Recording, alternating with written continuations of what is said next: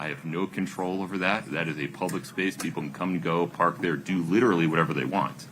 Inside the parking lot during this trial, consistent with the decorum order, and because it is tantamount to a fenced, gated area that is being patrolled by law enforcement, it is simply not the same as a sidewalk or a driveway that's uncontrolled. Consistent with the rule set out in Dorfman and the interest therein, the request by the Salt Lake Tribune for unfettered access at all days and all times to the parking lot during the trial is respectfully denied. Now, you have a fair point that at 9 p.m. or 5 a.m., those interests don't apply because nobody will be there. And so I will amend the order to specify that the paragraph 35 restrictions apply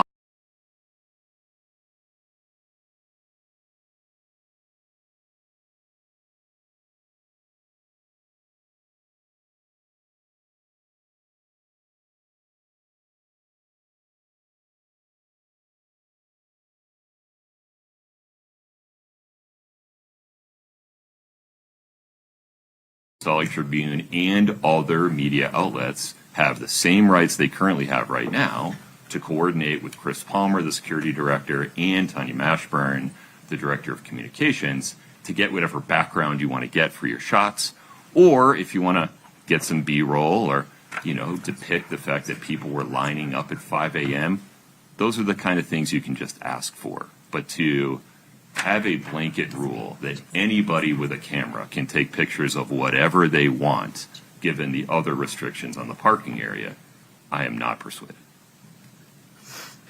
Thank you, Your Honor. I appreciate that. If I may, part of the media's concern, I think, is always precedent setting. The idea that something that shows up in a court's order in one particular case at one particular courthouse may find its way of becoming normalized. I think to the extent that the court has on the record already and could in its order clarify the specific special circumstances here that would justify closing a parking lot, saying this is no longer public space, and that's why that applies in this case. I think that would help alleviate some of the concerns about a no filming outside the courthouse becoming a standard within the state of Utah, given the fact that in most circumstances, even if it's not true here, the sidewalks outside a courthouse, the parking lot outside a courthouse are public space that the media would generally expect to be able to inhabit unless there is some sort of special circumstance that would merit closing a parking lot and a set of sidewalks that would otherwise be public space. I think that would help as well if that's something that the court could include in that order to ensure that whatever restrictions the media operates under here for these special circumstances don't become the norm in other cases as well. That's fine. No. I appreciate you being here. Thank you, Your Honor. Take care. All right, we're off the records.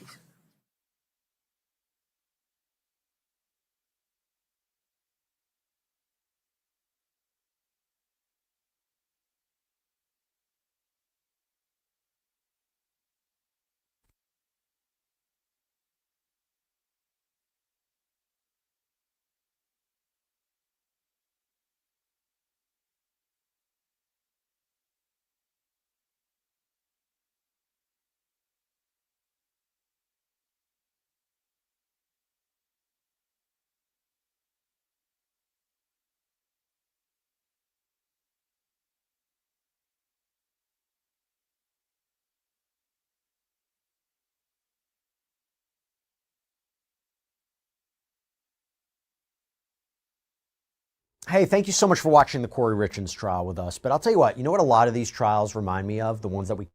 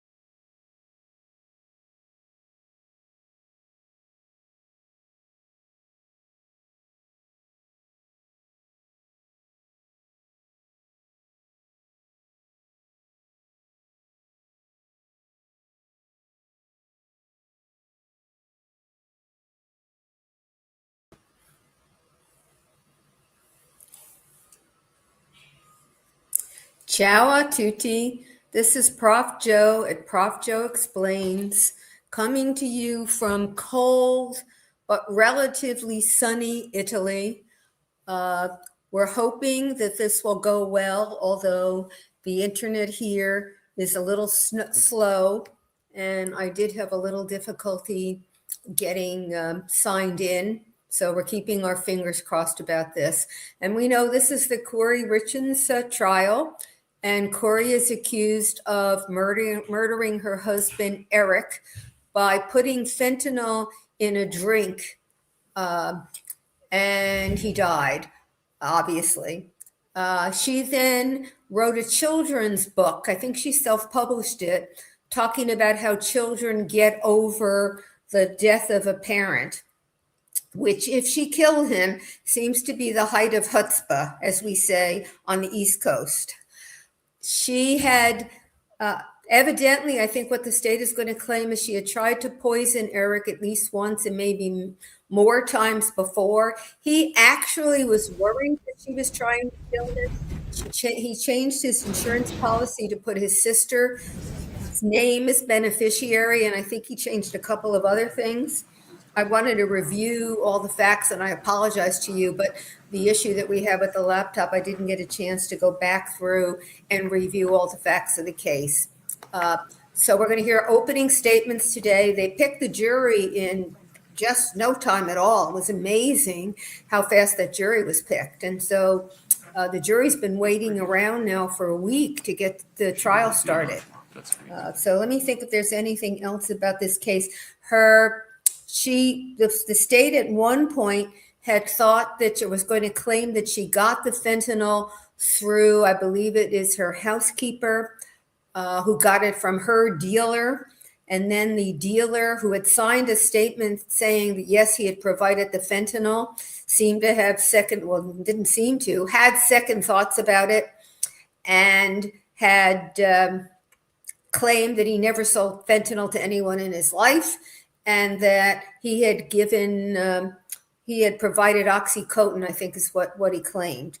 And so it's not clear. We'll hear an opening how the state deals with it, whether they're going to say that he provided the fentanyl and then decided to backtrack on it, and that was the lie, or whether they're going to say it doesn't matter how how she got the fentanyl, they can prove that she had it. So here we are, ready to go. We don't hear the judge yet, but presumably we'll get this sound from the court. That would be the end of my day. Here we go.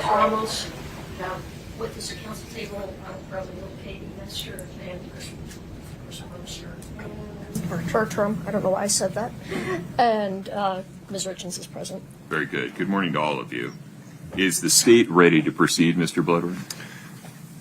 Your Honor, can I suggest a few preliminary kind of housekeeping matters? Please. Your Honor, the first is the parties have an agreement as it relates to the exclusionary rule. The parties have agreed that family members can be present for opening, and that following opening, the defendant's mother, Lisa Kouri, and the defendant's aunt, Doreen Kouri, are going to be allowed to remain in the courtroom. We may excuse Doreen Kouri for certain witness testimony. Other than that, the parties are invoking the exclusionary. Okay. And so the inverse, Ms. Nestor, Eric Richins' family stays present for opening. Is that correct? Is that the agreement? Yes, sir. And then to what extent are we invoking the exclusionary rule once the state begins to call witnesses? It's my understanding that the first two witnesses they're going to call are Mr. Gene Richins and Ms. Katie Richins Benson. So as soon as they testify, they can come. We're not going to recall them, so they can sit in the trial for the rest of the trial. Okay. I don't know if you're ever going to call Amy. TBD on Amy. Clint Benson is the third. So all three of the family are going to testify first, and then they can remain in the courtroom. We're not going to recall Clint Benson either. Are you seeking to exclude Katie and Clint while Gene is testifying? No. Okay. I don't. It doesn't matter. All right. And then as far as Amy goes, if they're going to call her later, we may need to exclude her from the first set of witnesses that are the day of the death, because that's what she has knowledge about. Is that today? I think so. So, well, I'll talk with Mr. Bloodworth about exactly when they're going to call her, but she may need to be excluded because depending on what they put on. I think today she may need to be excluded for sure because they're going to be dealing with the day of the first responders when she was present. She'll be testifying about All that. right. Why don't we agree that we'll take a short break after openings just to get some certainty as to who's staying in the courtroom when the state begins to call witnesses? Thankfully, Is that agreeable? Yes, sir. It is, Your what's Honor. going on is typically. Your Honor, the second witnesses- housekeeping matter deals with exhibits. The state is primarily handling exhibits and publishing exhibits electronically. I appreciate that the court will also want paper copies of those exhibits that are in paper form. Is that true, Brittany? Do we need that for the appellate record, or can they provide just a numbered set of electronic records for the appellate record?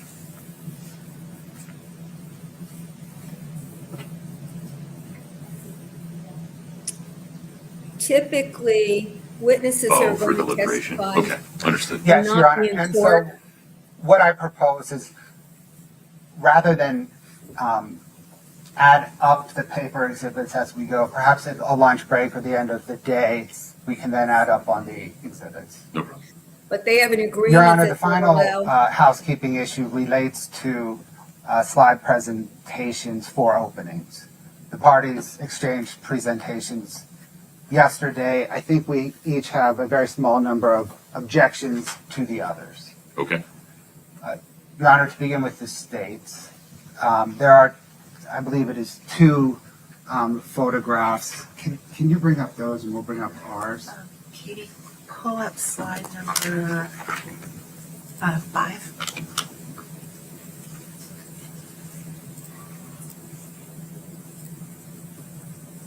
They've agreed that Kouri's relatives. So I can will see be 3 in, photographs. Do you want to see them at the same time? as well as Your Honor, can you Eric. just publish them to counsel table, please. No problem. One moment. And it's generally Go ahead. after. Your Honor, the state is objecting to the 2 photographs at the bottom of Defense Exhibit 338, looks like. Under 401 and beyond that, 403.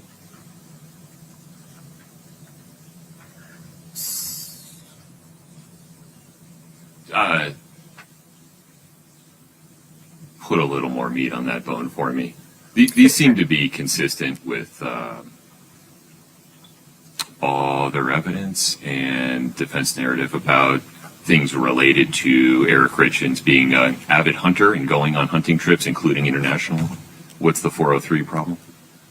Your Honor, I don't know that exotic animal heads add any non-prejudicial value to the case. What's the prejudicial part? There may be jurors that, react strongly to exotic animal hunting, different, for example, than a deer or an elk. Okay. All right. Ms. Nestor, Ms. Lewis. Your Honor, on the day that Eric passed, he was having conversations on the phone with his hunting folks about an exotic animal hunting trip that he had just completed in Mexico, which is going to be relevant to this case, the fact that he had just been in Mexico. I don't know how the prejudice plays because Ms. Richins also lived in this house, so if they're going to hold it against Eric, they're going to hold it against her. Pause so, there. Yeah. First, these photographs, to the extent we're worried about them being wholly irrelevant, they have minimal probative value in as much as they are consistent with other evidence in the case regarding Eric Richins being an avid hunter and traveling to hunt in things that may or may not have happened while he was on hunts in and out of the state.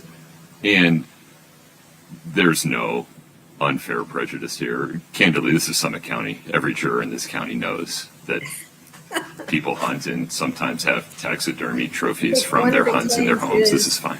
Thank On you. hunting trips, Eric What else was do you have? able to get fentanyl. Your Honor, that is the state's objection. The state will now bring up I think the slide that defense is objecting to.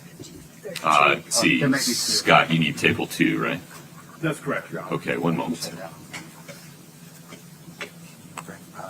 Anyway, he was able to obtain fentanyl. And I think those photos. I don't know if he's looking. Did you have a copy of the preliminary instruction? You just given the same ones. Did you make any changes to the preliminary instructions you're going to read the jury this morning? I emphasize in the note-taking instruction that we do not have transcripts of the testimonies, that they will need to rely on their memories. And all the rest are the same? Thank you, Your Honor. I had a please here and there, if you care. But I think jurors should be able to take notes. Some Some before judges that don't. also, but we can start with this one. Yeah, start with this one. All right. The other one, the gifts. go ahead, Ms. Lewis. Your Honor, we object to this slide and actually the next one they're going to pull up, primarily because these are not exhibits that have been pre-admitted. He's putting into the opening statement things that we don't know yet if they're going to come into evidence and how they're going to come into evidence. That's our objection on this one.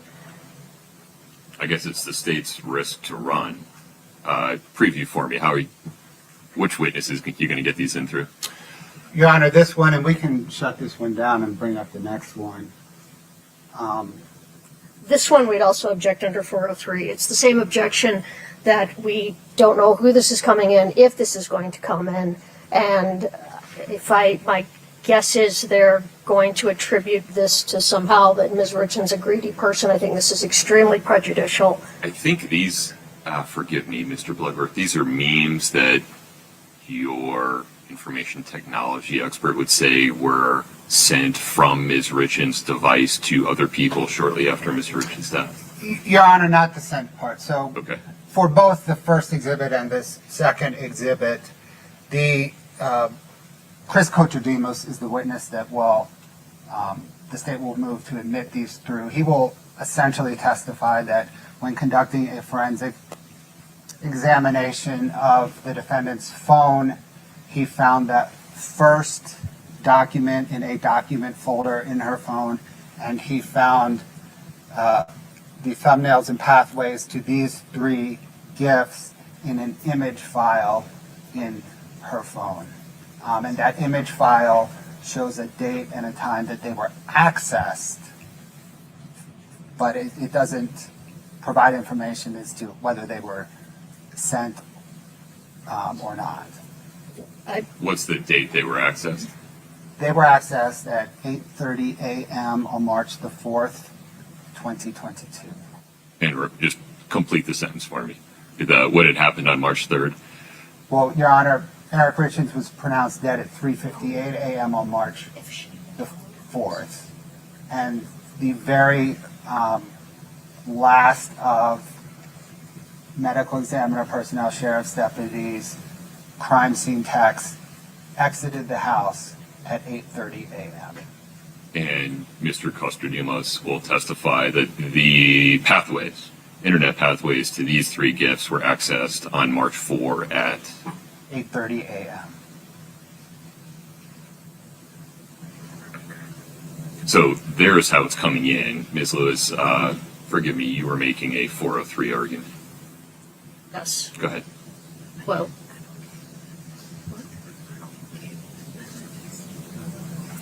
Your Honor, we just renew our objection under 403. I think they speak for themselves in terms of the prejudice. We also don't know who had the phone at that time. We don't know where these were downloaded from, if they were sent to Ms. Richins. We don't know if she put these on her phone. We really don't. We know very little about these photos or these gifts. So we just renew our objection under that. Okay. Internet content that was accessed from defendant's phone on the morning of March 4, 2022 has probative value because it's circumstantial evidence of what the person with that phone was thinking, and there is a link between that phone or that device and defendant. These gifts that are linked back to that device in that day and time by internet pathways that will come in through the state's expert are not the probative value of them in showing being circumstantial evidence of defendant's state of mind is not substantially outweighed by the danger of unfair prejudice. Anything further, Ms. Lewis? Not on that. We cut the Okay. baby Brad, in could you half. just briefly pull up the last one? We just want to renew our objection to the final slide. I'm sorry, which side? The The front. Vacation Express? No, the book. Oh, You were just sorry. going to renew our objection. Your Honor, this last slide is a Yeah, vote. I didn't say anything about the Vacation Express one. Do you want me to talk about that? Oh, yes. I didn't thought you understand what your position on the Vacation Express one Our was. position was that we don't know how this is coming into evidence and it's not been pre-admitted. And Okay. it's prejudicial if it doesn't ever come in. Mr. Bloodworth, I understood the Vacation Express electronic document, which was saved on a device that's connected to defendant, will be coming in through Mr. Katradimos, correct? Correct, Your Honor. Proffer for me, when can you call it back up? I can't remember the date on it. Sure, Your Honor, it was a booking on December the 7th, 2021 for a trip for the defendant and Mr. Grossman to the Caribbean. The trip was supposed to take place in April of 2022. Okay. This information, the state has sitting here today without Mr. Katradimos on the stand, has proffered a legally valid route to admit it, and it has probative value regarding what defendant's plans were at various points in time. Its probative value is not substantially outweighed by the danger of unfair prejudice. And I'm assuming that the state will not be saying that they actually went on this trip in opening. Well, I because they don't didn't. know. Did they actually go? No, they never did. Okay, so I don't imagine the state will be making that representation. Right. And then the final slide, we just want to renew our objection. Your Honor's already ruled on that, but for the record, we want to renew our objection to the book. And also our objection that if this is coming in, we'd ask that the entire interview be played. So we want to renew our objections on those Okay. grounds. No new argument, though. No. Right? Okay. I appreciate that you've renewed it. The court stands on its prior denial of those objections for the reasons previously indicated. Mr. Bloodworth, from the state's perspective, any additional housekeeping? No, Your Honor, thank you. Ms. Nestor, Ms. Lewis? They had a whole week since the jury was All right. impaneled or Real nuts and bolts sworn. stuff. Is that portable mic turned on, Mr. Bloodworth? It I don't know is. why Would they you couldn't tap have it for me? handled these last week. Very good. Ms. Nestor, same for you. I turned it off, but Okay. test it. Some of these later claims related to Can you hear? Very good. whether the prosecutor I'm should turning be it back able off to though. Okay. refer to things in opening since the Brady, defense you said had it your wasn't clear those exhibits would Do be we have all admitted. 12 That's what jurors? they're arguing about. And Mr. Bloodworth, we're are you ready not for the jury? supposed to, Yes, Your Honor. Ms. Nestor? Yes, Your Honor. All right, fair notice for all spectators. Every single time the jury comes in or leaves, we all sing. We're ready for the jury. you're not supposed to refer to anything in opening that won't be entered into evidence. And so the defense was claiming since they weren't sure a couple of those exhibits would be or could be admitted, the prosecutor should not be able to refer to them in opening. So that's what they were discussing. And you heard the judge say some of them they could because they would be entered into evidence. And one of them, he said, you don't really need, and the prejudice overrides. With regard to the family members, the defense and prosecution came to an agreement as to when they will be able to be in the courtroom. Usually witnesses who are going to testify cannot sit in the courtroom until after their testimony, and sometimes not even then because of the possibility of them being called on rebuttal. But they discussed ahead of time as to when Eric, the victim's family, could be there, and when Kouri's mother and aunt could be there. And you heard the judge say, we'll take them. And there was some discussion about after which witness could some of these family members be allowed to sit in the courtroom, and the judge said we can take those up as we go.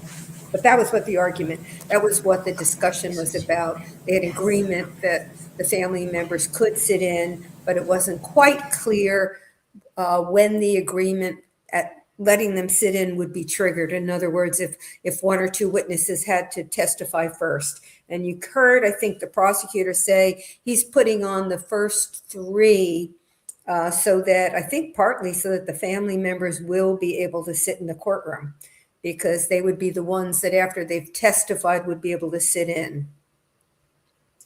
So that's as far as we've gotten, and now we're going to hear opening statements. So I think one of the things that will be interesting in the state's opening is how they account for the fentanyl, whether they don't mention it at all, whether they hold to the theory that I believe she was a housekeeper. Somebody correct me if she's All right, if not. you would please raise your right hand. Do each of you affirm that you will well and truly answer such questions as may be put to you touching your competency to serve as jurors in the case now before the court, subject to the pains and penalties of perjury? Thank you. Please have a seat.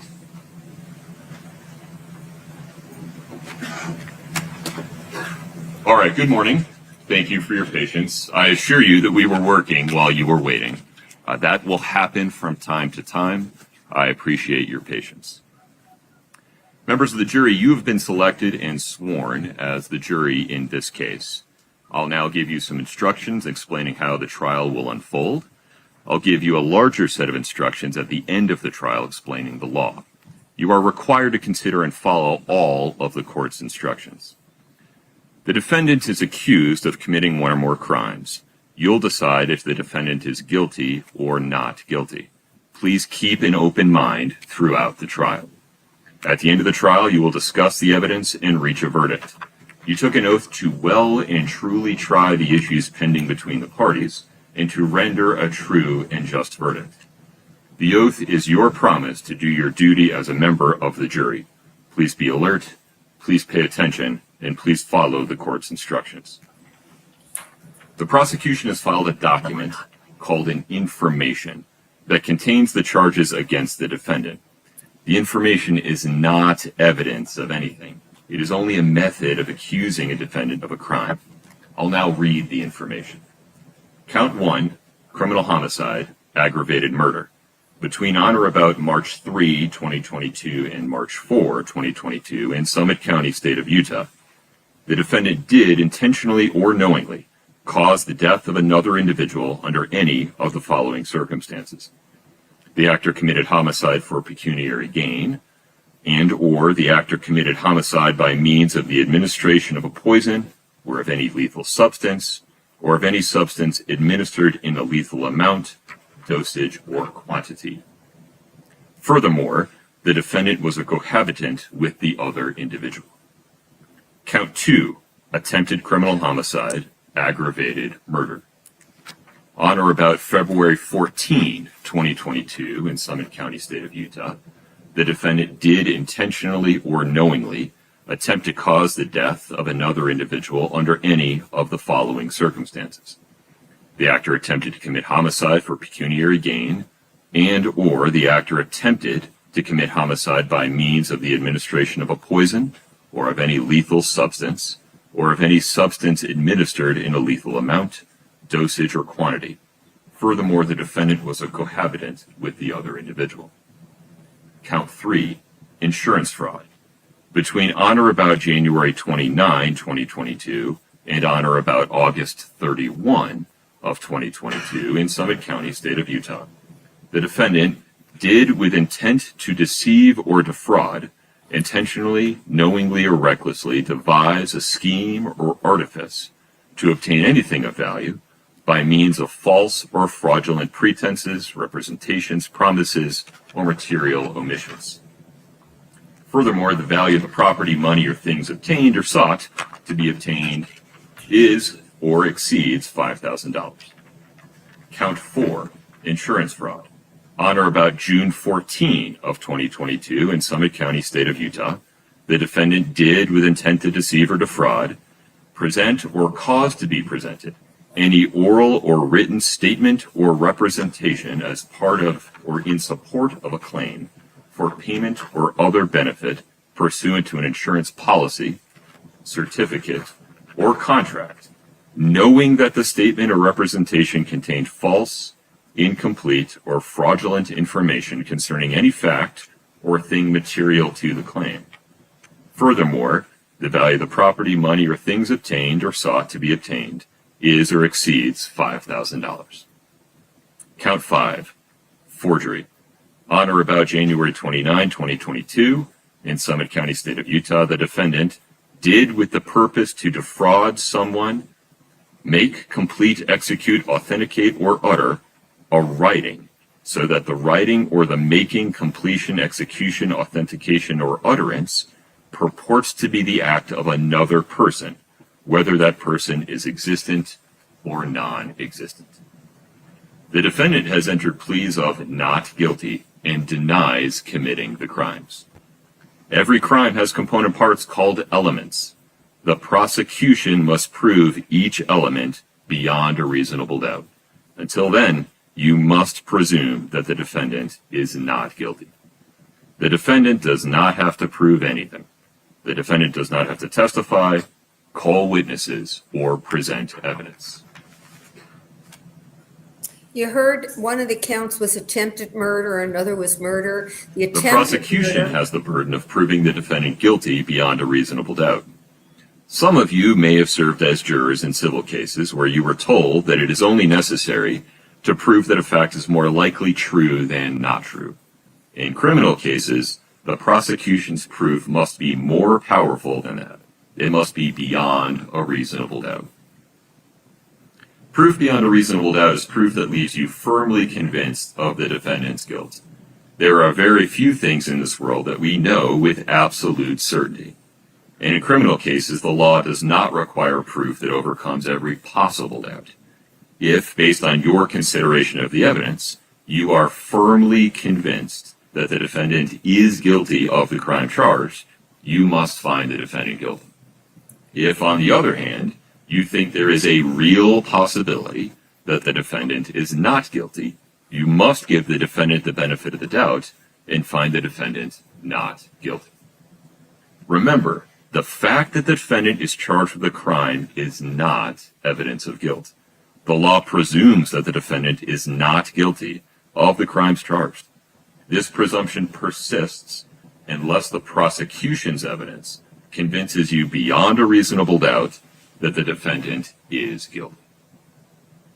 Regarding our respective roles, all of us, judge, jury, and lawyers, are officers of the court and have different roles during the trial. As the judge, I'll supervise the trial, decide legal issues, and instruct you on the law. As the jury, you must follow the law as you weigh the evidence and decide the factual issues. Factual issues relate to what did or did not happen in this case. The lawyers will present evidence and try to persuade you to decide the case in one way or the other. Neither the lawyers nor I decide the case. That is your role. Do not be influenced by what you think our opinions might be. Please make your decision based on the law given in my instructions and on the evidence presented in court.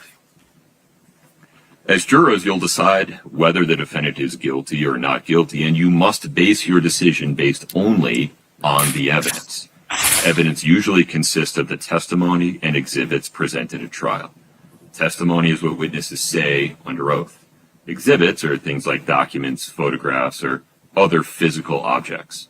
The fact that the defendant has been accused of a crime and brought to trial is not evidence. What the lawyers say is not evidence.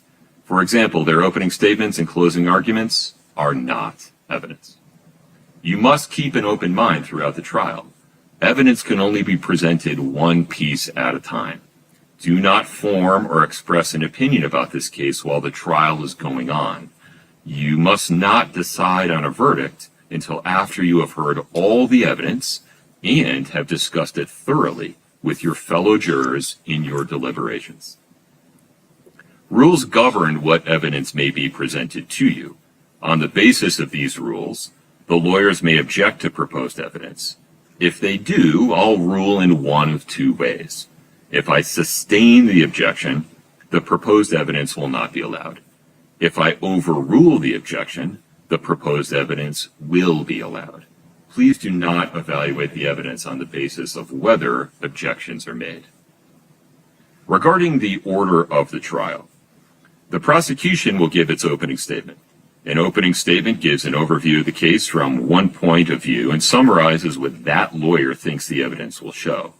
Defense counsel may choose to make an opening statement right after the prosecutor, or wait until after all of the prosecution's evidence has been presented, or not make one at all.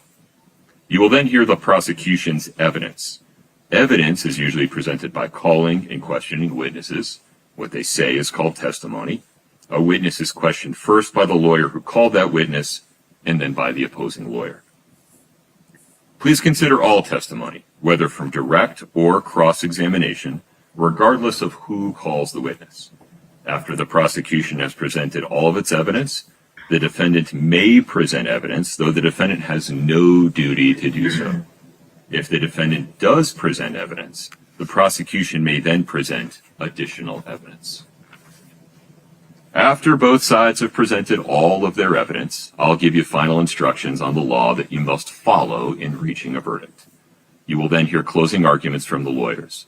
The prosecutor will speak first, followed by defense counsel.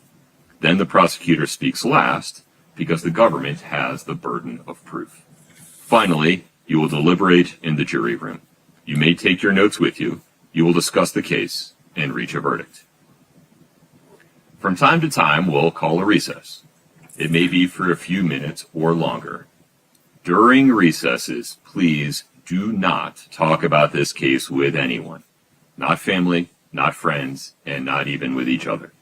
Until the trial is over, do not mingle or talk with the lawyers, parties, witnesses, or anyone else connected with the case. Court clerks or bailiffs can answer general questions, such as the length of breaks or the location of restrooms, but they cannot comment about the case or anyone involved. The goal is to avoid the impression that anyone is trying to influence you improperly. So if people involved in the case seem to ignore you outside of court, they're not being rude, they're just following this instruction.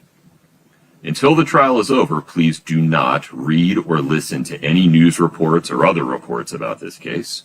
Please don't do any research or visit any locations related to this case. And if you observe anything that seems to violate this instruction, please report it immediately to a clerk or bailiff. In the past, jurors have caused serious problems during trials by using electronic devices, such as their phones or their tablets or their computers, to research issues or share information about a case. You may be tempted to use your devices to investigate the case or to share your thoughts about the trial with others. Please don't do that. While you are serving as a juror, you must not use electronic devices for any of these purposes, just as you must not read or listen to any sources outside the courtroom about the case or talk to others about it. You'd violate your oath as a juror if you conduct your own investigation or if you communicate about this trial with others, and you can face personal consequences if you do. So please, don't Google the parties, the witnesses, issues, or counsel. Please don't post any updates about the trial on social media. Please don't perform any internet searches at all about anything related to this case. Even using something as seemingly innocent as Google Maps to look up a location, or an online dictionary to look up a term or word that you hear in the courtroom, can result in a mistrial. Please understand that the rules of evidence and procedure have developed over hundreds of years in order to ensure the fair resolution of disputes. The fairness of the entire system depends on you reaching your decisions based only on evidence presented to you in the courtroom and not on other sources of information. Post-trial investigations do occur, and if improper activities are discovered at any time, they'll be brought to the court's attention, and the entire case may have to be retried. So please, be careful. Regarding note-taking, please remember that we do not have transcripts of trial testimony. So when deliberating at the end of the case, you will need to rely on your memory of each witness's testimony. So please feel free to take notes during the trial to help you remember the evidence, but please don't let your note-taking distract you. Your notes are not evidence in and of themselves, and they may be incomplete. All right, we'll now proceed with opening statements. Mr. Bloodworth, let me make sure you have what you need here. Okay. It'll be interesting to see if he mentions, or whoever's doing the opening, the theory that where the fentanyl came from, or whether he leaves Glare it out. minimized.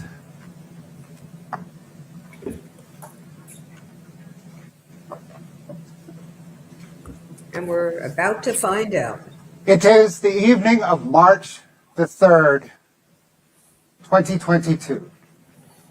The defendant, Kouri Richins, her husband, Eric Richins, and their 3 children, 9-year-old Carter, 7-year-old Ashton, and 5-year-old Weston, are at their home in Camas. Eric Richins lived for his 3 boys. At 7:22 p.m., Kouri Richins' boyfriend, Robert Josh Grossman, texts Kouri Richins an image of 2 people romantically kissing. The image is captioned, "Love you." At 8:36, Kouri Richins replies, "Love you." The boys go to bed. Kouri Richins makes Eric a drink and takes it to him in their bedroom. He drinks on the bed. She departs the bedroom. Kouri Richins returns to the bedroom at about 3:00 a.m. She feels that Eric is cold. She nudges him. He does not respond. She sees that he is stiff and pale. His mouth is wide open. At 3:06 a.m., Kouri Richins unlocks her cell phone. She travels 243 feet beginning at 3:08 a.m. She unlocks her cell phone again at 3:10, 3:15, and twice at 3:19. At 3:21, Kouri Richins unlocks her cell phone and calls 911. Paramedics respond, but they are unable to revive Eric. He has no pulse. He is cold. They pronounce him dead at 3:58 a.m. on March the 4th, but they think he has been dead a while. My name again is Brad Bloodworth. I am one of Summit County's criminal prosecutors who, along with Lindsay Shervanack and Fred Burmester, will present to you the state of Utah's aggravated murder case against Kouri Darden Richins for causing the poisoning death of her husband and the father of her 3 children, Eric Richins.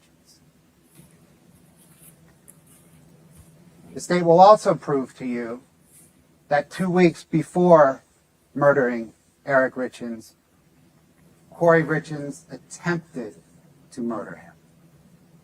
And 2 weeks before that, by fraud and forgery, she took out an insurance policy on his life.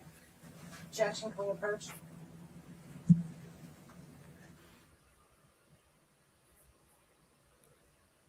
So obviously he's giving you the timeline, and he's giving you the information from the phone that she was in that bedroom for a while and kept turning the phone on and off before she called 911.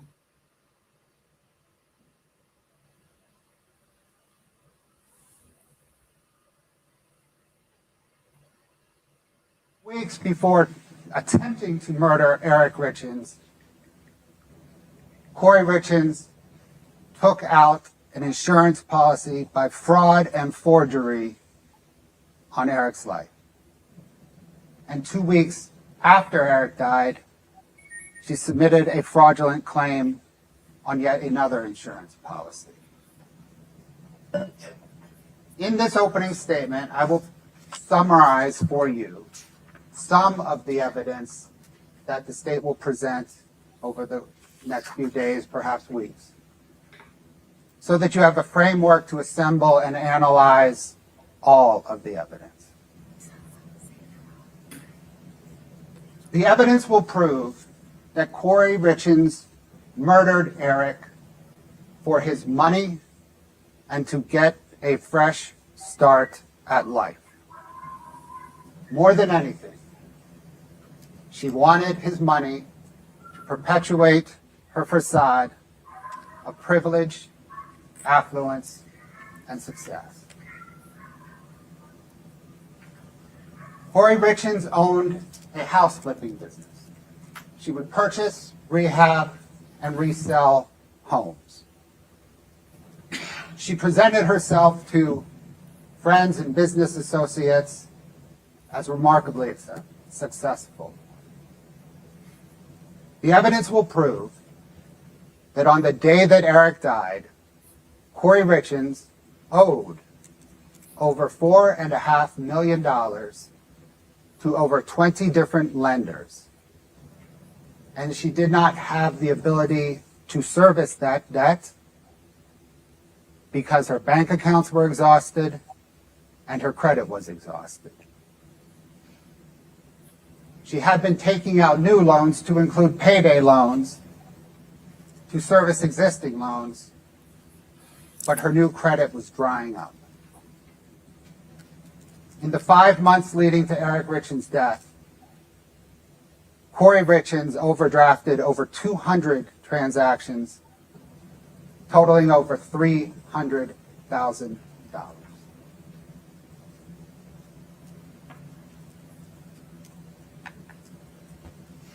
And on the day that Eric died, Kouri Richins was scheduled to close on an unfinished and derelict mansion in Midway, and thus take on an additional $3.2 million in debt. She did not have the financial ability to service that debt, to rehab the mansion, or to hold on to it long enough to resell it. The mansion may appear impressive from a distance, but upon close inspection, it is just a facade.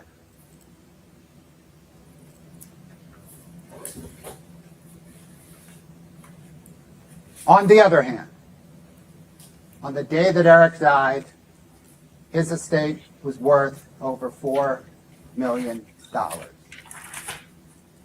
And the evidence will prove that Kouri Richins believed she would inherit it all.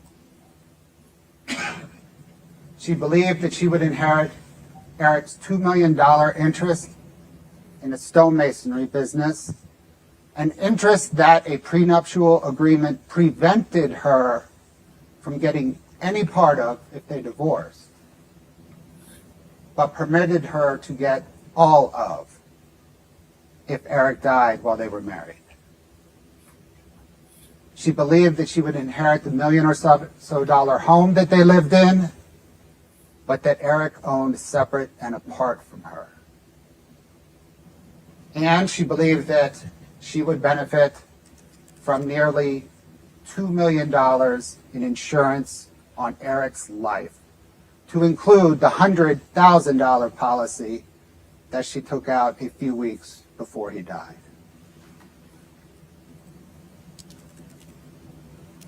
Now, for Kouri Richins' fresh start at life motive. This motive overlaps with her money motive. She needed Eric Richins' money to get her fresh start at life.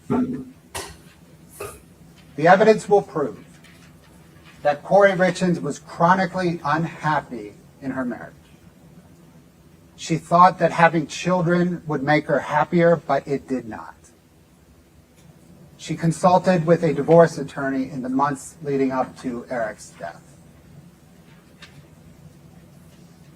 3 months before Eric's death, Kouri Richins booked a $4,000 5-night, all-inclusive vacation for her and her boyfriend, Robert Josh Grossman, at the Secrets St. Martin's Resort and Spa in the Caribbean. They were to check in the month after Eric died.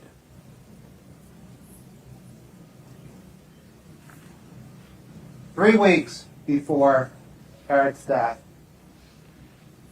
15 days before Eric's death, 1 day before the charge, attempted murder, Kouri Richins text messaged Josh Grossman, "If I was divorced right now and asked you to marry me tomorrow, you would? I just want to lay on the couch and cuddle you. Watch a murder documentary and snuggle."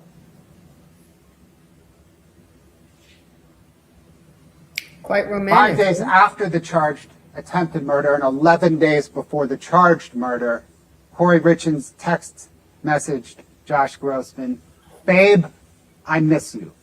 I want you today, every day. Not just sexually, but physically, mentally, every day when I wake up. I do want a future together. I do want you. Figure life out together.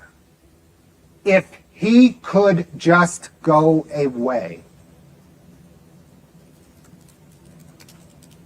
And you could just be here. Life would be so perfect. I love you. I don't know what my deal is today. I'm sorry."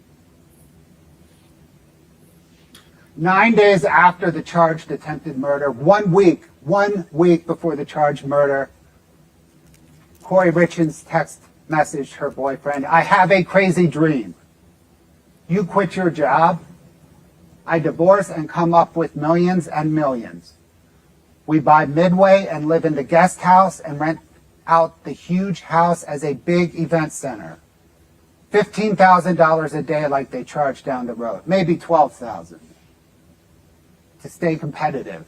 And we will just run the event center as our daily job and hang out every day, raise some kids, have a little farm. Deal?"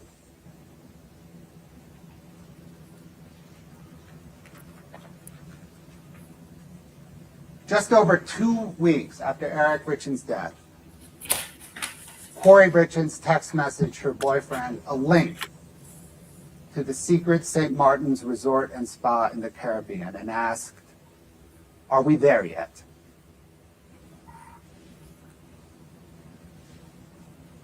One month and 5 days after Eric Richins' death, Kouri Richins texted, "I think I want you to be my husband one day."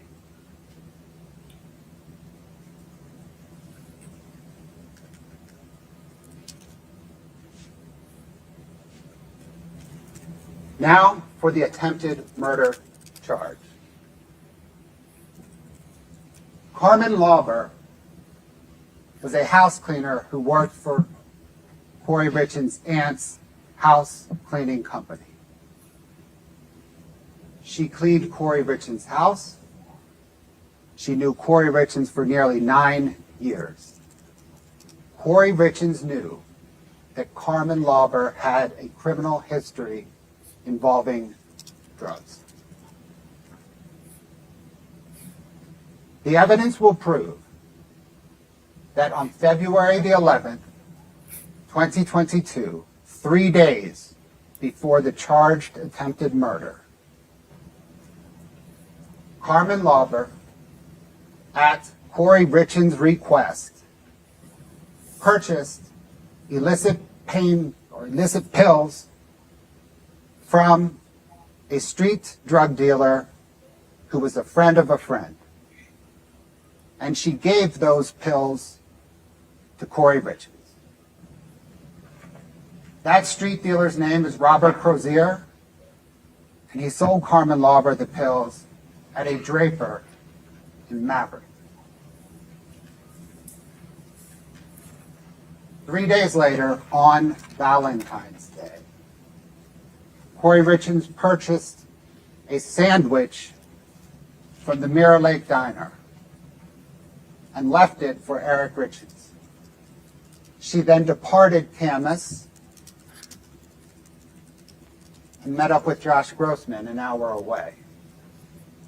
At 11:33 that morning, Eric texted Kouri Richins, "I'm gonna lay down for a bit.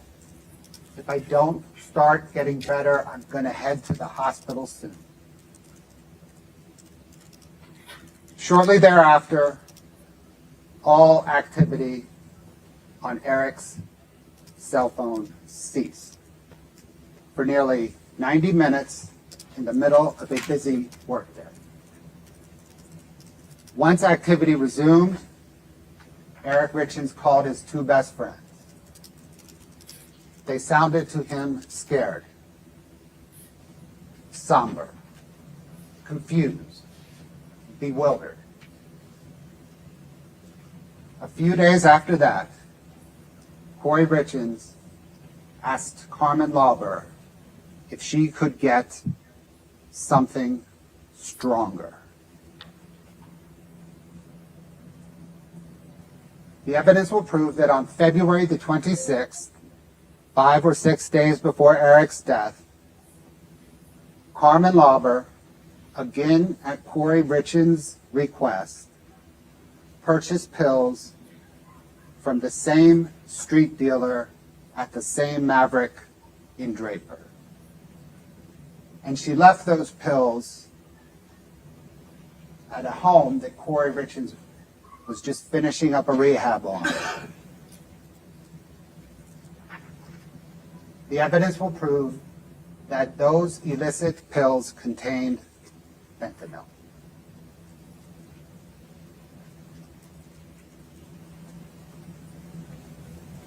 So they're going to The contest. autopsy and toxicology report shows that Eric Richins died of fentanyl poisoning. They're going to He had contest. several times a guilt. lethal amount of fentanyl in his blood and more in his stomach.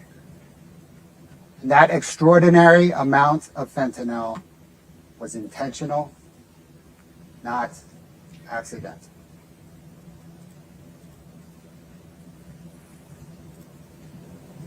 The evidence will prove that time and again, Kouri Richins tried to cover up her attempted murder and ultimate murder of Eric Richins. When confronted with Eric's reaction on Valentine's Day, Kouri Richins text messaged her friend. It was Valentine's Day, and Eric and I were both working from home that day, and I ordered lunch from Mirror Lake. He never broke out in hives or used an EpiPen. I was fucking with him. Bailey was there too. He said the sandwich hurt his stomach, so he was going to nap. No hives, no EpiPen. Kouri Richins was an hour away from Eric Richins with her boyfriend.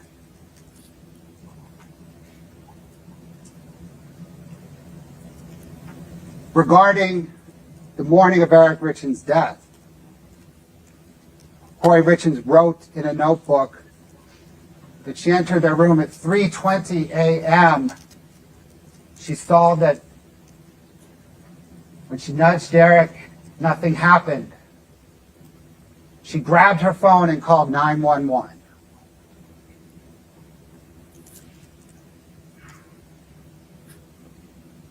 She first grabbed her phone at least 3:06 a.m. and delayed calling 911 at least 15 minutes.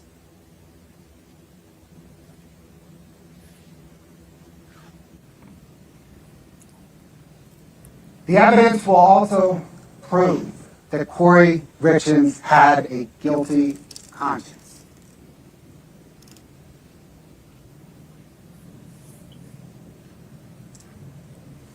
The morning that Eric died, his family came over. Kouri Richins could not face her children or Eric's dad, Eric Richins. She didn't speak to him. A few days after Eric's death, Kouri Richins and her boyfriend, Josh, they drove into the Uintas and talked about Eric's death for the first time. Kouri Richins asked Josh, while serving in Iraq, did you ever kill anyone?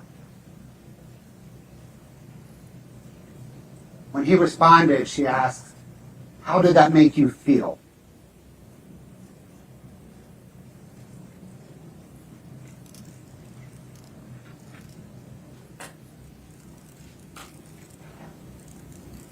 Along the lines of both cover up and guilty conscience, Kouri Richins' text messages and other data from Kouri Richins' phone for the 2 months leading up to Eric Richins' death and a week or two after have all been deleted. Police seized that phone. She got a new phone. And on that new phone, there were the following internet searches. Can cops uncover deleted messages iPhone? Can you delete everything off an old iPhone without actually having it? Can deleted text messages be retrieved from an iPhone? How to completely wipe an iPhone clear remotely.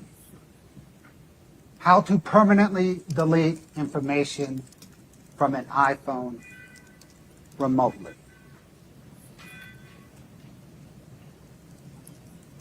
This is a baby Brian Walsh. On April the 13th, 2022, about 5 weeks after Eric Richins' death, detectives informed Kouri Richins that the autopsy and toxicology results show that Eric died of fentanyl poison. Thereafter, searches on her phone include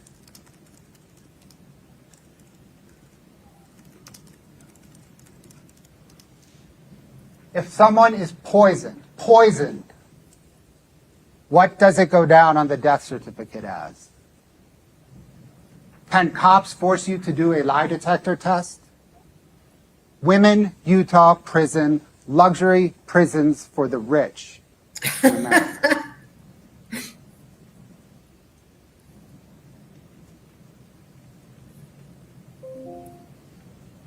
That's a cute question if I ever heard one. Luxury prisons for the rich, huh? Almost a year after Eric Richins' death, when Kouri Richins knew the police were investigating her for his death, Kouri Richins published a children's book on how to deal with the loss of a parent. And she promoted that children's book on local television and local radio.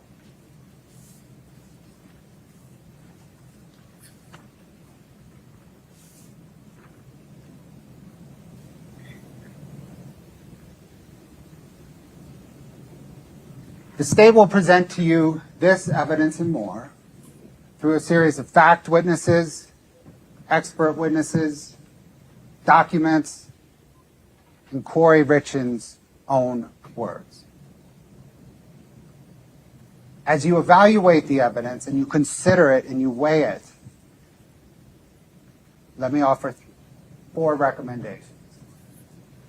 The first is the evidence will prove that Kouri Richins murdered Eric Richins, but also consider the evidence that proves that Eric Richins did not kill himself or die accidentally.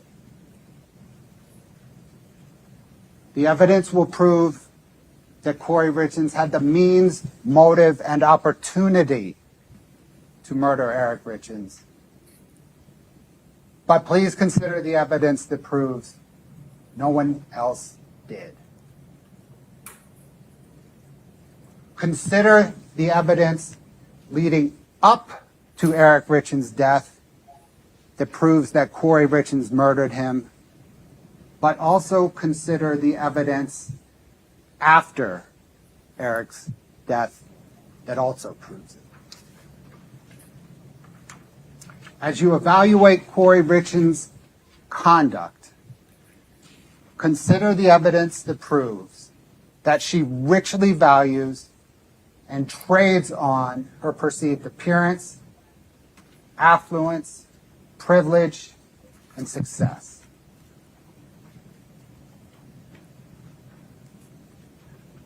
Let me please highlight two of the judge's instructions that he just provided.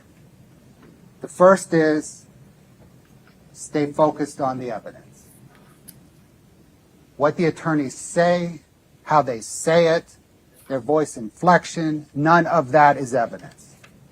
Please stay focused on the evidence.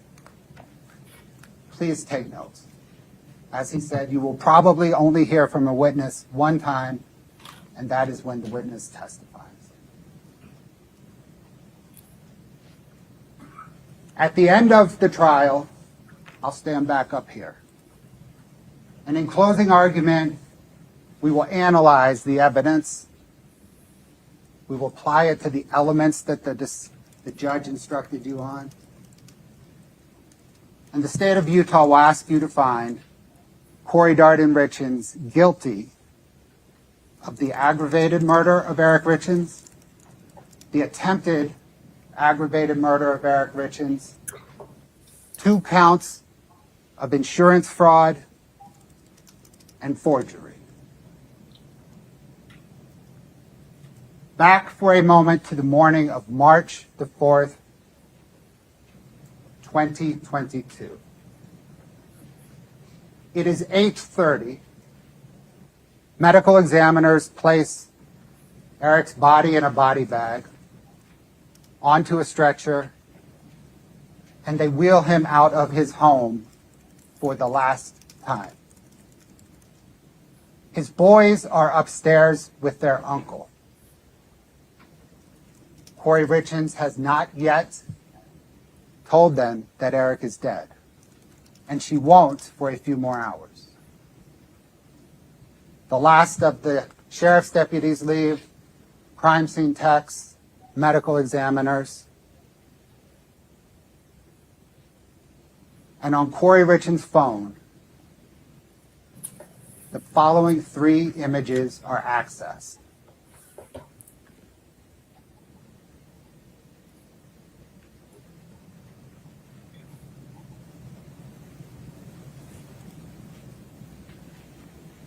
These are the ones I think they argued about as to whether they could be used during opening.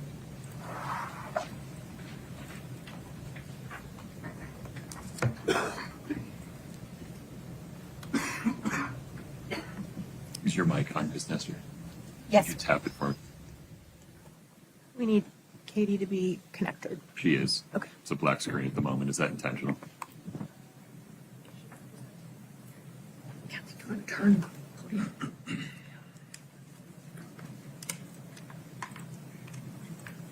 Katie, you ready to go?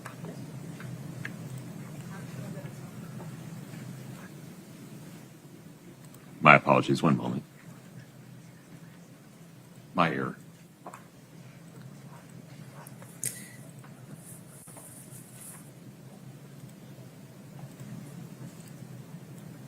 So what did you think of the opening? I thought I liked his manner, his measured approach. 911, what's the address of the emergency?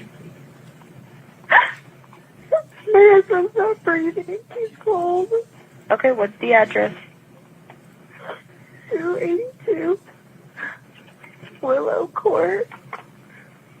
282 Willow Court? Uh-huh.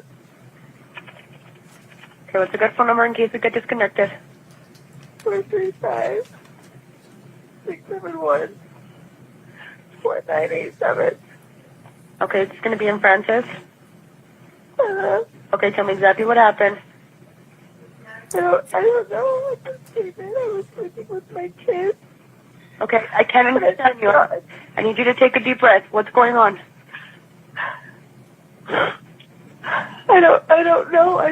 I was sleeping in with my kids. I just came in our bed, and I turned over, and he's just cold. He's just cold. Who's cold? My husband. I turned the light on. He's not breathing? He's not breathing? I need you to confirm it for me. Is he not breathing? No. Okay, can you do CPR? No. You don't know. I'm going to tell you how to. Are you willing to do CPR? Yeah. Okay.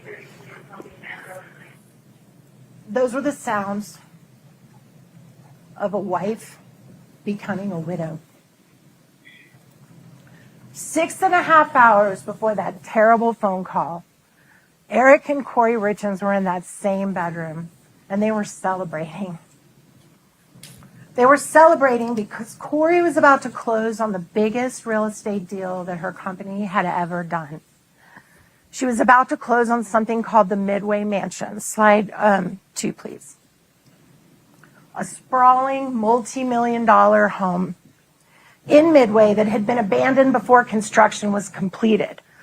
And the plan was to fix it up just enough to resell it. In other words, repair the windows, make it look nice. There had been vandalism inside, clean it all out, get it ready to flip and sell. And the concept is to sell it for millions more than the bargain basement price they got because it was just a dilapidated, falling apart, abandoned property. And the plan was to flip it for so much that she was going to make millions of dollars of profit, at least $2 million for her and for all of her investors. And Eric was a part of this. Eric had been out at the property that very day, the day that he died, spreading gravel to make it look nice for open houses, and so that it'd be ready as soon as they closed.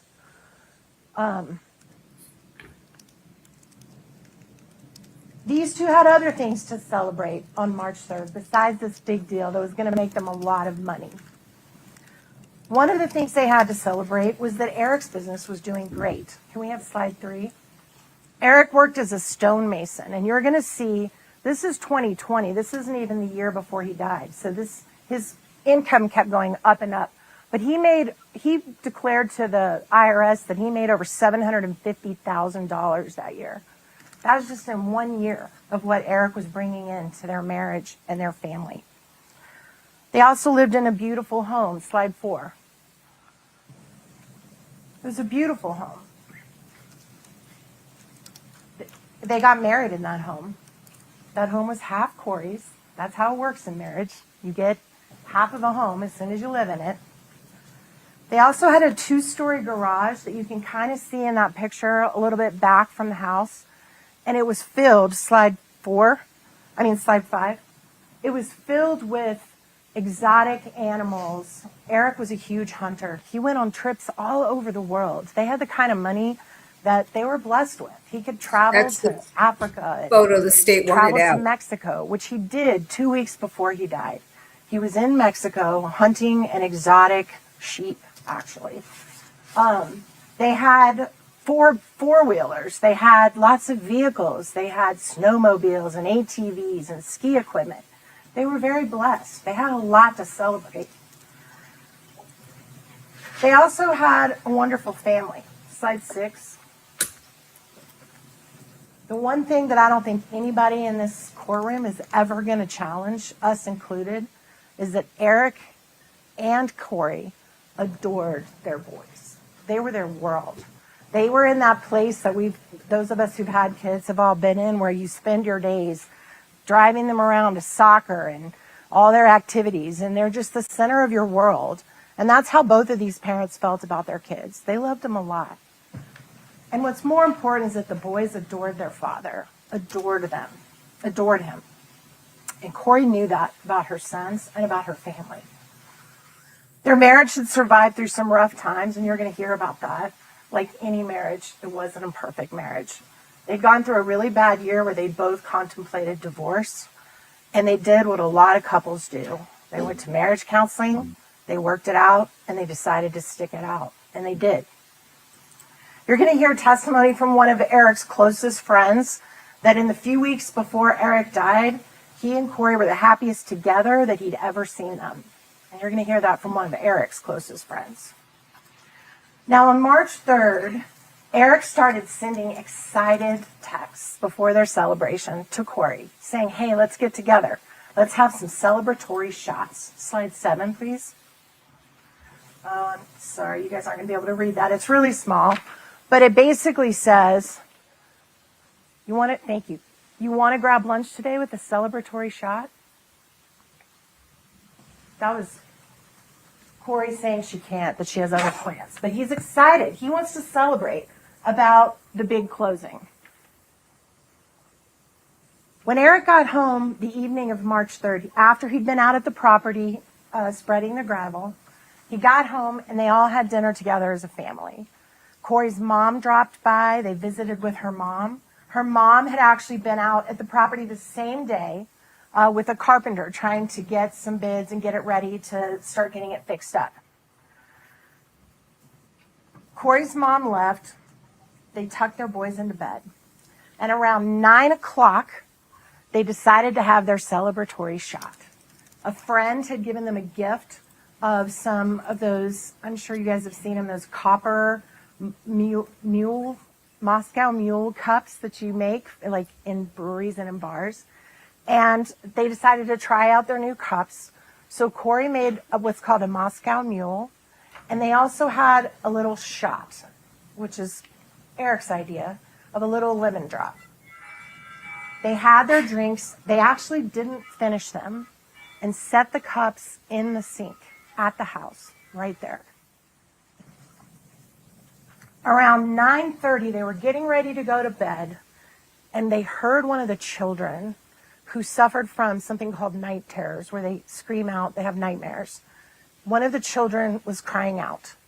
So Kouri went to sleep with her son around 9:30 that night. You're going to hear the police. Kouri also told the police the day that they came to the house that she believed Eric might have had what we call a marijuana gummy. You're going to hear Eric loved marijuana gummies. He used them a lot. And the police found a whole bunch of them in the house, in his things, in his clothes, in his closet. You know, he was a marijuana gummy user. Slide 8. These are all gummies that the police found in Eric's things. Some of them, you can tell, had commercial bags where he bought them from dispensaries. Some were in clear bags that he bought from somewhere else, the location unknown. So you take it down. So as they're getting ready to go to bed, you're going to hear that after Kouri left the room, Eric was on his phone, and he was talking to a friend named Scott Wagner. And you're going to hear that Scott Wagner talked to him at 10 o'clock that night.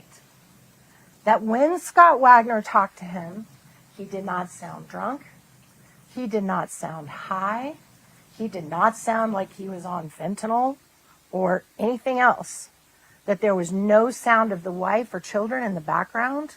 That he was alert, that he was having a totally normal conversation with Scott. And this was at 10 p.m. Shortly after 10 p.m., you're going to hear, forgot to mention, when Kouri left the bedroom, she has always maintained from beginning to end that she left her phone in the room, in the charger next to her bed, which we all do at night. When we're about to go to bed, we charge our phones. Nothing unusual there. After 10 o'clock, around 10:30, so this is an hour after Kouri's left the bedroom and is in with her son, Kouri's phone is unlocked and moves just a few feet. Now you're going to hear Kouri's friends in this trial and some other people testify that Eric was always checking Kouri's phone. And you can kind of see why he probably was doing that. Based on what you've already heard from the state. Maybe he had good reasons, but he checked her phone a lot. So we know he did that at about 10:30 because we have proof that the phone opened and closed. Moved a short distance, like maybe walking around the bedroom, and then closed again. And that is the last thing we know for sure that Eric did the night that he died. Sometime after that, we don't know exactly when Eric died.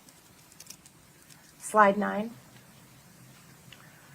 When Eric died, his Apple Watch was hanging on a charger, nice and neat. His phone was in a charger on the nightstand. He was lying in his underwear, like when you go to bed, and he was on his back on his side of the bed. So it appears pretty clear that Eric went to bed and fell asleep and died in his sleep. You're also going to hear, slide 10, that there was an empty pill bottle right next to him in his nightstand. And I want you to pay careful attention to this. The empty pill bottle expired in 2016. Made out to him for pain pills. That's going to become important later. Sometime after 3 a.m., Kouri wakes up and comes back into a dark bedroom. You're going to hear she unlocked her phone. Probably, we're not going to dispute the times that the state just mentioned. The phone gets unlocked shortly after 3 a.m., which is what time Kouri says from day one that she got up. She always tells the police, I got up at 3. The phone verifies that. The phone moved around the house a little bit. You're going to hear the distances in the house. There's going to be investigators that are going to tell you how many feet from the master bedroom to the bathroom to the kitchen.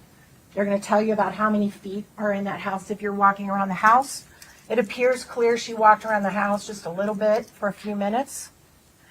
And then the phone stops being active, which is indicative of being back in the charger, indicative of not moving anymore.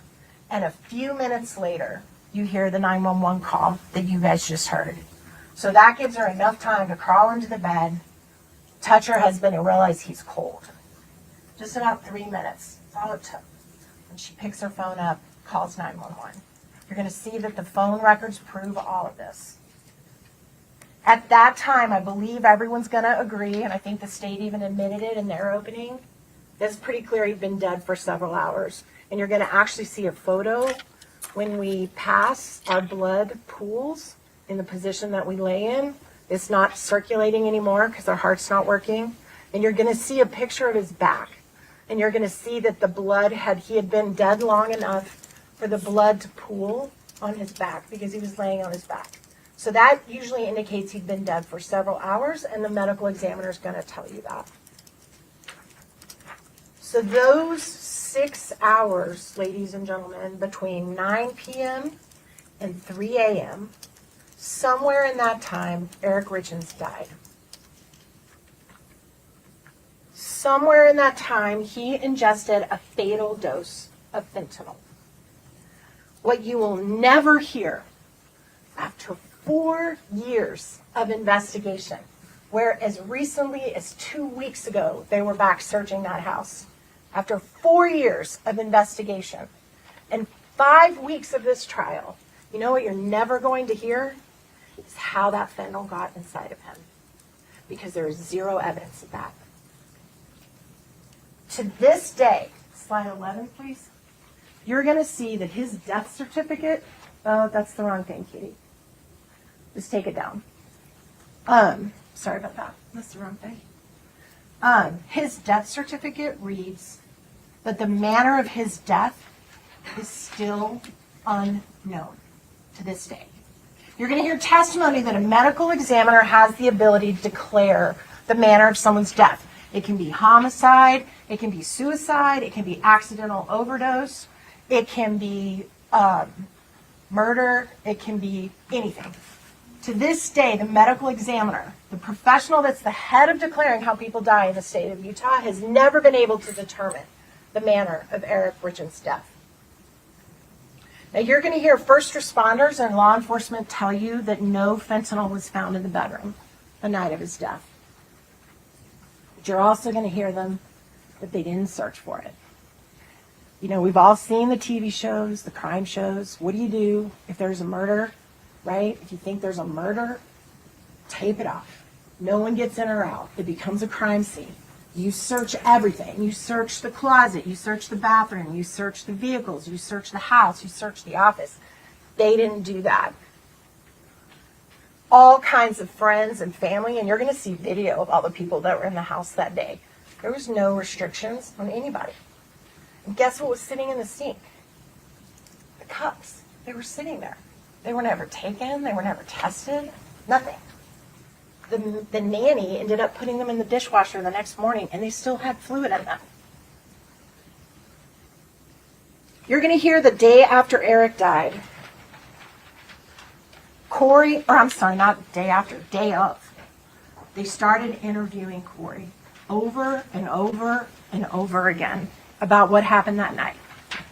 You're going to hear for yourselves that her explanation of what happened that night has never changed from that call you just listened to, as far as the timing, as far as what happened. Never. Law enforcement secretly recorded her phone conversations for over a year after this incident. 2 years later, listening in to her conversations with her family to see if her story about what happened that night ever altered, ever changed. You're going to hear it never changed. You're going to hear that before Eric's body was even taken out of their bedroom, Kouri was told the body was going to a morgue for an autopsy. So within an hour of the cops getting there, she knew there was going to be an autopsy of his body. And what happens when you have an autopsy? You figure out how someone died. That's what doctors do. They test your blood. They test your bodily tissues. So she knew that. But did she tell the police or the medical responders or the EMS, hey guys, you might want to check for fentanyl? My husband used it all the time. Did she do that? Because with one sentence, she could have taken all suspicion off her and made this about a drug overdose. But she didn't. As a matter of fact, she could have staged a whole drug overdose scene with fentanyl pills on his stomach and everything all over the place and say, gosh, I tried to get him in rehab for years and I couldn't. But she didn't. And you know why? Because she told her truth. She told her truth over and over again, and it's exactly what she told that 911 operator that you just heard and you're going to hear over and over in trial. I don't know what happened. Now you're going to hear that Eric Richins' family simply could not accept that. They needed someone or something to blame for losing someone they loved that wasn't Eric himself. And that's totally understandable. No family ever wants to believe that behind closed doors, someone they love is using drugs. No one wants to believe that. But the family's need to make sense of Eric's death went way beyond what you would expect a normal grieving family to go through. You will hear that as the detective arrived at the house, Eric's sisters spoke with the detective in the driveway. This is before anyone in the house knows how Eric died. If he had a heart attack, if he had an aneurysm, a lot of people were talking about aneurysms at the scene, and you're going to hear that. Nobody knew yet how he died. The sisters were telling the police, Kouri probably did this. Kouri probably did this. Day one. His sister Katie tells the police, and you're going to hear her testify about this, that Kouri had recently found out that Eric had put all their assets in a trust, and that Katie was in charge of the trust. She's going to say, I'm in charge, and that Kouri didn't like that. She told that to the police at the scene. So Kouri already knew before Eric ever died that his assets were protected in a trust and didn't automatically come to her if he died, that there were legal things you had to go through. You're going to hear that it didn't stop there. The Richins family hired a private investigator, and you're going to see how much they paid that private investigator. And it's almost $100,000. And they paid that investigator to spend every waking minute digging up as much dirt as he possibly could on Kouri Richins to try to implicate her in Eric's death. Even though the state already had all the evidence from the scene that night that would show what happened in those 6 hours, right? The investigator goes looking for skeletons in the closet. And boy, did he find some.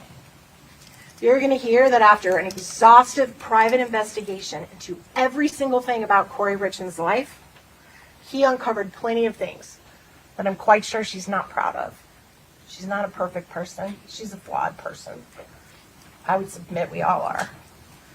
But the prosecutor just turned some of her most intimate, personal correspondence into entertainment with bubbles and slides. And they're going to continue to assassinate her character throughout this trial, so get ready. The judge has instructed you not to prejudge this case and to wait until you hear all of the evidence before you make up your mind. So let me assure you, no marriage is what it appears on the surface. What happens when we close our bedroom door is very private and is not always known by family or friends. And I think you're going to learn a lot about Kouri and Eric's relationship in this trial, and I would ask you to wait before you go rush to judgment like they have about her sexual morality, her personal decisions, about her marriage, and about her family. The prosecution is going to spend days and weeks telling you all about arguments Kouri's had with her husband in years past. Problems in their marriage, yeah, they had them. Disagreements, infidelities, ups and downs in their marriage, all true. They're also going to tell you all about Kouri's business. They tore it apart. They examined every bank account, every real estate deal she ever did, her taxes, when she made money, when she lost money, if she paid her taxes on time, if she bounced checks, if she borrowed too much, if she didn't borrow enough, if she borrowed wisely, if she was too risky in her business. You're going to hear all of that. None of that has anything to do with those 6 hours, but you're going to sit through it and you're going to listen to all of it. And you're going to hear testimony about her most intimate personal and business affairs going back years before Eric died. The family and the private investigator even became convinced that Kouri had tried to kill Eric before, on Valentine's Day, when he had an allergic reaction to a sandwich, drank some Benadryl, may or may not have taken an EpiPen shot, took a 2-hour nap, and then drove his kids to soccer. That's the evidence you're going to hear about Valentine's Day. You're going to hear that he had discussed with Kouri that he was going to drive the kids to soccer. So they're asking you to believe that she secretly put narcotics in her husband's food right before he's going to drive the 3 things that matter the most to her in the world to soccer. You're going to hear that that this incident wasn't even a blip to Eric. He had a professional allergy doctor that he saw very shortly after this incident. He never even brought this up. He never even talked about it with his doctor.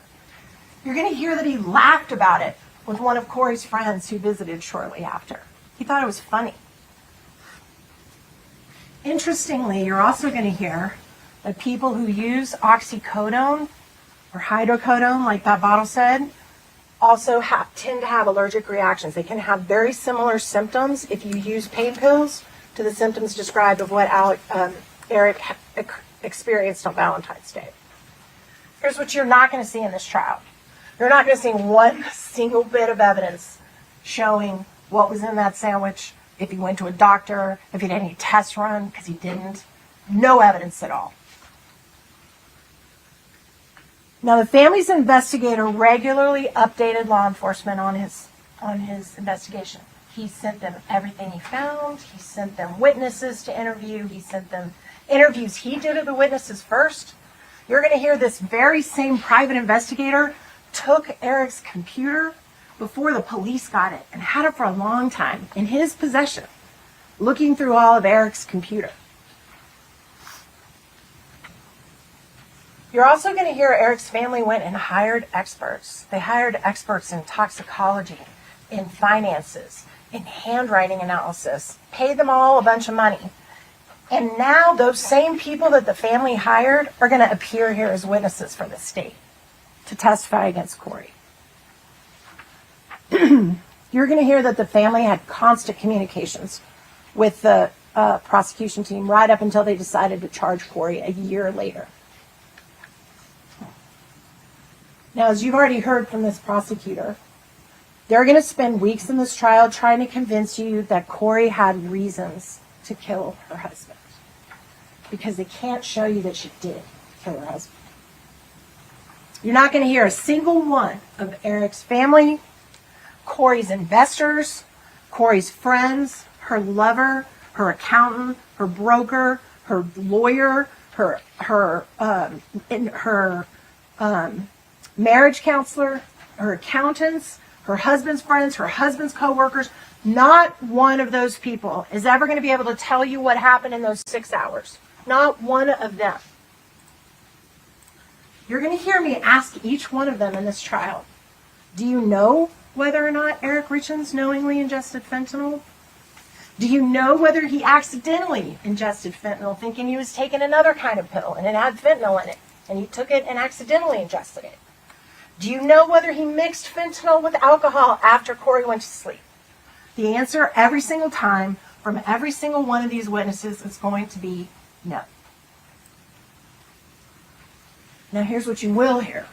You will hear that Eric suffered from pain a lot.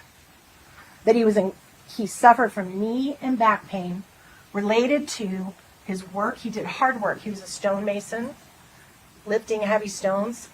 And he also was a huge outdoorsman. He was hiking, snowmobiling, skiing, hunting, and he had pain in his back and his knees from that kind of activity. He also had been diagnosed with Lyme disease. He believed he had it, and he claimed to people that were very close to him that he suffered with intense bouts of pain that he believed was related to Lyme disease. But this is a man's man, this guy. He's a hunter. He's a macho guy, right? He didn't want to show weakness. He didn't want people to know he was suffering. He didn't share that with a lot of people. You're going to hear that Eric was so dependent on the drugs like the gummies that gave him relief from his pain that he would even take it and smuggle it in his luggage when he went on trips out of the country and out of the continental United States when you got to go through TSA. That's how much he needed that relief. Now you're going to hear on one of the calls that they were recording when Kouri was talking to her family, she tells her family that she purchased pain pills for Eric at his request. She purchased them from a woman named Carmen that she knew who cleaned her properties for her. And she knew Carmen had access to people that had drugs. You will hear that she asked Carmen to get oxycodone. Oxycodone, which is very similar to the hydrocodone that you saw in that pill bottle right there. Your Honors, apologize. May we approach?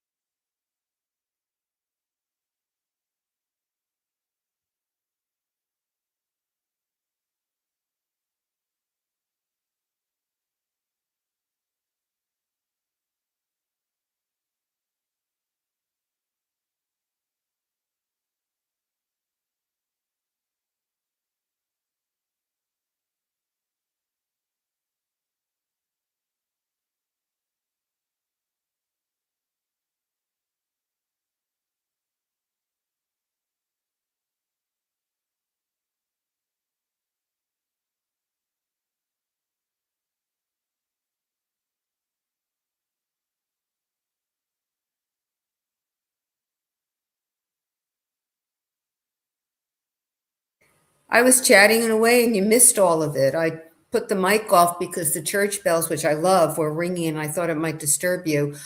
I think some people in chat didn't like this defense lawyer's demeanor and the way she sounded to the jury. I think I have a thick skin. She didn't bother me at all. But, you know, we don't know who's going to be on the jury, and nor does she. On the other hand, if that's her typical personality and approach, the alternative might be to try to be someone she isn't. That might well come across as phony. And I don't think the jury, they may not like her, but jurors, I think, can get past that and focus on the evidence that shows that a defendant is guilty or that shows reasonable doubt. I think she's made a couple of interesting choices so far. One thing I thought that was really interesting was that she turned around in a way I thought was maybe about as good as you could do. The fact that Kouri, when she was first interviewed by the police, did not say that she had, that Eric took drugs and that might have been an overdose. And she said, Kouri didn't know, and she didn't point a finger. She just said what she knew, which was she didn't know. And I thought that was an interesting way to kind of mute the point that I think the prosecutor will make. If that's what she thought it was, why didn't she say something? The risky thing I think she's doing. Happen a lot over the next 5 weeks, so get ready.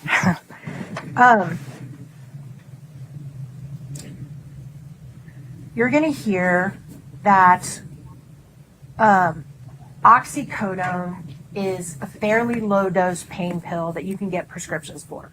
Most prescriptions for oxycodone are around the range of about 10 milligrams per pill. That's about, if your doctor gives you oxycodone, that's about what you usually get it for.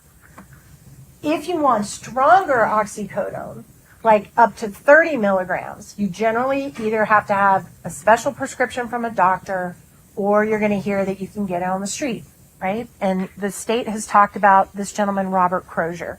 Robert Crozier sold higher strength oxys, up to 30 milligrams. He's going to testify that back in 2022, before Eric died, that's all he sold was oxy. That he didn't sell fentanyl at that time. It hadn't really got into the country yet, like it is now, right, where it's everywhere. It hadn't really happened yet. He was just selling oxys, and he sold the stronger dose.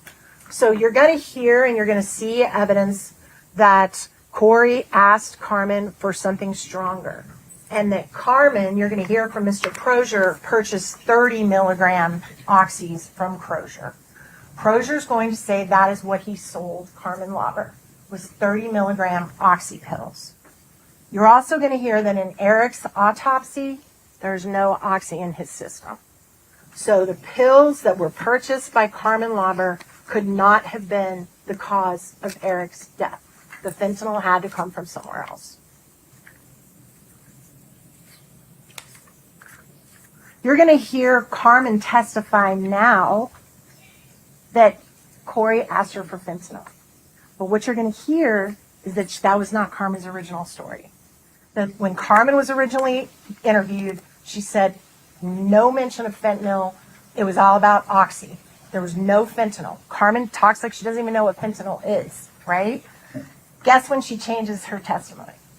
She changes her testimony when the police say, hey, you know what? We caught you. We caught you with drugs. We caught you with guns. And if you don't say what we want you to say, you're going to jail for a really, really long time, federal and state. But we're going to give you a ticket. We're going to give you a free ticket to get out of all the trouble you're in. But you got to say Kouri said fentanyl. And she changes her story. You're going to get to evaluate her credibility and what you think of her. You're going to hear that just a few weeks before Eric died, guess where he was? Mexico. Guess where the fentanyl comes into this country from? Mexico. Now, after you've listened to all the evidence in this case, after you've looked at all the exhibits, you're going to be asked to determine what happened in that 6 hours. Not the 3 years before, not the 2 years before, not the 1 year before. In those 6 hours, you're going to have to decide if Kouri Richins intentionally and knowingly poisoned secretly her husband, ending the life of the father of her kids, knowing that she was going to cause those little boys to feel pain every day for the rest of their life for the loss of their father, and that she did it for money, and that she did it for money that was less than what she was about to make on one of her own deals. For way less than what Eric Richins would have earned over the next 2 years, 3 years, 4 years. Way less than you knew she was guaranteed to get, because she knew about the existence of the trust. She knew there's no guarantee on the assets or the home, right? Finally, you're going to be asked to determine whether or not the sandwich incident was an attempt to commit a murder. That's going to be an easy one for you. You're going to be asked to whether she lied to the life insurance companies. And I presume the state's going to argue that the lie was that she didn't cause his death. Because if you cause someone's death, you can't get the life insurance. So I guess that's what they're saying the fraud is. And then there's a little flyer that she got in the mail, that we've all gotten in the mail, that if you're a credit union member, about once or twice a year, you get this little thing in the mail that says, hey, we'll give you $100,000 free life insurance. Just sign here because we are so glad you're a credit union member. And so she signed that a little while before Eric died for $100,000. $100,000. That's, Eric Richins made that in 2 months, right? 3 months. And they're saying she forged his name on that little flyer when she mailed it in. In order to prove that, they have to prove that Eric didn't allow her to do it. Now, I'm telling you right now, wives everywhere sign their husbands' names on a lot of things. You've got to find that she did it without his knowledge, and I don't know how they're going to prove that. Now, there is one piece of good news as you evaluate this evidence and the facts in this case. There is some good news for you. There are going to be a lot of facts that we actually agree on, that we're not even going to challenge. We'll just be like, yeah, that happened. Hopefully that's going to help the case move a little faster for you guys. But interestingly, even though we're not going to dispute the facts, we sure are going to dispute what the facts mean. Sometimes you can look at the same facts and see two very different results. Let me show you what I mean. Katie, can you put up slide 12?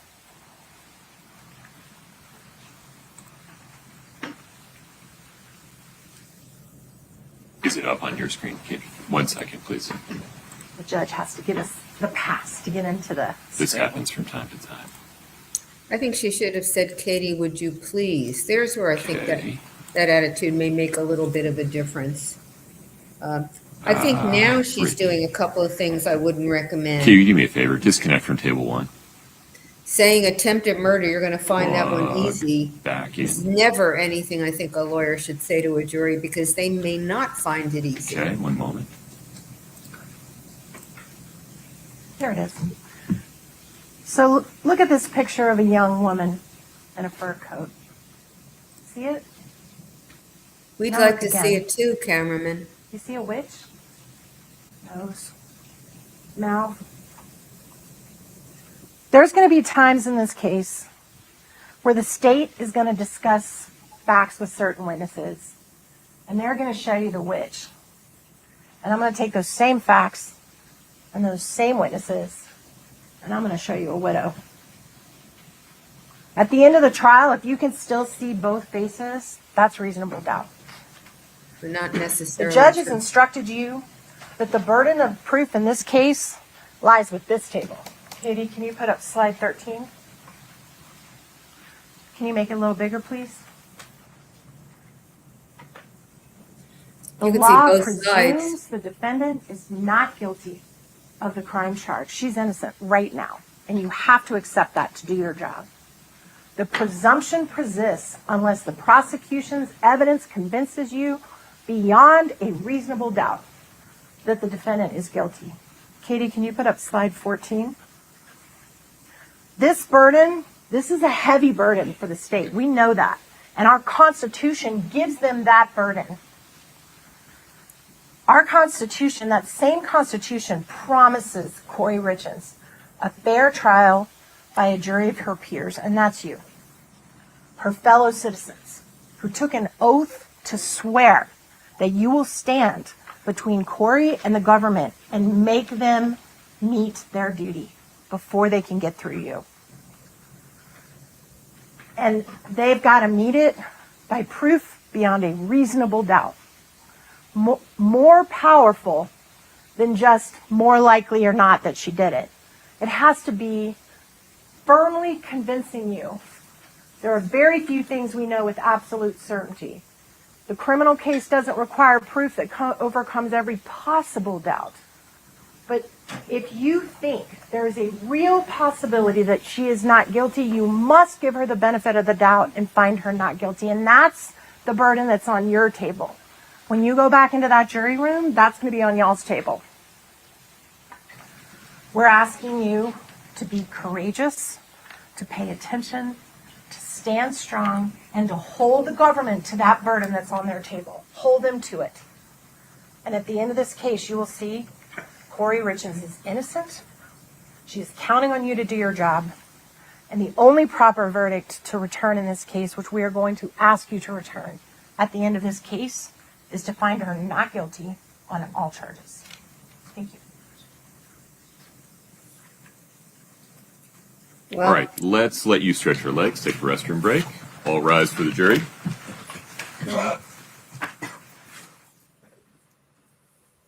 So I don't know about victim blaming, but certainly the family. Now, saying that Eric was taking drugs and bought them in Mexico and was responsible for his own death, whether by accident or deliberate overdose, I mean, that's a little more fair game. And remember, they have to make a defense. And if that's the defense they're making, then that's the defense they're making. And if there's enough evidence to show a reasonable doubt with regard to that, then they've got, that's their obligation to present that defense. Mr. Bloodworth, anything on the record before we take a restroom break? No, Your Honor, maybe just a reminder to those that are subject to the exclusionary rule to, I guess, not return. Let's have some clarity about that. I appreciate that. They're going to decide who can sit in when. So, Your Honor, just to let the family know, so DJ and Ronnie cannot sit in for the trial. Miss Doreen can. We will let you know when you need to step out. And any other family members, Lisa can stay for the trial, and any other people can stay because there's no other witnesses we expect. And I want to make clear to DJ and Ronnie, the fact that you can't be in the courtroom is the functional equivalent of an order that you cannot listen to the testimony or talk to anybody about it. So you cannot watch the live stream. You can't read reports or listen to it. You are ordered to not be exposed to the testimony in this case. Also, Your Honor, I failed to mention Bree Darden. I don't think she's planning on coming. She has a newborn. She's not going to be up here anyway, but just in case she thought about coming, Bree cannot sit in on the trial, okay? That's it. Thank you, Your Honor. Any clarification? That order means if they're caught No, Your Honor, doing it, he can hold them in additional issue, contempt. though. The jury oath. You referenced the jury oath. That was They not- get two. I was going to say, I haven't, right. Do we have the second one yet? The second one is the one you heard. The first one is the one that was given to them before they were asked any questions by the jury team. I understand, Your Honor. Thank you. That second one just didn't sound like the normal second one, so maybe I'm a little thrown. Check with Ms. Shervanek. Let me know if you think there's any. I got my whole team telling me that was the wrong one. I pulled it out of their proposed jury instructions. No. I think he's talking about what Brittany read. Oh, I'm so sorry. I'm sorry. Did I you thought you were use the talking one about at the the jury end? instructions. I think it's the same one. I don't know what this is about. I didn't hear this issue come up, so I can't help here. Assuming you think Do I each can of you help solemnly anywhere, swear I to can't truly help try with the this one. issues pending between the plaintiff and the defendant and render a true and just verdict according to the evidence and the instructions of the court?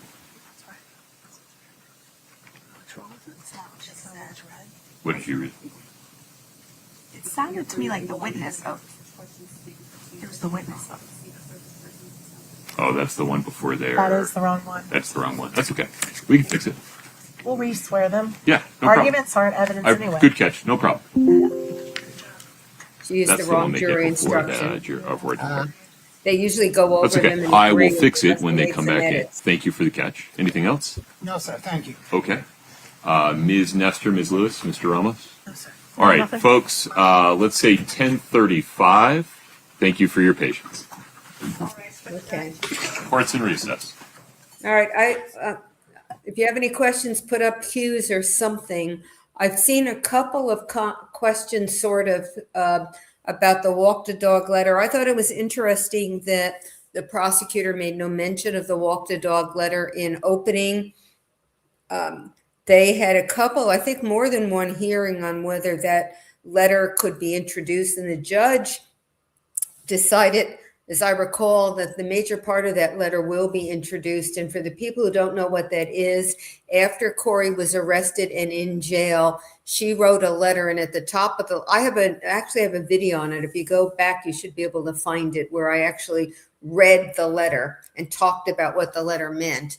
If I can find it, the internet here is not doing really well. I can give you the particular video that you can look at for it. But in summary, she wrote a letter, and at the top of it, it said walk the dog, which is why it's referred to as the walk the dog letter. She knew that if she had given the letter to her mother, this was her mother to whom she had the conversation. Thank you, Annalie Finch. That's really kind of you. That the guards at the jail could have confiscated. So she wrote the letter, did not give it to anyone, but mouthed it, I believe, to her mother. The guards did a check of jail cells. They came across this letter. It was, I believe, in an envelope that said lawyer or something on it, but they opened it anyway. And one of her lawyer's claims was it was privileged. Well, the judge said it's not privileged just because it's an envelope that says lawyer privilege. And what the state is going to argue the letter is, it was instructions to her brother as to what to say to the police. And the state will argue that what she's telling her brother to say is not what happened. So she was essentially asking him to perjure himself. She's not being charged with that, but that's essentially what it is. It's akin to, for those of you who watched the Donna. Hey, thank you so much for watching the Kouri Richins trial with us. But I'll tell you what a lot of these trials remind me of, the ones that we cover? It reminds me that the world is very unpredictable. And I will tell you, having a great lawyer matters when life throws something at you. And that is where our great partner and sponsor, Morgan & Morgan, comes in. Okay, this is a firm with over 1,000 attorneys. You know why they're so big? Because they win a lot. In the past few months, Morgan & Morgan secured a $9.3 million verdict for a car crash victim in Florida, a $5.6 million verdict for another car accident victim in Atlanta, and not to mention $1.8 million in Kentucky after insurance offered their clients a mere $5,000 in that case. And even if you think the case isn't worth millions of dollars, why not just start a claim and fight for what you deserve? Morgan & Morgan makes it so easy. You can start a claim from your phone in just 8 clicks. So if you're injured, you can easily start a claim at forthepeople.com/LC Live by clicking the link below or scanning the QR code on screen.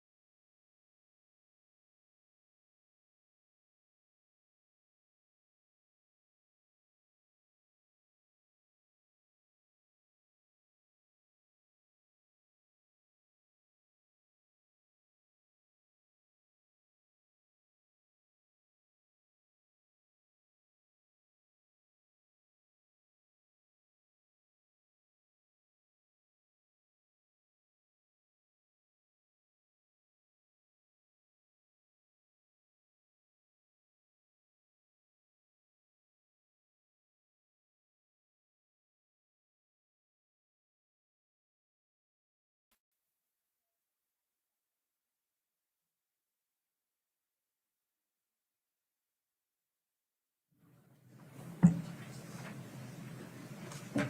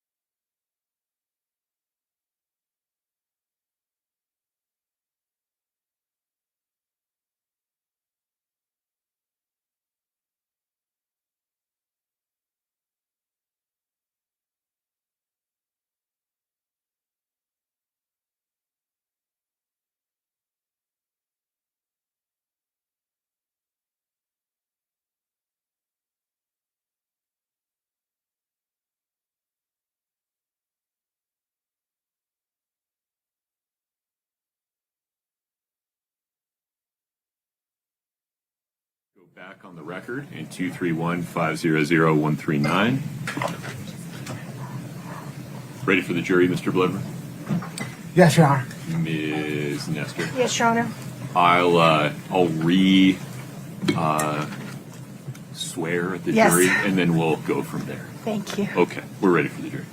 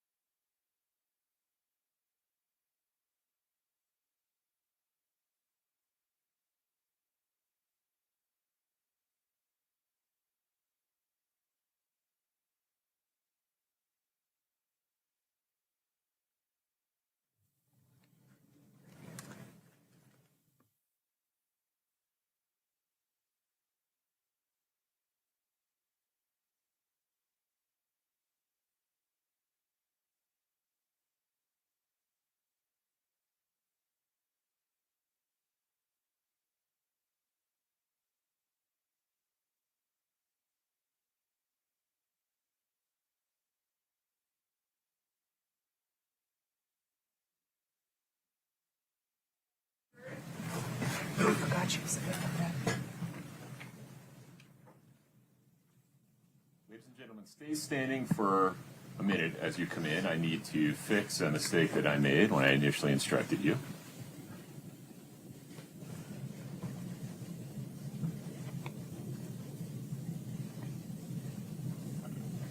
If you'd raise your right hand for me, let's try this one more time. Do each of you solemnly swear to truly try the issues pending between the plaintiff and the defendant and render a true and just verdict according to the evidence and the instructions of the court? All right, thank you. Have a seat. Mr. Bloodworth, the state's first witness, please. Thank you, Your Honor. The state calls Gene Richins. Gene, if we can have you step up in front of Brittany.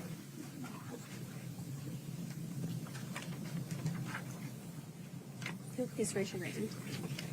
Do you solemnly swear the testimony you're about to give in the matter before the court to be the truth, the whole truth, and nothing but the truth, subject to the pains and penalties of perjury? Thank you. Please have a seat. Thank you, sir. Please watch your step.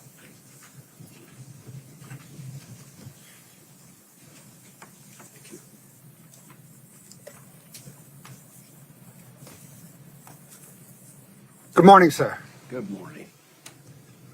May I ask you, sit wherever you're comfortable. It's easier to move the mic than it is the chair, candidly, so. I kind of noticed that.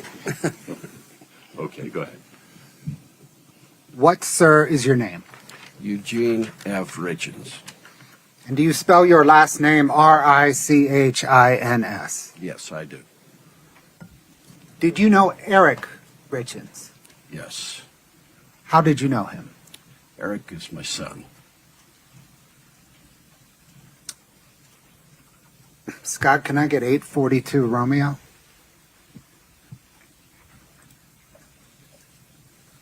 Just in terms of events, do you want to show it to him first and then publish? Your Honor, I think if perhaps we could show it to everybody but the jury. Done. Sir, do you recognize this photograph? Yes, I do. Who does it depict? This is my son. Is it an accurate depiction of him? It is. Your Honor, the state moves to admit 842R. No objection. 842R is admitted. Can the court please publish it? There we go.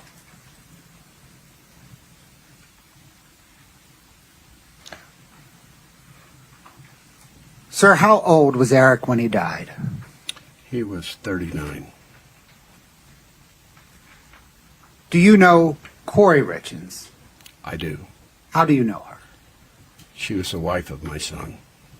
Do you see her here today? I do.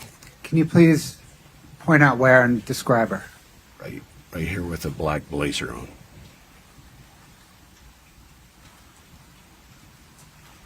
Did you raise Eric? I did. And my wife also. Both of us did. What, sir, was your wife's name? Linda Carter Richins. Were you actively involved with him as a child? I was, very much so. How so? Well, as I was raised and as I tried to raise my children as family's number one, so we did everything together as a family.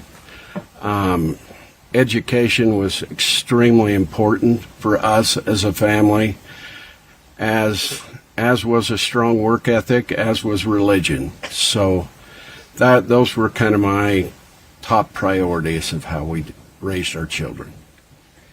And in raising your children, especially Eric, what kind of activities did you engage in? Eric was very, very into the outdoors, very athletic young man. He was also a very, very good student, very smart young man. We did a lot of things. I have a cattle operation, a cattle ranch that he helped with constantly from the time all the kids were extremely young. In my opinion, that's what gave him the work ethic of what they have right now to be successful. Were you also involved in his life as an adult? I was. How often would you see him? See him or talk to him? But both, actually, if you could take them in turn, please. You bet. I'd see him at least once, twice, 3 times a week. I'd talk to him every day on the phone. And where would you generally see him? Ball games. One of the kids' ball games at the ranch. Basically all over the place. What was Eric's personality? Eric had a very, very fun-loving personality. He had a very likable personality. He loved people, and people loved him. You mentioned that you raised him to have a strong work ethic, to be grounded in family, and to do well in school. Did you see those qualities in him as an adult? I did. I was very, very proud of him. Did you get to interact with, or I guess observe Eric interact with his 3 boys? I did, constantly. Can you give us some examples, please? Eric was their coach, but their father, but most important was their very, very best friend. He coached soccer. We both coached basketball. We both coached baseball with him. So we were constantly involved in all their activities. Did he bring the boys to your ranch? Constantly, yes. They were. The oldest one loves the rope, so that was his thing in life, and liked to rope, and the other ones loved to just ride 4-wheelers or whatever it may be. Was Eric a good father? Eric was an excellent father.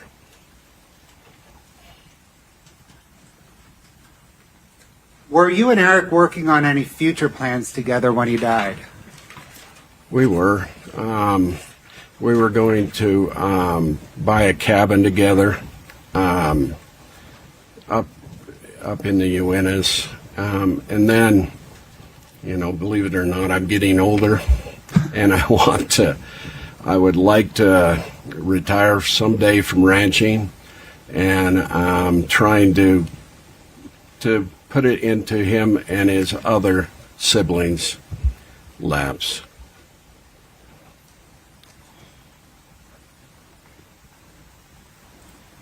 Did there come a time in the early morning of March the 4th, 2022, when you received a phone call about Eric? I did, yes. Who called you? Kouri did. What did she tell you? She said that Eric wasn't breathing. Where, sir, were you when you received that call? I was at my home. Is that the ranch? Yes, Is it in Hennifer? it is. What did you do next? I got over there as quickly as I could. And by over there, do you mean Eric's house? I did, yes. And is that in Camas, Summit County? Yes, Francis. Mm-hmm. Francis? Do you recall about what time you arrived at Eric's house? I would say that 4:15, 4:30, right through that. Who was there when you arrived? My daughter Katie was there. Kouri was there. The first responders were there. Kouri's mother Lisa was there. My son-in-law Clint was there. And my 2 granddaughters were there. As the 3 boys were there.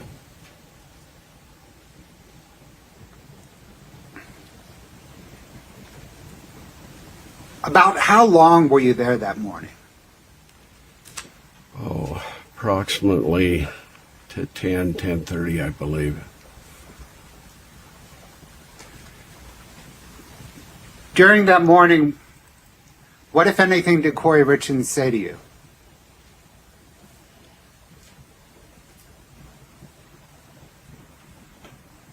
I don't recall her saying much of anything to me. Did she? When I came in and my daughter Katie told me that Eric was gone, they helped me onto the couch, and I don't ever recall of even talking to Kouri, to be quite honest with you.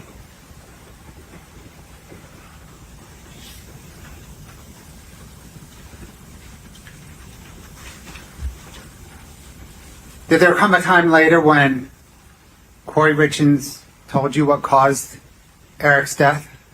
There was.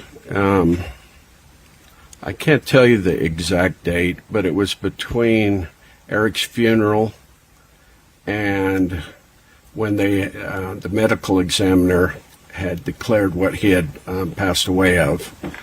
And she called me and said that she had just talked to the medical examiner, and they had determined that he died of the same thing Linda did, and COVID. And Linda was your wife, right? Linda was my wife, yes. What, sir, caused your wife's death? She had an issue with fungus in her lungs. What, if anything, struck you about Kouri Richins telling you that Eric died of the same thing that his mother did?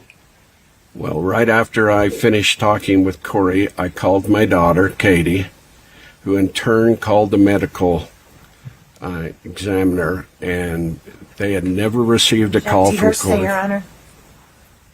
We're going to admit this answer only for the effect that it had upon Mr. Richins to explain what he did or didn't do next. You cannot consider it for the truth of what he's about to say. Please, sir, continue. Help me again. Sure. Where were we? What, if anything, struck you about Kouri Richins telling you that Eric died of the same thing that Linda died of? Well, as I said, I called my daughter, Katie. Katie, in turn, called the medical examiner, and they had never received a call from Kouri. They had not even released the results from it yet. Renew the objection and move to strike, Your Honor. Same instruction. That answer only explains what comes next in terms of what Gene did or didn't do. May I call you Gene? I'm so sorry. Absolutely. Okay. Please. Not for the truth of whether those things that he just described actually happened.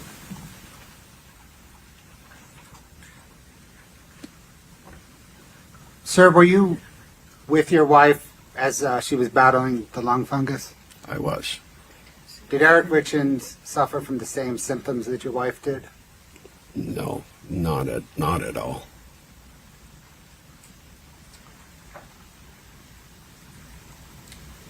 Sir, I need to take care of some business now regarding some handwriting samples, okay? Okay.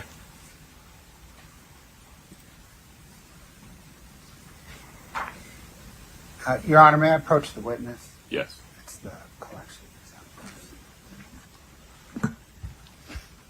Your Honor, I'm handing the witness Exhibit 8-49, which is a collection of handwriting exemplars.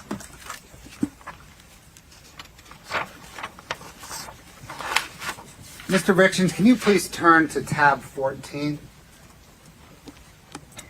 He's allowed to talk about it even though it's hearsay. It's an exception because it explains what he did next. Okay. They are not allowed to Sir, use it. do you recognize the documents at tab 14? I do. Are they labeled K14? Yes. Mm-hmm. Are they receipts from Weller Recreation Center? Yes, Did you pick up those receipts from Weller Recreation Center? I did. Did you then hand those receipts to your daughter, Katie Richins Benson? I'm sure I did, yes. Thank you. Not allowed Can I to retrieve use that? it to prove that that's what the Emmy told him or that's what Kouri told him. That would be the truth of the statement that he's relaying, and he's not allowed to do it. He's allowed. Sir, I don't have any additional questions at this time, but the defense may, okay? Okay. Thank you. To show to explain what he did. Ms. Nestor, please proceed. Sir, we're very sorry for your loss, and we have no questions for you at this time. Thank you. Gene. step down. Do you mind taking that glass of water with you? We're sorry for your loss. Might need another one. Fair enough.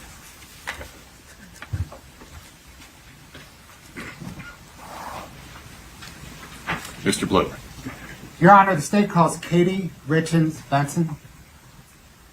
This is his sister. This is the Katie to whom the father was referring, or about whom the father was referring.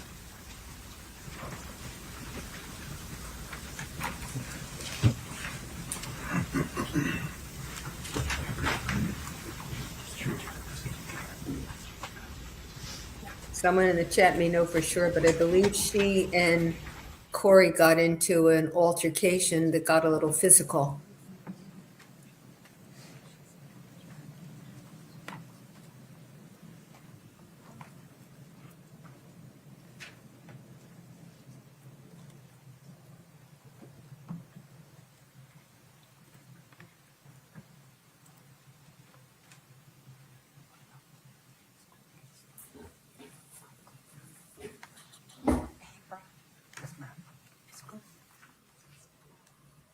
And there may be a reference to her in that walk the dog letter, as I'm recalling the letter.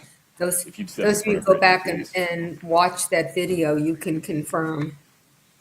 Please raise your right hand.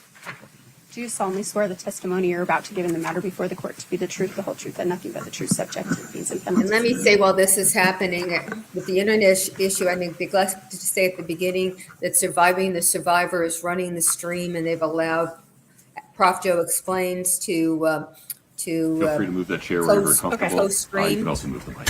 Okay, Thank you. Thank you. Joel Mr. Bloodworth, please proceed. Thank you, Your Honor. Good morning, ma'am. COE are in Iceland celebrating her What is 40th birthday. He'll Katie be back in a Richins couple of Benson. days. And is your last name spelled Richins-Benson? You got it. Okay. I'm going to stand here because I would like you to address the jury. And I'm hoping that if I stand close to the jury, if you mistakenly shift to me, you're still addressing. That's interesting that he's saying that out loud. Do you know Eric Richins? Yes, he was my brother. Did you grow up with him? Yes, yes. We were only 2 years apart, so we were inseparable. What was your relationship like as you grew up together? So we did everything together. We went to school together. We worked on a ranch. So we have a family ranch that's been passed down for generations. We worked on the ranch together. We fished. We hiked. We did everything together. How has that relationship continued into adulthood? So my brother and I were very close. We talked constantly. We spent holidays together. We had our families together. So our kids are very close in age. We did lots of activities with our kids together. Like I said, we had them on the ranch all the time together. Talked on the phone almost daily.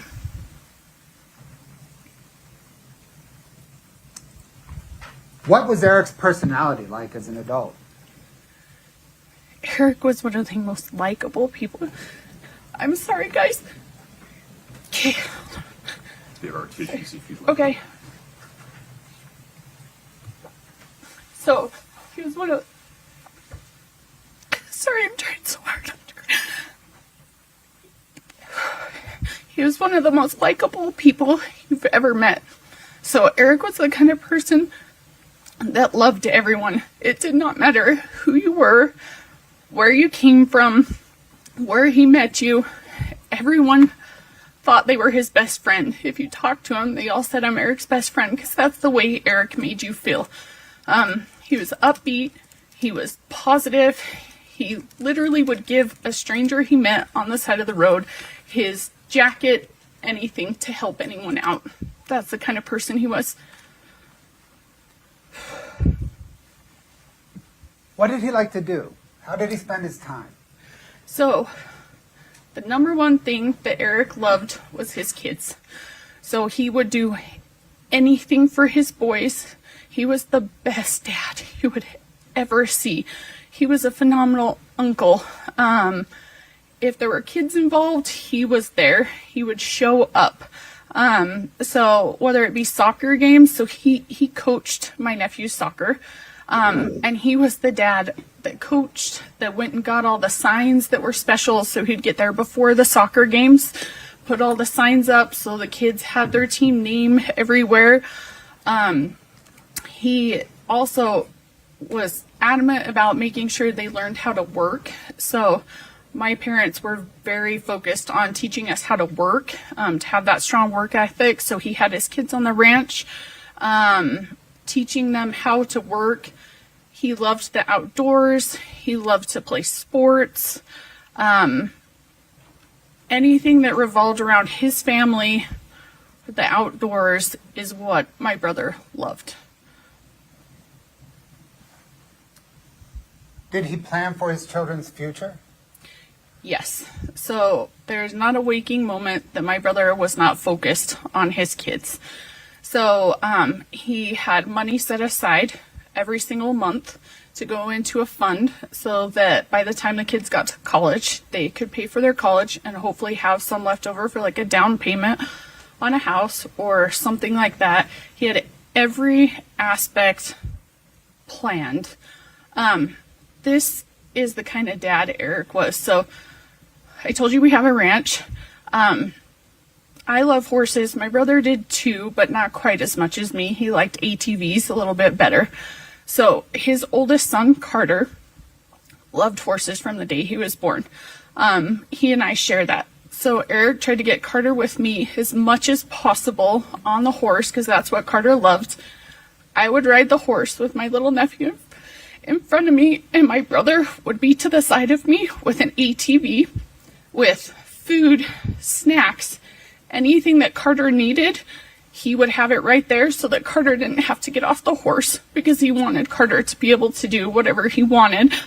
And if Carter would fall asleep, which he would sometimes, Eric would take him into the side-by-side, hold him until he woke up, bring him right back up to me, put him back on the horse, and let him go the rest of the day.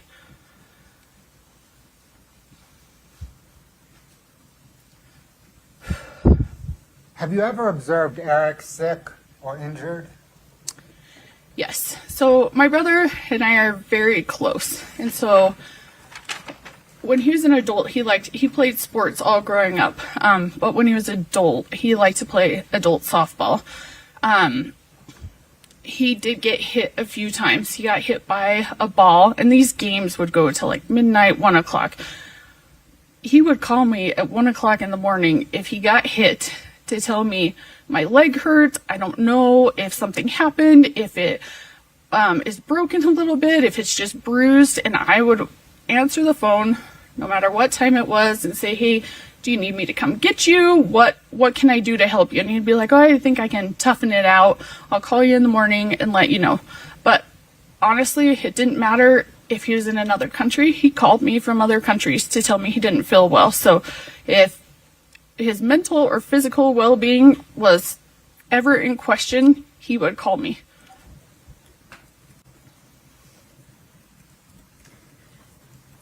Other than allergy medication, have you ever seen Eric use an over-the-counter drug? The only thing I've ever seen him use is Advil. Have you ever seen Eric use prescription drugs? No. Have you ever seen Eric use illicit drugs? No. Growing up, my mom was a drug and alcohol counselor. She taught us the dangers of those, and really ingrained that in us. Of course, that doesn't. Were you and explain Eric working on any future plans when he died? pill bottle? Yes. So we were planning a trip to Disneyland that year to take our kids. He also has a child. His middle child, Ashton, is extraordinary in math. We were finding programs to get Ashton enrolled in that summer for coding so that we could kind of harness that math. He was only 7 at the time, but he's just outstanding. So we had just barely gone to the zoo together. We kind of just planned our lives together. We talked all the time. Are you familiar with the home that Eric lived in when he died? Yes, I owned it and I sold it to my brother. Scott, if you can bring up 1-1, please, for Your Honor, for everybody but the jury.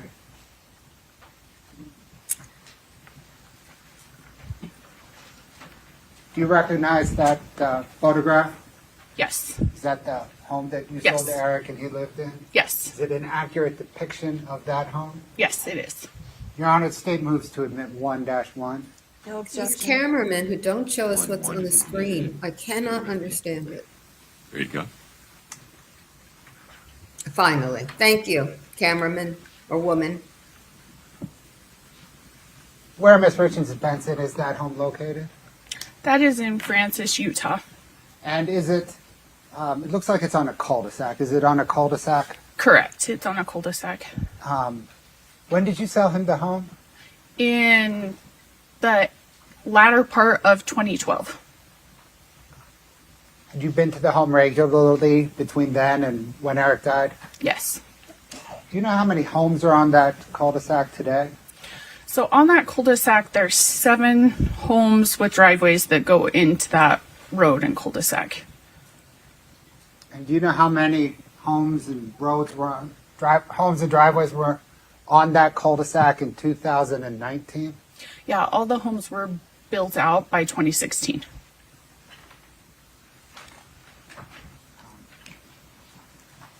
Thanks, Scott. Scott, can you bring up 4-1?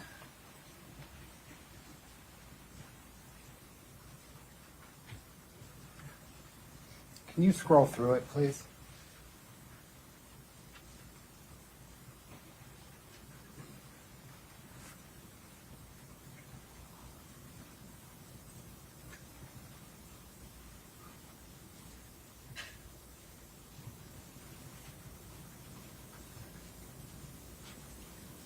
Ma'am, do you recognize that document?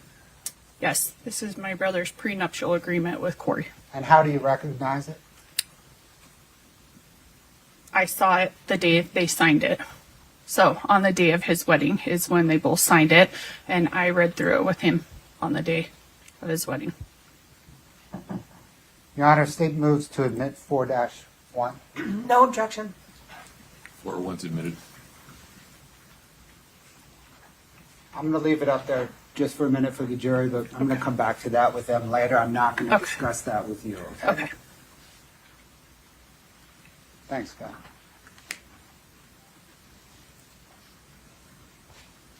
I would like to turn now to the morning that Eric died. Did there come a time in the early morning of March 4th, 2022, that you received a phone call about Eric? Yes, it was early in the morning. Who called you? My dad did. What did he say? It's not easy. He was screaming and crying and said, "Eric's not breathing, Eric's not breathing." Where were you when you received that call? So, my daughter was sick. She was only 3 at the time, and she'd just thrown up. I had taken her out of her room and brought her into my room, and I had just set her on the bed, and my husband had gone into the room to check on my other daughter that was a little bit older to make sure she was okay. I just set her on the bed, and I had my phone with me. I set it on the bed, and I saw my dad calling. And I picked up and said, "Dad, how did you know I was up with my sick little girl?" And he started, whew, that's when he said, "Eric's not breathing, Eric's not breathing." I screamed. I fell to the floor.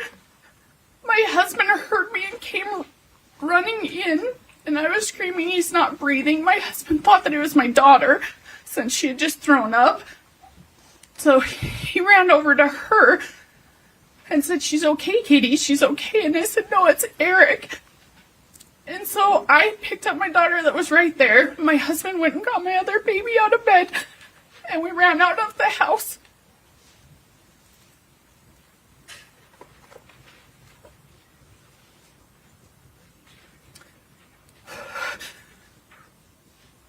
Did you go to Eric's house? Yeah, we went straight to my brother's house. Who was there when you arrived? Sorry, guys. This was the worst in my life. I'm sorry.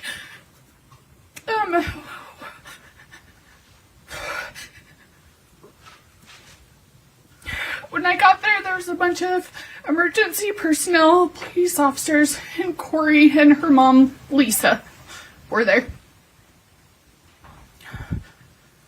Did you see the boys? That was one of the first things I did, was try to find my nephews. They were in Ashton's room. I don't know how to orient you guys to the house. So as you walk in, Carter's room was to the right, and then you walk down a hall, and Ashton's room was the first room on the left. Then it was Weston's room, then a bathroom, and then my brother's room. So the boys were located in Ashton's room. So there were police everywhere. There was EMS. I didn't know everything that was going on, but I didn't want the boys right there where everyone was. There's police right outside their door. So I went and got them and took them upstairs. So in my brother's house, you go up some stairs, and over the garage, there's a bonus room. And they had everything in there. They had a TV, a Nintendo, all their toys in there. So I took them up there because I didn't want them by all the hustle and bustle of all the police and everything. So I took them up there, got them situated, then ran outside to my car to get my husband and my two daughters so that my husband could watch the boys and make sure that they were okay. We'll talk more about the boys that day. Okay.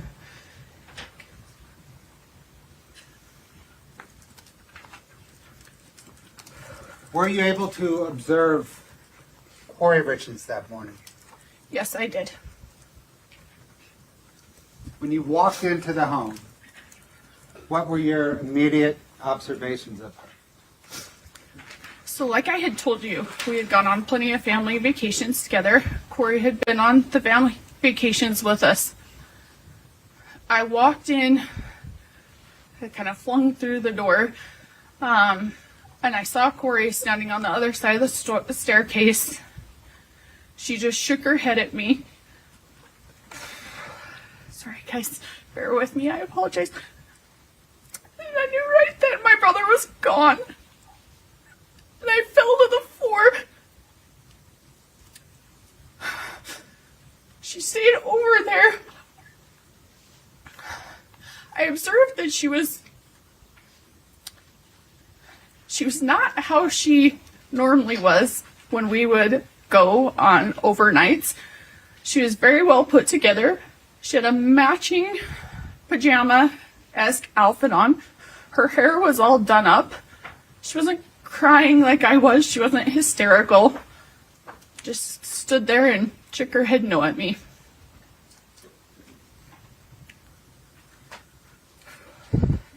What, if anything, did you observe about Kouri Richins' interactions that morning with her boys?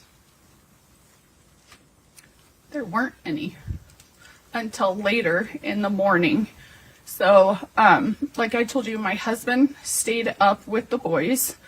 I went up and down. My sister came up and down. A few people came up and down to check on the boys. I did not see her go up and check on the boys. And I repeatedly asked her, when can we tell the boys? I think we need to tell the boys. I kept coming down saying, I think the boys need to know. It wasn't until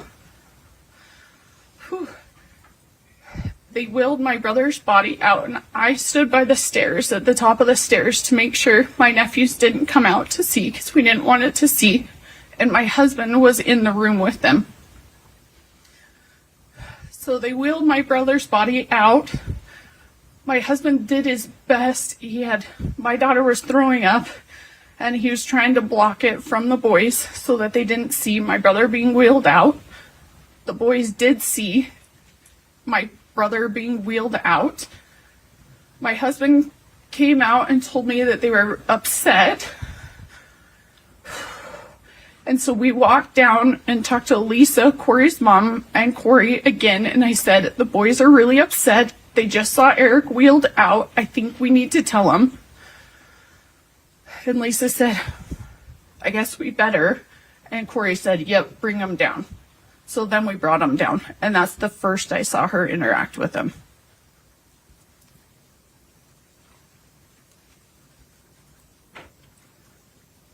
Were you there when Kouri Richins told her sons that their father had died? Yes. So my husband and I brought the kids down. We're sitting on a couch, and in my brother's living room, they have a couch that kind of goes like this, like kind of curves around. So my husband was sitting on the edge with our daughters. I was sitting next to them. Weston, my brother's youngest, that was 5 at the time, was sitting in between me and Kouri. Kouri was on the other side, and then the other 2 boys were in front of us. And what did she say? She let them know that their dad would not be coming back, that he was gone. Just like that? Yes, to my recollection.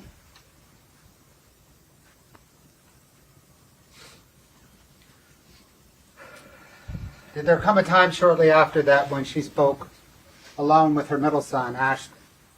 Yeah, so right after she told the kids, Ashton got upset and went to his room. So his room was that room that they had been in. I went and checked on Ashton multiple times, and I remember him on his bed. He was on his bed with his covers pulled up, and I sat on the bed and I tried to console him, but he wanted his mom. I tried so hard to console him, but he wanted his mom. So I came out and told Kouri that Ashton was very upset and I thought she should go in. Took me a couple times of coming out to tell her. And I finally came out and I said, Kouri, I'm not his mom. I'm not his dad. He just lost his dad. He's very upset. I cannot console him. Can you please come in and talk to him? So she came into the room to talk to him. He got out of bed and ran to her. So they met kind of in the middle of the room. They held on to each other and then sat down on the floor. And I sat right next to him. What did they discuss? She was just consoling him. So just trying to get him to calm down. Right, that with Ashton, is that what you mean? Yeah. What did they discuss? She was just trying to console him. Did they discuss Eric's Apple Watch? They discussed Eric's Apple Watch later. Okay, so we'll get to that. Okay. Sorry. Oh, no, it's okay. Did there come a time when Kouri Richins was consoling Ashton there and she was interrupted? Yes. So Brianne Sorensen, which I believe was Ronnie, Kouri's brother's fiance at the time, I think they were engaged at the time, she came in to talk to Kouri. It was really interesting because Kouri was consoling, and then she immediately kind of stopped and focused on, they would call her Bree. And Bree started talking about the closing of the Midway Mansion. Did you say, Your Honor? This is more hearsay. Do we need to go into that, Mr. Bloodworth? I guess what I'm saying is anything further regarding that necessary to develop the upcoming testimony? Your Honor, the state's next question will be, how did Kouri react? Oh, okay. Yeah. Sustained. What Bree said is not admissible. Don't consider it. Well, Your Honor, the content of the call, the content of the discussion. Well, Kouri's side of it is not what they're objecting to. I think it's just that fact. Am I right, Ms. Nestor? Yes, sir. Yeah. We're objecting to what Bree said. Take it from there. I understand the contours here. Let's just wait for the next question. Okay.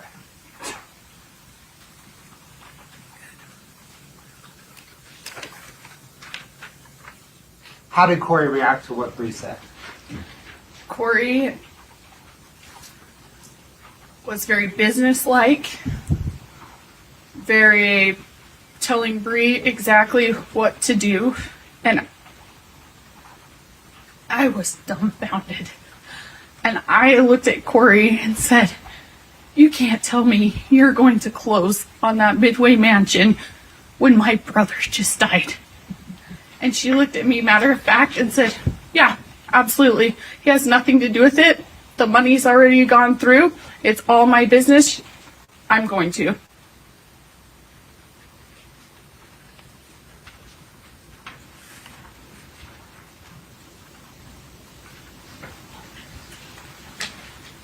What about the Apple Watch? So the Apple Watch, Ashton, once he eventually came out of his room, he went and got my brother's Apple Watch. Kouri was standing by him. She took it from him and he said, "I want my dad's watch." So I watched her take the watch, delete the entire watch, everything off of it, and then give it back to Ashton. On the morning that Eric died, did Kouri Richins say anything about the house that they were living in? Yes, she told me, so the house, the 282 Willow Court that they were living in with their kids, she told me she was going to sell it. Did anything about that strike you as odd? Yes, I honestly could not function. I couldn't even figure out what was for dinner that night. I had just lost one of the most important people in my whole entire life. And she was planning on selling the house that he had just been wheeled out of, closing on a multi-million-dollar mansion. I could not wrap my head around it. The point that Eric died, who did the house belong to? When Eric died, the house belonged to Eric. Eric was the trustee of his trust. So the house was in a trust, and Eric was the trustee. And then once he died, who became the trustee? I became the trustee. After Eric died, did Kouri Richins have the ability to sell the house? No, she did not.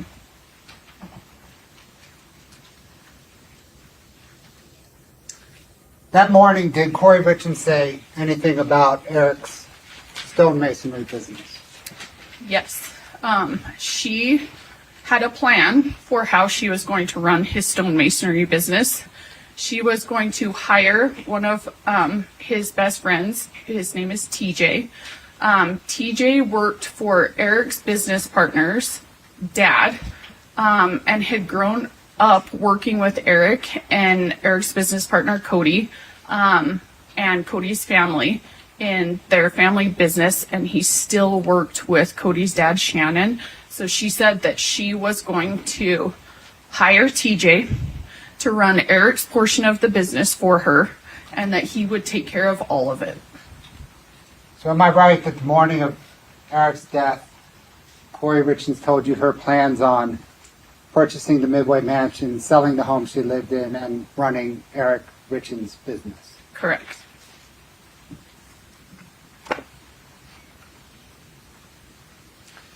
Do you recall a family meeting that was held on March the 5th, 2022, the day after Eric died? Yes, I do. What was the purpose of that meeting? It was to start preparing for the services for Eric. And who participated in the meeting? So myself, my husband, Clint, my sister was there, Amy, her husband, Andrew, my dad, Gene, his friend, Tisha, Kouri's brother, Ronald Darden, or Ronnie, as they call him, her half-brother, DJ, her, I believe Bree was there as well, his fiance, and then her mother, Lisa. Did you know Eric's wishes regarding burial? Yes, my brother wanted to be buried. as opposed to cremation? Yes, my family is very big on burial and not cremation.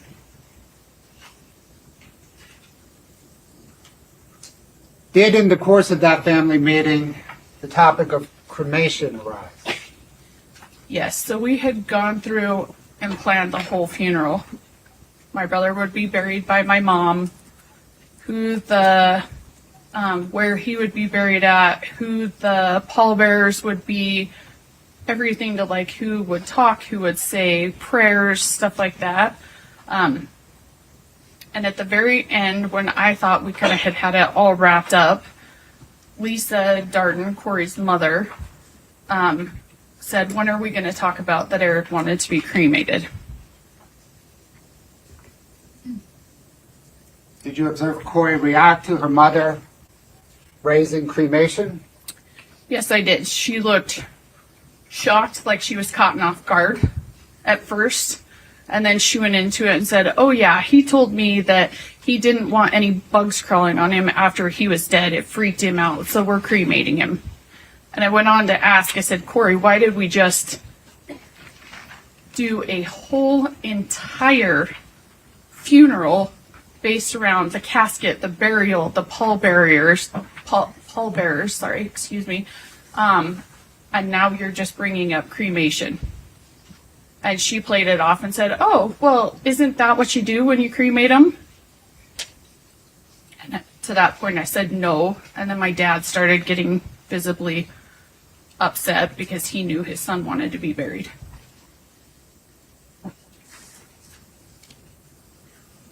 I need to take care of some business with handwriting samples now, okay? Okay. Your Honor, may I approach? Of course. I'm handing the witness 8-49. Ms. Richins Benson, are you familiar with that exhibit? Yes, I am. Generally, what is it? So these are all handwriting samples from my brother, whether it be when he signed his name for stuff at work or for his will, any of that stuff.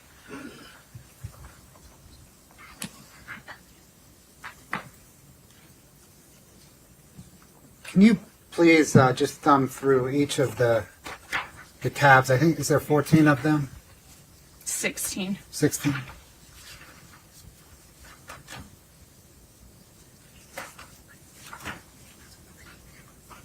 Do I have to pay super close attention or am I okay? No, I just want to make sure you know what they are. Okay. You've seen them before? Yeah. Yeah, I have. Okay. If you're comfortable that you've seen them before, there's no need to slip. Yeah. For K1, did you get those documents from the lender on the 282 Willow Creek Road property? Correct. And are they accurate copies of what you received from the lender? Yes. Did you then submit those to the Bennett Tueller law firm?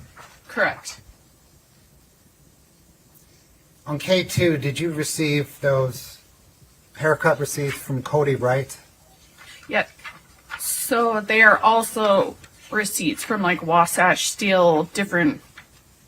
I know there is a haircut one in here, but yeah, Okay, they're all different receipts. Those receipts Yeah. from Kouri Wright? Yeah. Did you provide them to Bennett Tueller? Yes, I did.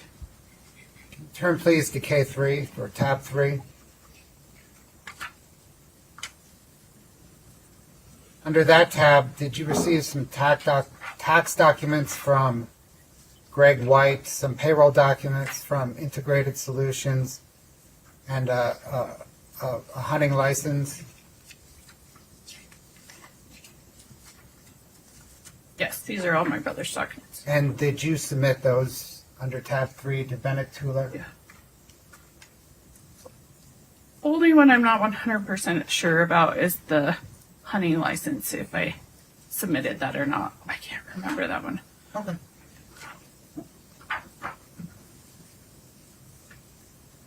On K4, did you receive the check there from Allison, right?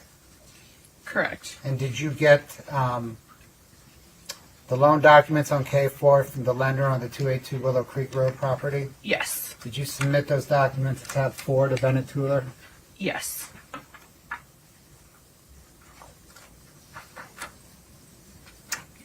tab 5, did you retrieve that driver's license from the mortuary that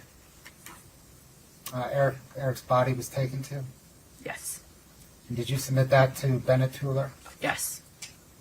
For tab 7, skipping 6, going to 7,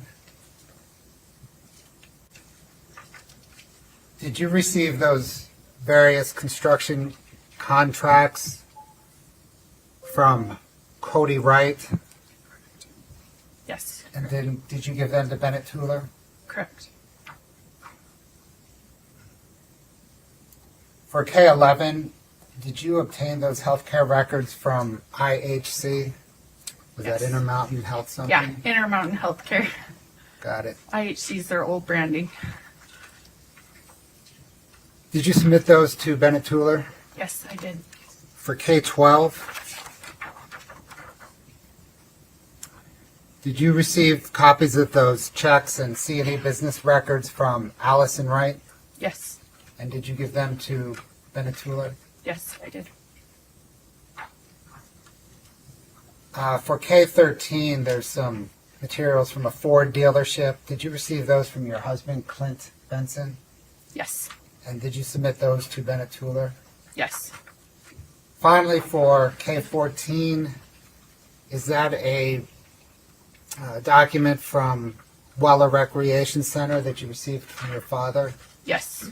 And did you give that to Bennett Tueller? Yes, I did. And did you give everything to Bennett Tueller in the same identical condition that you received it in? Yes. Thank you. Ma'am, I don't have any further questions from you at the moment. Okay. The defense attorneys probably will, okay? Thank you. Your Honor, excuse me. This is going to be a fairly lengthy cross. It's going to go past noon. I don't know if you want to break now or if you want me to just plow it and then we'll break in the middle. Will you approach for a minute? Yes, sir.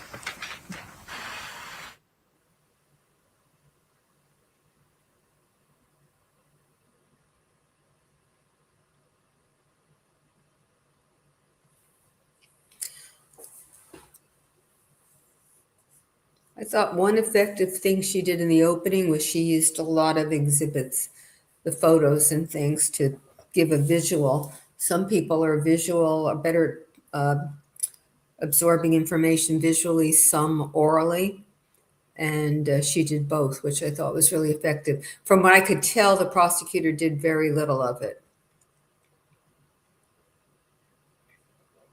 And I think it's always helpful if he's going to be introducing exhibits at trial to do it in opening, because then the jury has a kind of connection with what he said when the actual witness is on the stand and he uses the exhibits with them.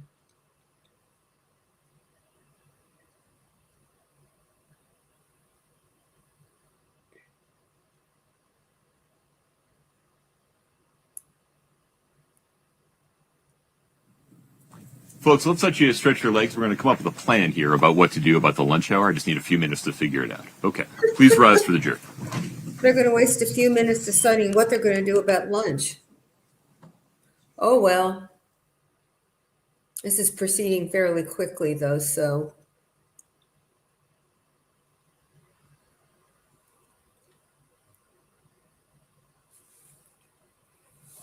Are there any questions? Otherwise, I'll turn off the sound and the video while they're fiddling over here. See, Tracy, I guess they're back already. It was very quick. He didn't need a few minutes. He needed a few seconds. we're going to get a carafe for future witnesses, I promise. Okay. Let's have a discussion about how to handle witnesses that are on both the state's list and the defendant's list. Yes. Ms. Nestor, what is the defendant's request? So here's our request. There are probably, Your Honor, can I pause? Can we excuse the witness?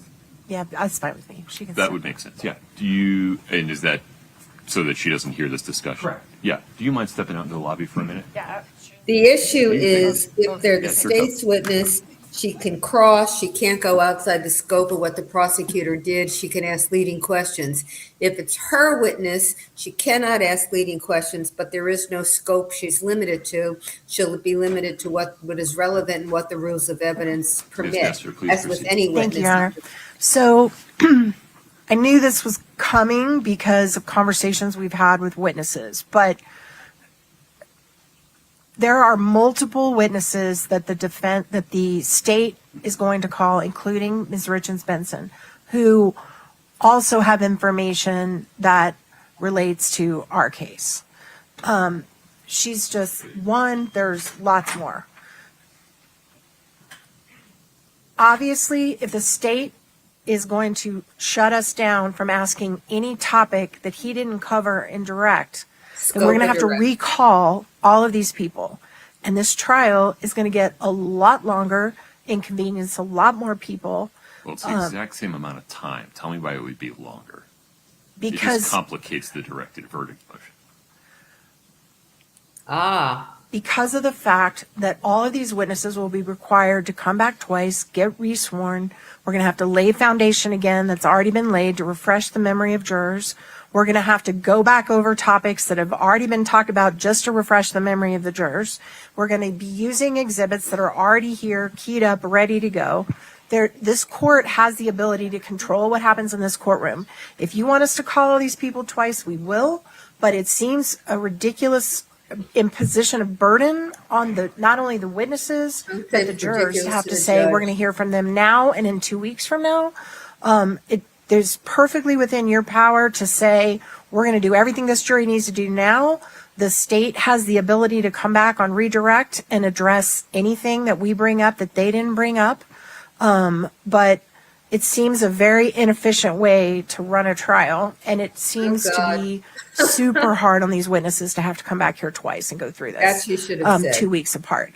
And especially, what happens if something happens to them? What happens if she gets sick or she leaves the country and I'm stuck and I didn't get a chance to redo her? Then we've got a real problem in terms of the trial and the record. So, I mean, I've just never had a judge require me to do that unless it's just really unusual circumstances. So we're asking that every witness where we have information that the state decides not to go into, to let us do it now, not have to recall this witness, and then finally excuse her from her subpoena responsibilities. You understand that to the extent the state raises relevance objections to your direct of this witness or another, I'm only going to have what's in the record so far. I won't have the whole picture to rule on that relevance objection. I am not worried about anything we're going to talk with her about being decided to be relevant. Okay. I mean, it's clearly relevant. I'm just not worried about that. All right. Yeah. I mean, we're only talking to her about what happened with Eric, with this case, we're not going into anything outside of that. Okay. The judge raised Mr. directed Bloodworth. verdict, and the reason is the directed verdict would be based on Your the Honor, state's state case. prefers to present its case in an order that the state believes will provide a proper narrative to the jury without interruption. Sometimes a proper way to present a case is not most efficient way to present a case. And in an aggravated murder case, propriety has to take precedence over efficiency. So far, all these witnesses are local. I could see perhaps if there's an out-of-town witness, rather than inconveniencing the witness with an extended stay or repeated travel, we could make an exception. But as the rule, this trial is no different than any other trial where, pursuant to the rules, the scope of cross-examination is limited by the scope of direct. Thank you. He doesn't want his case monkeyed up with Ms. others. Nestor, we'll take this on a witness-by-witness basis. With respect to Ms. Richins Benson, I imagine she's going to be in the courtroom every single day. And if she's not, she's certainly subject to the subpoena power of the court. And has somebody subpoenaed her so she can't beg out of appearing?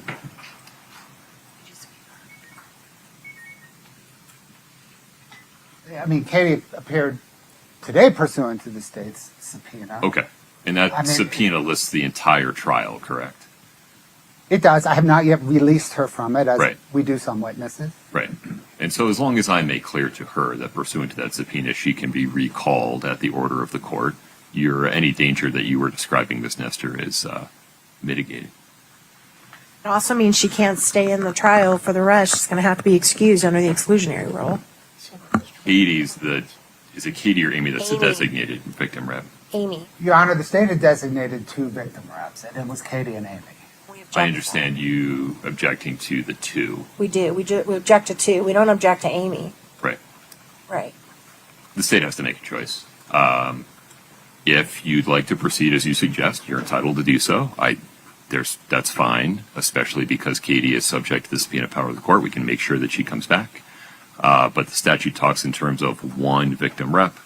The exclusionary rule says what it says. So the decision before the state is, do you want to, for this witness, allow direct to occur today so that there's no basis upon which to exclude Katie going forward, or proceed with the presentation of the testimony as the state sees fit, understanding that may require exclusion of Katie.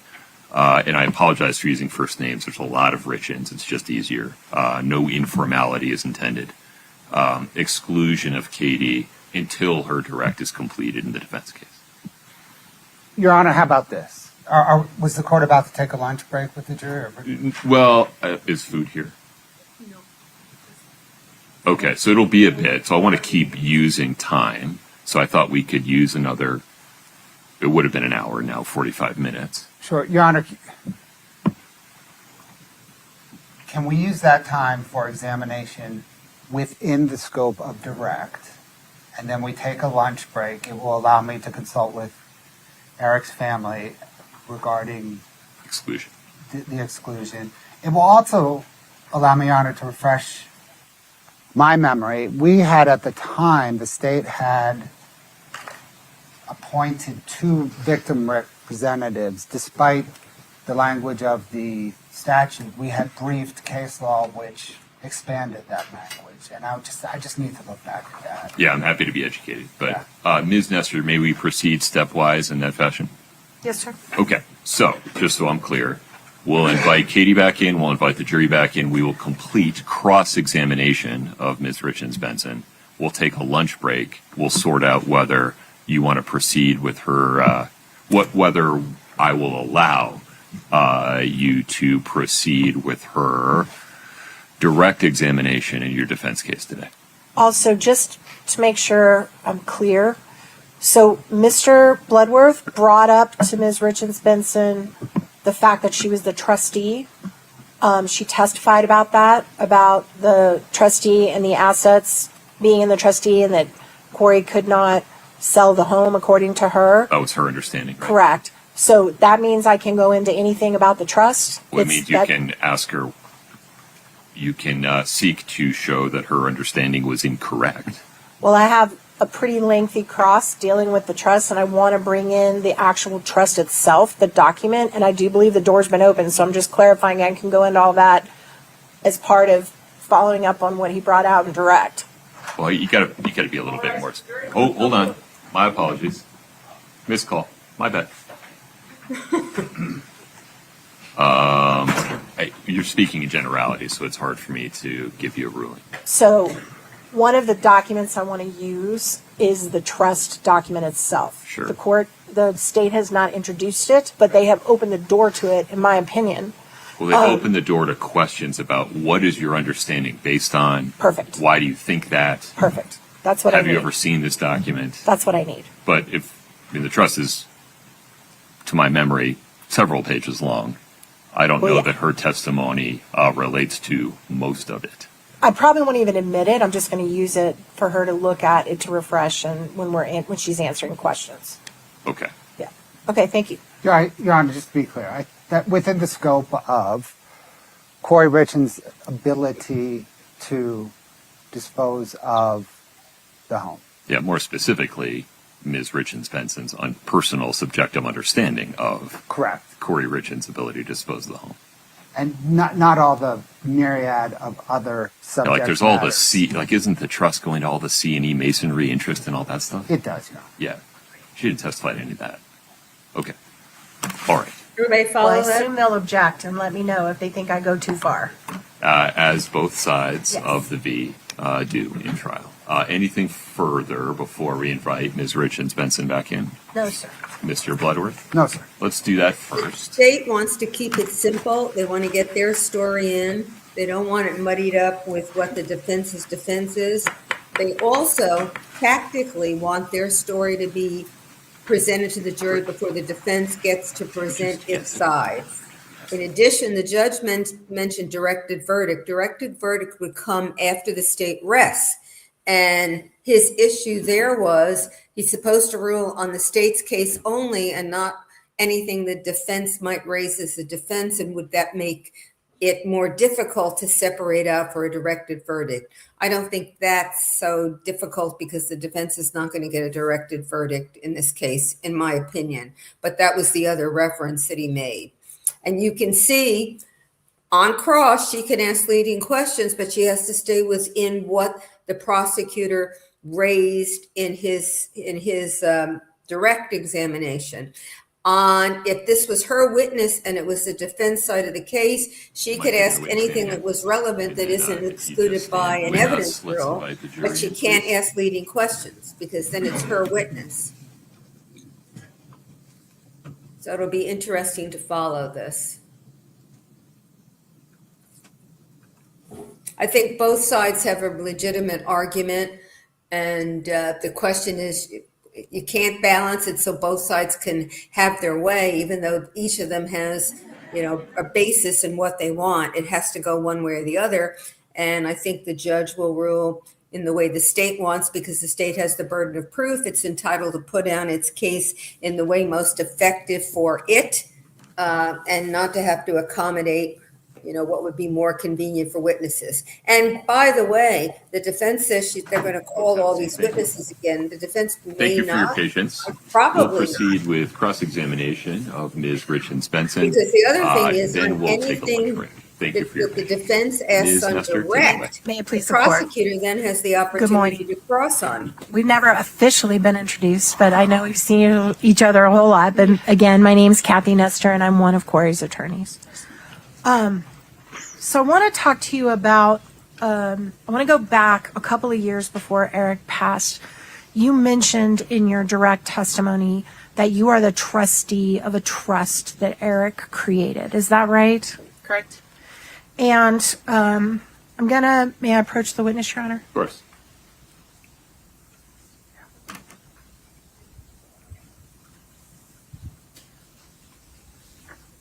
I'm handing you a document that's been marked as IMP KRB1. Okay. Take just a second and look at that document and tell me if you recognize it. I certainly don't expect you to read the whole thing, but just tell me if you know what that is.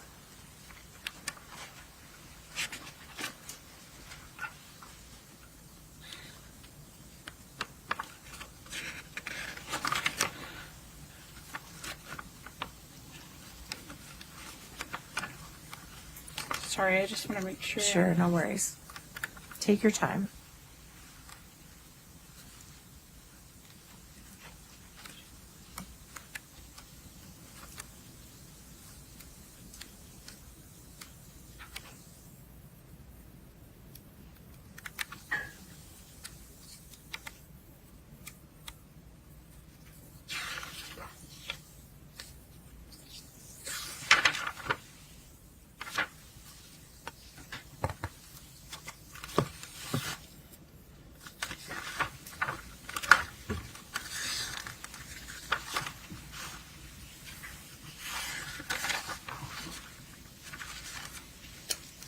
Okay. You ready? Yeah. So do you recognize that document? Yes. What is that document? It's the Eric Richins Living Trust. And is that the trust that you were referring to in your direct examination? When Mr. Bloodworth was questioning you. with the house. Yes. Yes, this is the trust. And that's the document that makes you the trustee if Eric should pass away. Correct. All right. Your Honor, at this point, I'd like to introduce this as Defense Exhibit 3001. On the impeachment, we're going to start it with the number 3.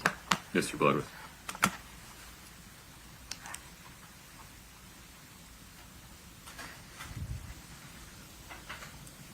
Your Honor, no objections to the admission of the document. The state, of course, is going to admit it, had planned to admit it through the witness that prepared it.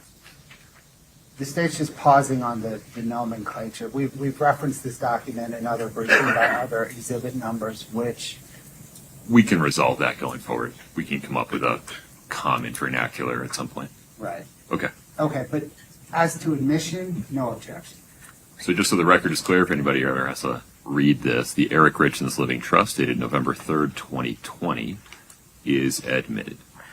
All right. And that's going to be Exhibit 3001, Your Honor. For the time being. Yes. We'll see if we come Change up with it. a different vernacular going forward. That's fine. Okay. Can you turn for me to Section 1.03 of the trust? And Ms. Nestor, will you let me know when you're ready to publish whatever you want to publish to the I will. jury? Thank you. Thank you.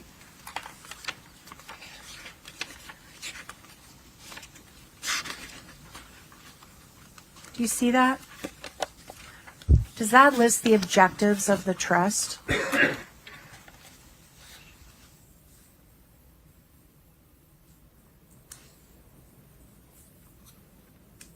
Just to refresh your memory, let me know when you're finished reviewing it. Oh, there it is.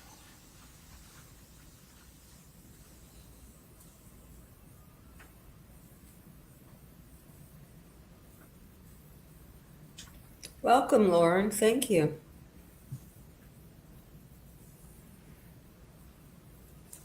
And anybody else, I haven't been acknowledging these because there's That refresh your memory a little bit. So is it fair to say that Eric's objective, as put in writing in the very beginning of this big old trust document, was to provide for both my wife and our children during any time I am incapacitated and after my death? That's what's in there. Yes. So Your it's Honor, I'm sorry. Can we publish this to the jury? We're seeing it on our screens, but the jury's not. Yeah, she didn't ask me Can to. you that's fine. publish? Would you like to? Yes, sir. Thank Okay. you. That would be helpful. Thank you, sir. Yep. All right. And for the And you viewers, agree yeah, thank you. that it was your understanding that this trust would provide for both Kouri and the boys. Is that right? It would provide for the beneficiaries, and those 4 are the beneficiaries. And Kouri was a beneficiary of this trust. She was a beneficiary of the trust. And that's what Eric wanted. I think the document Your speaks Honor, for itself. objection. Yeah. I'll withdraw, Your Honor. Okay. Okay. So basically there was as trustee, what is your understanding of your role as trustee? What is your role? It's to administer the trust. And what does that mean to you? So to carry out my brother's wishes. And with respect to the reality of that, there's a trust that holds assets. Is that your understanding? It holds his assets, whatever they are. Correct. And that includes cash and money and items, right? Yes. And you're supposed to see over that money and those assets Correct, as the trustee. and protect them, right? Correct. And distribute them to the beneficiaries as needed throughout their lifetime. Based on what the trust says. And that's your understanding of kind of your job, right? Correct. And as trustee, you get paid. No. You're not taking a fee. So my brother did put in the trust that I could be paid and I could reimburse myself for the time spent. I have never once been paid for the time that I spent. So I chose not to. That's very generous of you, and that's because you want those boys to get everything they can, I'm sure. I want all the beneficiaries to get everything they're entitled to. Okay, thank you. So let's say 2 months after Eric died, Kouri wanted to buy a car. She could do that, but she would have to ask you first, right? As the trustee. Can you reframe that? So with money from the trust, yes, she wants to buy the car? Right. Yeah, there's a lot of litigation. So she did a lawsuit 3 weeks after my brother passed to try to set aside the trust. Okay. So there's a lot of litigation. So I would work with my attorneys to figure out what was proper. Let me ask it this way. What is your understanding of what, if there was no litigation, what you, as the trustee of the trust, were meant to do if one of the beneficiaries needed some money, if one of the boys wanted to go to private school, if Kouri wanted to buy a car? What was the process from your understanding? So the trust was actually just split into 2 separate trusts. One for his 3 boys, who are the primary beneficiaries, and then another trust for Kouri. And you'll have to forgive me, I don't have the whole thing memorized. Oh, of course not. But it said in there what the money could be used for. All right. So if Kouri wanted to spend some money out of the trust that was authorized, in your opinion, under the trust, it would be your job to say, yes, here is the money, and give her a check, right? Correct. And one of the things the trust authorized was care and maintenance of their home. Is that right? So that the home is a trust asset. Okay. So if the house needed repair, the trust could pay for that? Correct. If the trust could pay for the mortgage payments?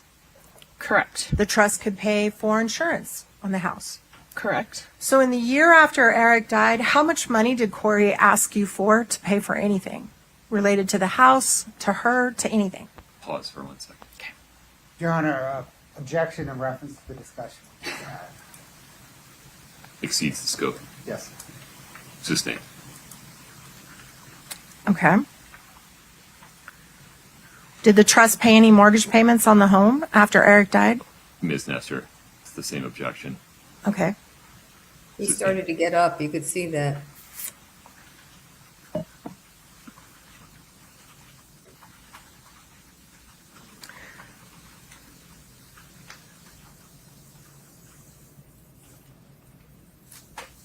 Has the trust reimbursed family members for costs paid to a private investigator?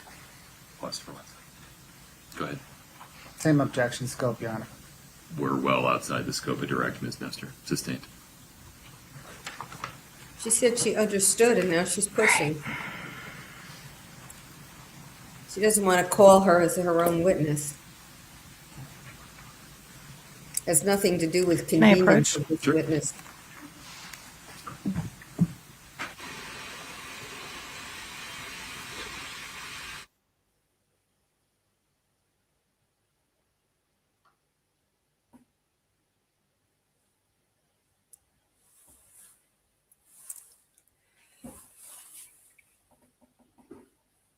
We'll have to see how many of them actually the defense calls. Somebody should keep a tally of all the family witnesses that the defense said they need to call as their own if they can't do it while the witness is up testifying for the state. I guess I will be surprised if every one of them is called, and I'm curious as to how many get called. So I'm going to have to try to keep a tally of this. Teresa T1234 says, why doesn't she want to call her as her own witness? Partly because partly because she doesn't think this witness is going to be cooperative, and she prefers to do it now. Again, partly because it kind of messes up the state's clean presentation of the evidence. The state wants to get its view in, and it's entitled to do it because it goes first. And then the defense has the chance to say, it's not true. Let me get more information out. She'd rather do it now because it will be less, because both sides get out at the same time. And that's an advantage to her as the defense. And it's really not because of convenience of witnesses, because if tactically it was better for her to call this witness later, it wouldn't matter if the witness lived in Alaska and staying at a hotel, she'd make her stay.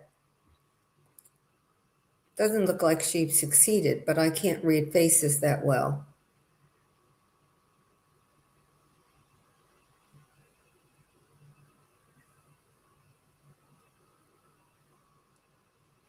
Question, is Kouri allowed to hear sidebars? Yes. You're right, she doesn't have headphones on, and I can't explain why she doesn't. Very good observation, Donna KU.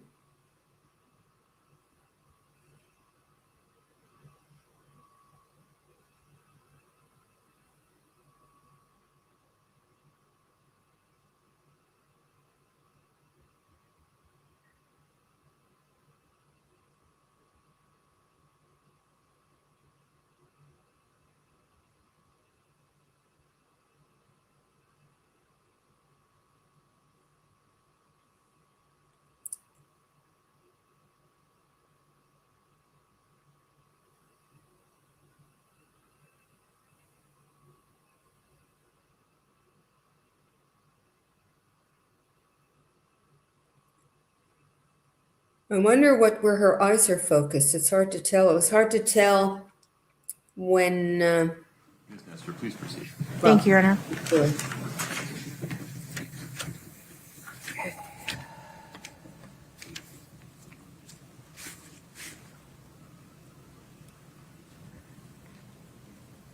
Just 1 minute. I'm trying to comply with the ruling. Just give me 1 second because I think there's another topic that I'm going to have to save for a direct.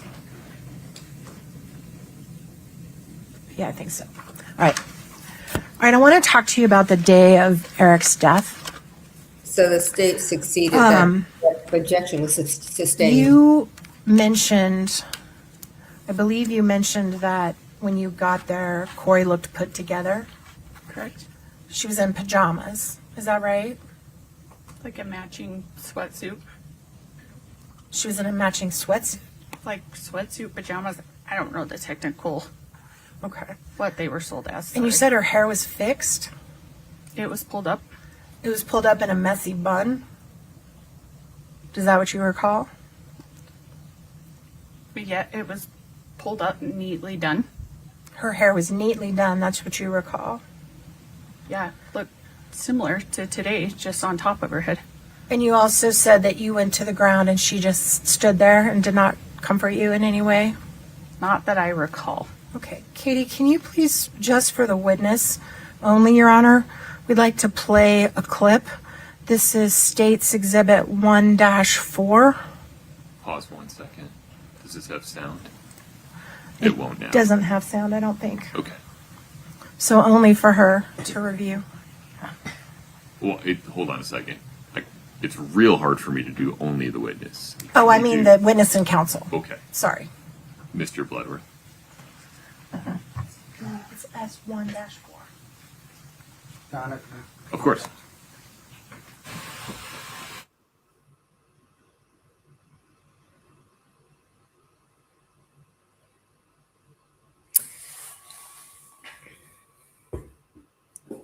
So they're trying to work out again what the scope of the cross can be.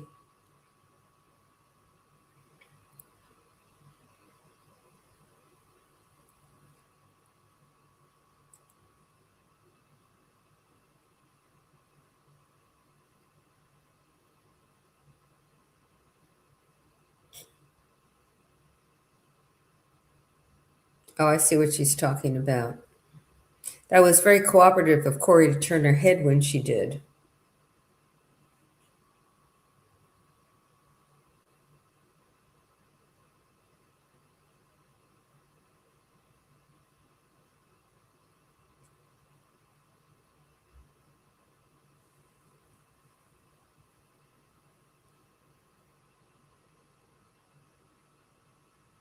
One minute, folks. Thank you.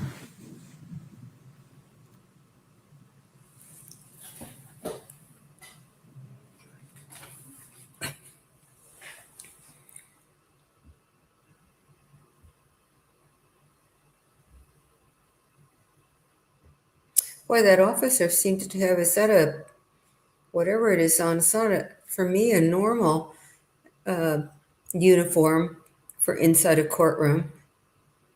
Seems to be more loaded with things than normally you see. He also is positioned closer to the defendant, which is a little interesting.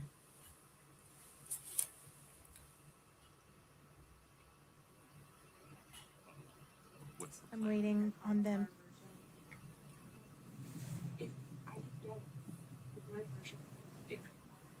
Just pull up the blur. Is it that exact same clip with the blur? We just stop when we say stop. That's fine with me. Okay, I think we're going to pull up their amended one that they just served like 2 days ago. No problem. Saying that in front of the jury, isn't that cute? Scott, you let me know when you're ready to go. Yeah, it's just it starts a little bit further back. Okay, that's just the line. Just a moment.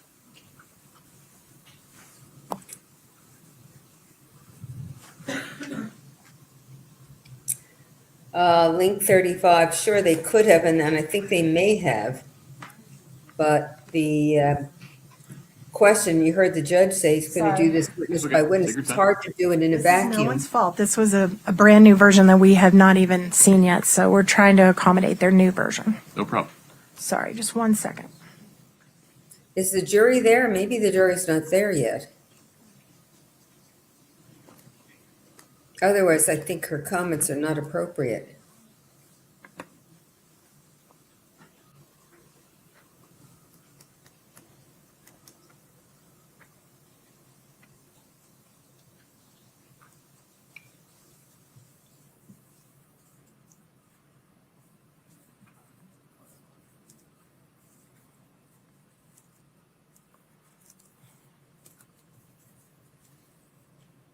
Your Honor, can perhaps the court instruct the jury just on the difference of the clips?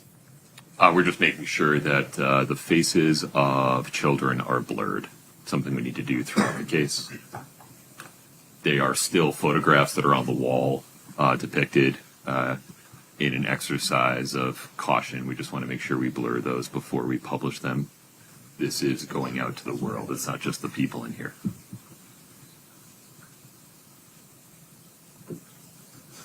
I don't think they have to be so concerned because the cameraman is not showing us all the pictures anyway. Here's the captions. Cover what the drink is.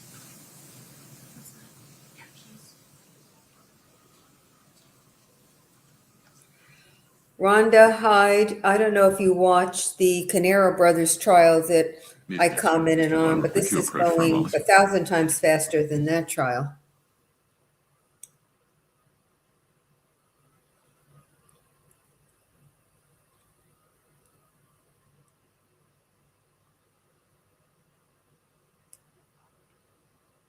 And it appears as though this defense attorney, when the objection is sustained, moves on. That defense attorney didn't operate that way. This is like watching paint dry. That's not fair to you. So let's give you a lunch break. Counsel, we have brought lunch for the jury in today. Is a 30-minute lunch break agreeable? Yes, sir. Yes. Okay. Okay. We will take a break until 12:40. Katie, if you'd sit tight for me for 1 moment. Okay. All right. Please rise for the jury.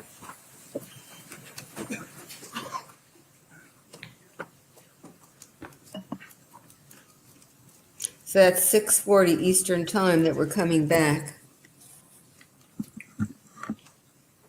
So Pink Slippers wants to know why I'm not out doing fun Italy things instead of being here. Well, here it's later, remember. I'm 6 hours later than Eastern All right, have a time. seat. Thank you. So I said 12. I'm During this lunch break, it would it's be as if you are 2:40 still Eastern. on the stand, and it's not a take-home exam. So I need you to isolate yourself, not talk to anybody. Okay. Can you do that? Yeah. Okay. It's 30 minutes. Just keep to yourself. If you need to grab a sandwich or from somebody else, that's fine. Okay. We just can't have you conferring with anybody about anything. Okay. Make sense? Yeah. Thank you. Okay. Mr. Bloodworth, anything further? Your Honor, can I retrieve 849 from the witness? Of course. Ms. Nestor, anything further? No, sir. We'll be in recess until 12:40. Thank you for your patience. So 12:40 there would be 2:40 in New York. That makes it 8:40 where I am in Italy. So all I'm really missing is going out to dinner, and I went out with a number of people and had a nice leisurely lunch. So I'm not really missing that much. This is going to go late, and I have homework to do, so that will be something of a problem, but I'll be able to manage. Oh, so I'm going to turn everything off.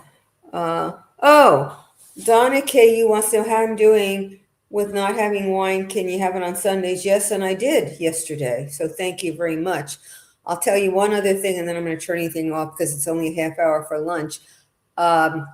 Today at lunch, I ordered a glass of wine and then had to run after the waiter when I remembered that I couldn't have one because my instincts are, they control. So I told everyone I was with, if they hear me say wine, say no, stop me. So, okay, we will reconvene at, what did I say? 2:40 Eastern time.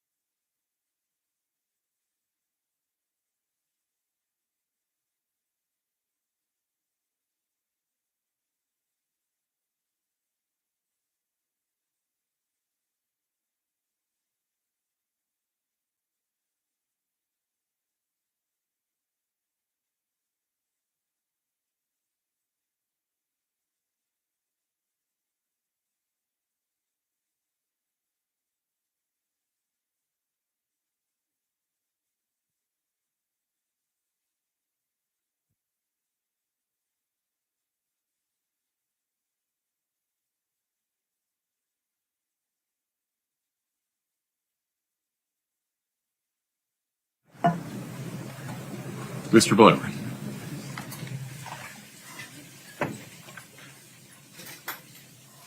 Your Honor, the state has just filed a motion to designate. This is how we've been operating before. I'm trying to find the original designation, but to designate Katie Richins Benson a victim representative. The statute provides for plural victim representatives. The,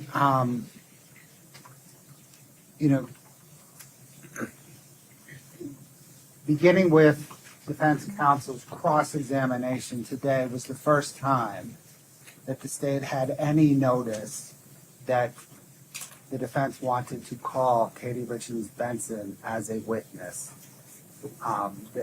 She's not been subpoenaed. She's not been on any of the Rule 16 designations. And so we have proceeded. We called her early so that she could get her testimony out the way, and proceeded in a good faith understanding that she would then be allowed to participate in in watching the remainder of the trial without being subject to the exclusionary rule. I understand the state's position. Okay. Ms. Lewis, Ms. Nestor. Well, we don't want to call her as a witness. We want to cross-examine her, and they're stopping me from doing that. No. Stay focused on the issue at hand here. Co-designation of Ms. Richins Benson. We object And tell me why. because the statute provides for one. It doesn't. It provides for up to more than one, if you look at the language of it. And so, do you have another reason? I don't know why there's special circumstances that require them to have two in this case. It's not a requirement. You're asking for permission. We object. Tell me why. Because it's going to interfere with my ability to cross-examine her if I have to recall this witness and she sits through all of the testimony. Have you ever listed her as a witness in your case? We were not aware that they were going to stop me from doing this until about a day ago. So as far... No, she's never been listed as a witness. She has never been... I'm sorry. She's on our witness list? Okay. Are you sure? I don't think that's right. For example, if I search for the name Richins on your witness list, it does not appear. No, but we are happy to file an amended witness list and add her if I can't cross-examine her now. You can cross-examine her within the scope of direct, regardless of whether she's on your witness list and regardless of whether she is a co-victim representative. The only thing this impacts is whether there's any prejudice to defendant if she's a co-witness representative who is not excluded. So here's the problem. So if she's allowed to sit through the trial, then it affects my Sixth Amendment right to cross-examine her because she's been impacted and heard the testimony of every single witness in the case. Would you pause there? Do you mean cross-examine or direct examine? Well, direct. When I recall her, if I cross her now, I would do it now. But if she gets to then have the benefit of sitting through the trial and hearing everyone else's testimony, and then when I direct her, she's hostile, so I'll probably ask to cross her because she is a hostile witness and I am entitled to do that. And if that happens, then that does prejudice us because she's got the benefit of being able to shape her testimony around everybody else's that she's already listened to. So it is a prejudice, and I don't know that there's any compelling reason to let her stay that outweighs that prejudice, or just let me do it now. I mean, that's their decision, but that is a prejudice, and that's very real. Okay. Anything further? No. All right. Under Utah Code 7738-9, subsection 2, the court shall designate a representative or representatives of the victim. The legislature, in crafting that language, contemplated situations in which more than one victim representative would be appropriate. An aggravated murder case is certainly among the situations in which the family of a decedent might want to spread that burden and duty across two family members. The court finds that the state's request to designate Ms. Katie Richins Benson as a co-victim representative under Utah Code 7738-9 is supported by the language of the statute and a good faith request. Moreover, the defendant's arguments regarding prejudice are not persuasive for two reasons. One, Ms. Richins Benson has never been listed by the defendant as a trial witness that they intended to call in their defense case. And more practically, the court finds that she likely already knows all of the admissible and inadmissible evidence in this case, and there is no additional or marginal prejudice by allowing her to be in the courtroom during the testimony of other witnesses. The state's request to designate Ms. Katie Richins Benson as a co-victim representative under Utah Code 7738-9 is granted. On that basis, the court does not have the authority to exclude her under the exclusionary law. Can't exclude her because of the statute. No, Your Honor, thank you. Okay. Are we ready for the jury and the witness, Ms. Nestor? Question is whether he'll let the just one defense moment. call her, even though she was not on the witness We want list. to take a look at it before. I think we're good. I think we've all agreed on it. Let's just take a quick look. Do you want to show it real quick, Katie?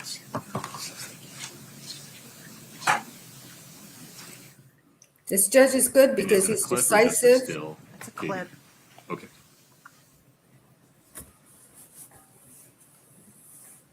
And I think it was the right decision.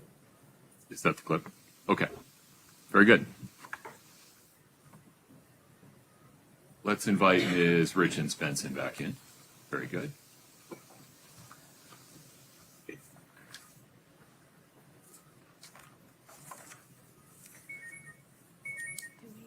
Katie, if you take the stand again, thank you. Didn't we admit it? It's funny to hear a judge talk to witnesses in their first name. I understand the reason he gave, but it's still very odd sounding to have it happen. Katie, you're still under oath. Okay. Okay. We ready for the jury, Mr. Bloodworth? Yes, Your Honor. Ms. Nestor? Yes, Your Honor. Let's do it.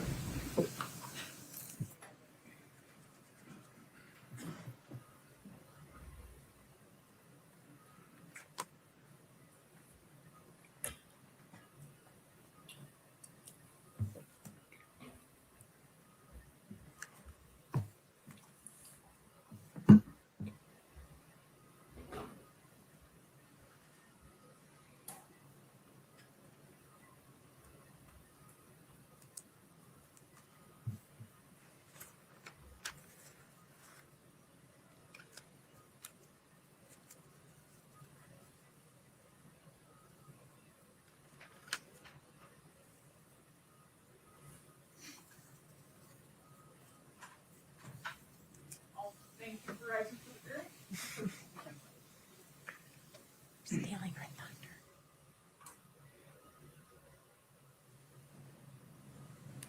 Have a seat. Thank you. All right, folks, have a seat. Thank you very much. Ms. Nestor, please proceed. Thank you, Your Honor. May it please the court. Good afternoon, Ms. Richins Benson. So when we took a break, I had confirmed with you that it's your recollection that Kouri had a sweatsuit, a matching sweatsuit, and fixed hair, and that she did not comfort you when you fell to the ground. Is that correct?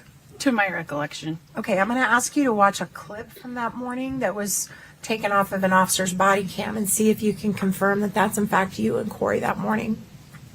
Katie, can you play it?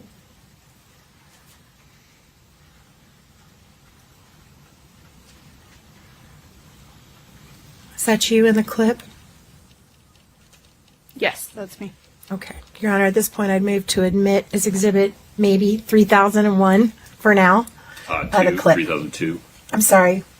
3002? Yes. 3002, that's correct. Mr. Bloodworth. Your Honor, no objection to admission. We'll figure out nomenclature later. Sounds good. And just for the purpose of the jury, just a short explanation that we will supplement this with a blurred version, but for now there's just a black box over where the children's photos are since it's being played publicly. But that'll, if it goes back to the jury room, that box will be removed and the pictures will just be blurred. You can play the clip. Thanks, Katie. All right, so as you're watching this clip, there's an officer there, but that's Kouri right there, right? And she's squatting down to hug you. Is that right? Katie, could you play that again? Can we see it? I'm sorry, this is hard with two Katies. There are two Katies. I'm sorry. I'll call you Ms. Richins Benson. How about that? Thank you. Okay. Okay, so that's Kouri. Freeze it right there, Katie Nestor. Okay, and that hair right there, that's what you're saying she had fixed? Just her hair up and messy like that? Yeah, as you can see, mine was down and messy and didn't have contacts in anything. Sure. So both of you had messy hair, and she's also clearly wearing pajamas. Does that refresh your memory that she's not in a sweatsuit? She was in pajamas.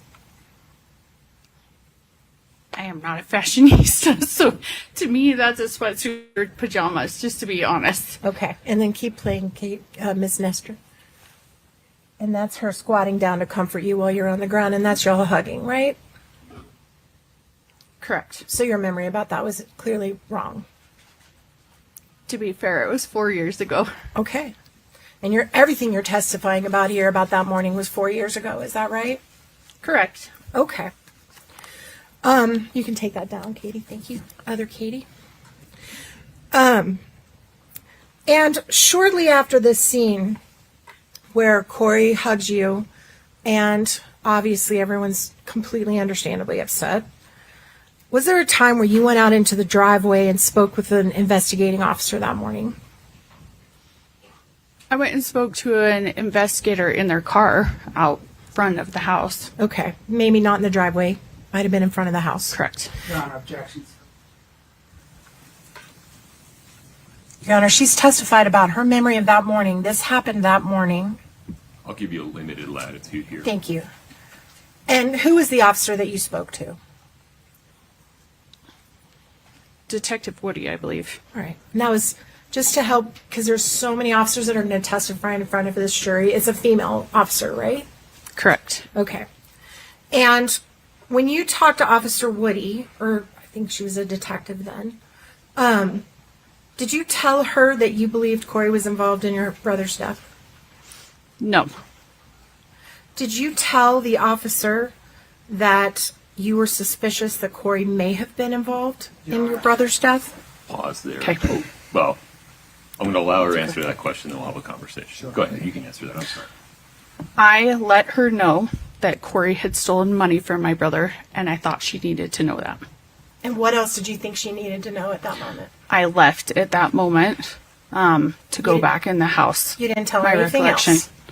My recollection is that I told her that Kouri had taken money from my brother, quite a lot of money, and that there was tension. And what did you tell the officer was the reason for the tension? May I have a quick conversation with you? Yes, sure. My apologies, counsel. She does not want to call her on her own. She wants to get it in now. It's pretty clear.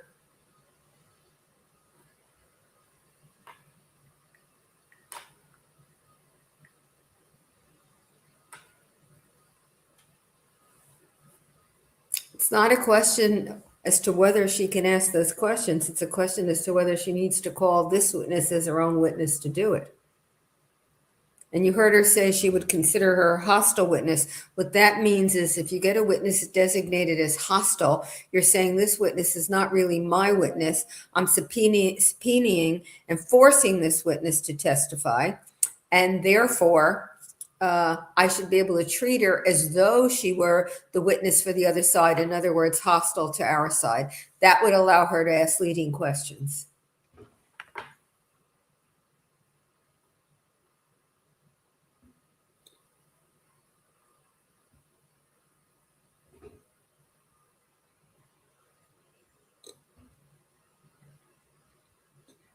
So hopefully, once they get this resolved, they can get back on track, because they were making, not terrible, not terrific time, but they were doing okay. And now we're back to waiting.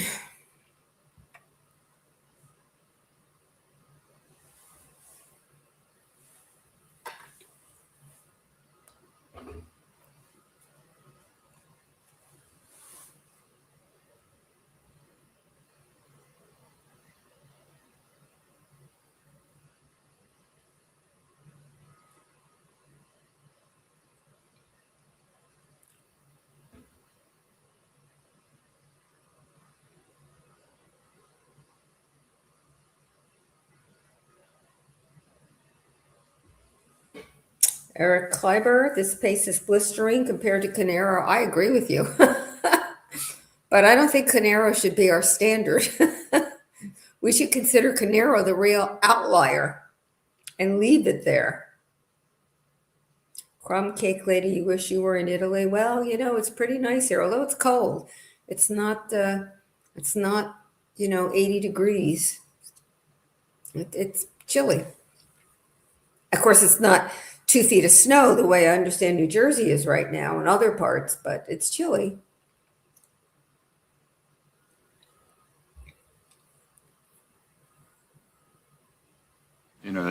Interruption, folks. Ms. Nestor, please proceed. Thank you, Your Honor. And now I forgot where I was, so let me think about it again. We were talking about what you asked the what you said to the police officer when you were outside. And this is before that police officer has ever entered the house, right? This is your first time to see this officer. I'm not sure. Okay. And you felt it was important that this officer know that your sister-in-law had a motive? What was your reason for telling the officer that information? I had an overwhelming feeling come over me that I should let someone know. Why? What was your overwhelming feeling? That I should let someone know. Because you believed it was suspicious? The death? Honestly, at that time, I had no idea what was going on. I just had an overwhelming feeling. I had just barely talked to my brother. He was fantastic. When I talked to him just a couple hours before, I had an overwhelming feeling I should tell someone about this, so I did. Because you thought Kouri was behind it? I did not say that. Did you tell the officer that Kouri had a reason to be upset with Eric because she had found out about your being a trustee over the assets before he passed? No, not to my recollection. You didn't mention being the trustee of a trust to this officer? I knew that I was the trustee of the trust. Did you share that with the officer? Maybe. There's a potential. So you can't remember? Just give me a second. Sure. Take your time. She's trying to decide which is better to say, yes or no. I mean, I did know that I was the trustee, so I definitely could have shared that with her. And did you share with the officer that Kouri had been upset with your brother about that before he passed? No. So if an Not to my recollection. If an officer says you said that, that would be wrong? Or you're just not sure? The questions are a little difficult. They're really vague. So not to my knowledge. Okay.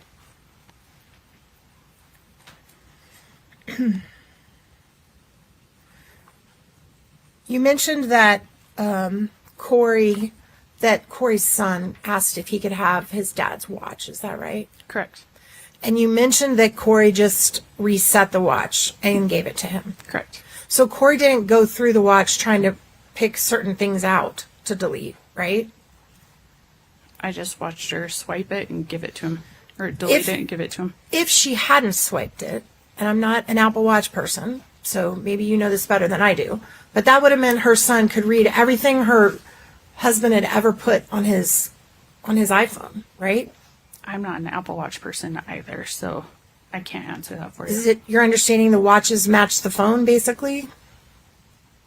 Mine doesn't always, so, but again, I'm not an Apple person, so I can't tell you. Do you agree there could be a lot of reasons why a mother would not want a young child to have access to everything his adult father had saved on his phone? In a hypothetical, yes, I guess. Okay. You also mentioned that Kouri told you that morning that she was going to sell the house. Correct. And this is the house her husband had just died in. Correct. And she was pretty traumatized about her husband just dying in the house. That I don't know. You'd have to ask her. In their bedroom. Right? What's the question? Sorry. Do you think there's a lot of reasons why a widow would not want to continue to live in the bedroom where her husband died in front of her? Honestly, I can see some people would and some people wouldn't. Okay.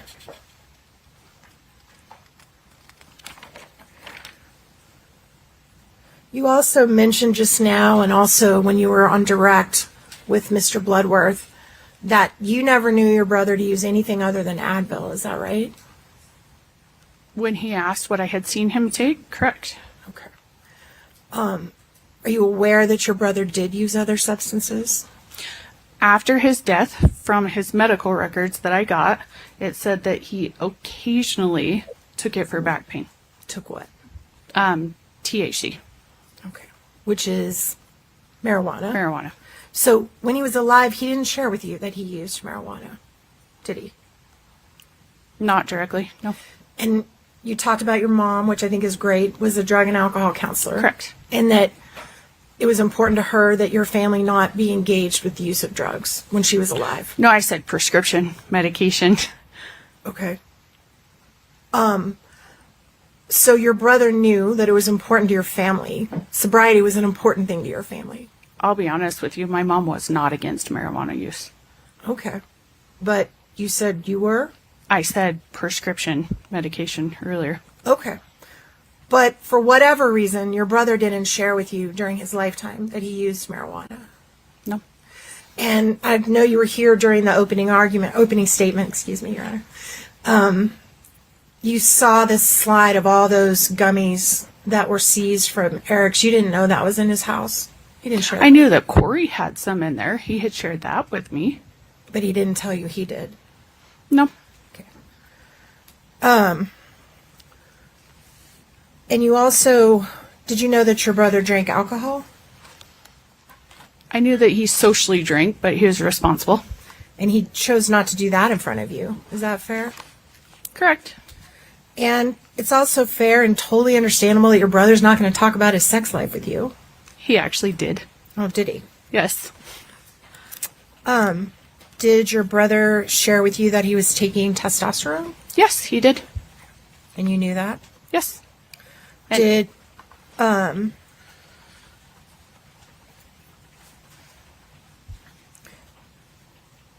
strike that.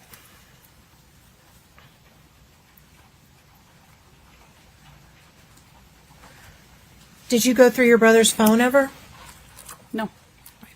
The morning after he passed, was there a period of time where you saw your sister Amy with his phone? She did have his phone. And how long did she have his phone in her possession?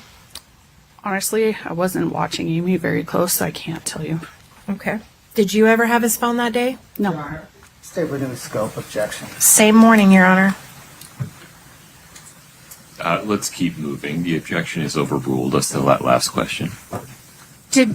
That morning after Eric died, did you ever, well, let me ask it this way. When you arrived at the house, had the police cordoned off any portion of the house and said you could not enter it? There was someone at the hall, and they said that you weren't supposed to go back down the hall. Once they removed your brother's body from the scene, and I know that was traumatic, and I'm sorry. Once they removed his body, were you allowed to go anywhere in the house you wanted? Yeah. And did you see the police searching the kitchen? Yes. All right. Just the garbage in the kitchen, that was all. That was the only thing you saw them search for, was the Yeah, garbage. I wasn't around them all the time, so I don't know what else they did. Okay, that's fair. At any point that morning, did you hear Kouri being interviewed by police? No. So you weren't present when they questioned her about what happened that night? No.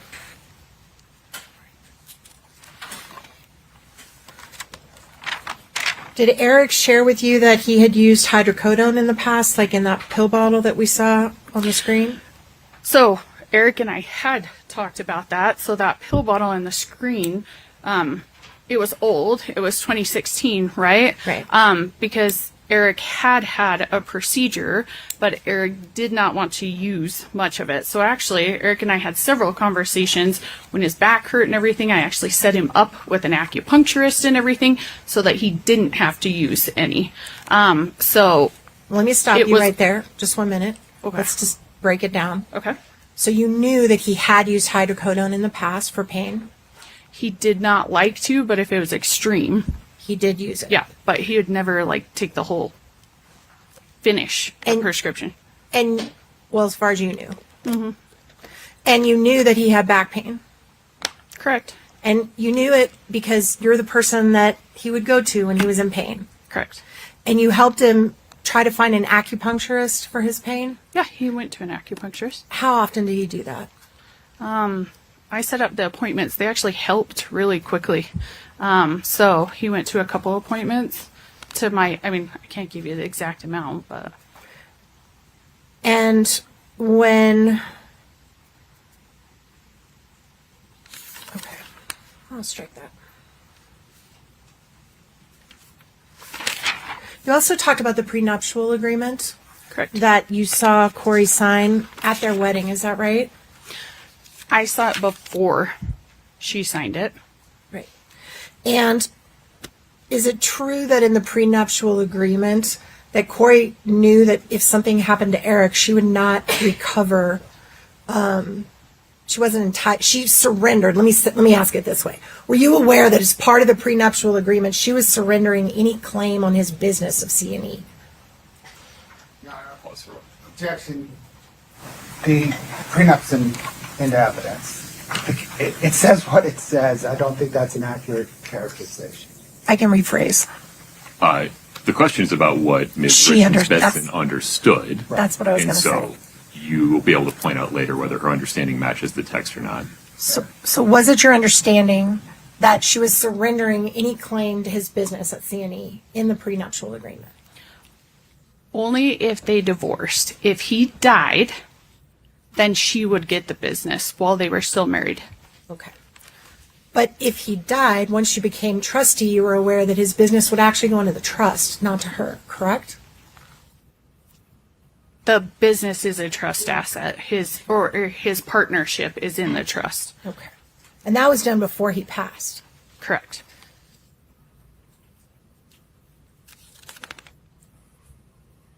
And again, you don't recall telling the officer that Kouri was upset about that prior to the officer coming in the house? No. Okay. The morning that you were there, was there any period of time where you were in the garage? Yes, I went into the garage. And what was your purpose for going into the garage? A medical examiner or some medical person, had asked me, do you know if Eric took any kind of pill today, an allergy pill, anything? And I said, I'll go check his truck. I know he takes allergy pills, but I'll go check his truck. So I went to the garage to check his truck. And when you were checking his truck, was there anyone back there with you? Lisa Darden, her mom, and Bree, I think it's Swerenson, followed me. And when you were in the truck, how long were you in his truck? Not long at all. When you got there, was Amy in the truck? No. At some point, did you see Amy in the truck? No, not to my recollection. All right.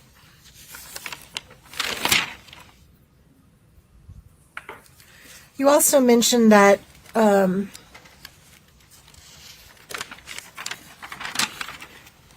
Kouri mentioned to you when she said that she was going to sell the house. I believe Mr. Bloodworth asked, could she have sold the house? And you said the answer was no.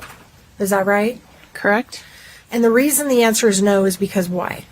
Because the house was not Kouri's asset. It was in Eric's trust. Her name was not on the deed, anything like that.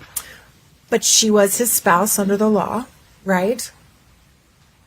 She was his spouse under the law, yeah. And she had a marital interest in the house, right? Now that's all in civil court. I can't. Sustained. Yes, cause for legal. Yeah. Sustained. Okay. All right, now I want to talk about before the body was removed. Were you present or did you have an understanding about where they were going to take the body? No. Did you hear a conversation or were you a part of a conversation that discussed that there was going to be an autopsy? I know I heard that day that they were taking him for an autopsy. So before he even left the house, there was discussion that he was going to be autopsied. I think that's a verb. I'm not sure. I can't tell you if it was before or after. But there was a discussion in the house about it. You all knew it. That they would take him for an autopsy? Yeah. Yes. Okay. Yeah. And then the conversation that you testified about where there was a discussion about cremation or burial with Kouri's mom. Correct. At that point, the autopsy was over, right? I don't know when the autopsy was over. When was that conversation? That conversation was on the 5th. So 2 days after he passed. And where was the body at that time, to your knowledge? Yes, you go. I'm so sorry. I thought you were finished. I apologize. Okay. Well, The okay, question can you was ask? on the 5th. Yeah, it was on the 5th when we talked about the burial. So 2 days after they'd removed, or 1 day, I'm sorry. 1 day. After they'd removed his body from the house. Correct. So when you were having that conversation, where was your understanding of where the body was? It would have been in one of two places, either at the medical examiner's office or at the mortuary. So bear with me then. At the point that his remains were finally interred, either through cremation or burial, that autopsy already would have happened, correct? Honestly, I remember talking to the mortuary. They were watching to see when it was done. They said that it could take a couple days because it was later. So I can't tell you if it was done or not. I can't remember. Let me ask you this way. They weren't going to let you bury him or cremate him until they'd finished that autopsy and release the body to the family, correct? I mean, I would assume so, but I've never dealt with this with the medical examiner's office, so. And once you all had that conversation with Lisa and Kouri about whether he wanted to be buried or cremated, did Kouri agree to bury him? It went back and forth for a little while. And then did Kouri agree to bury him? Yeah, we buried him. That's right.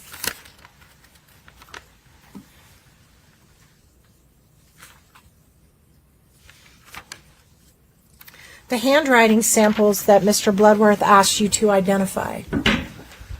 Is it fair to say that you organized an effort to gather a bunch of signatures of Eric's to compare with the signature, another signature to see if you believe Kouri forged his signature on something? Yeah, it was for the civil lawsuit that we were going through. And yes, it was to see if that was his signature or not, because he had told me he did not sign it. And you personally took responsibility for that effort of gathering those signatures, correct? So my duty as personal representative is to look into any claim that the estate may have. So yes, I did.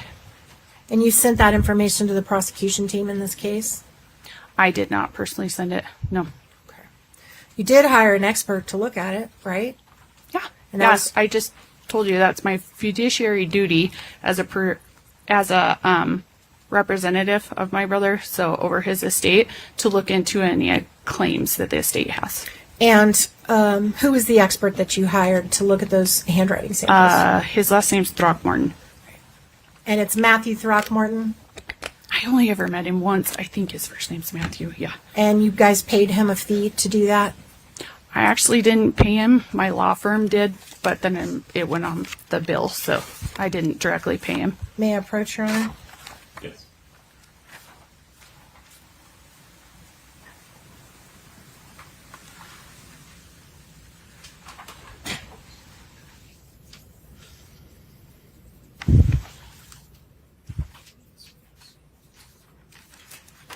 May I approach, Your Honor?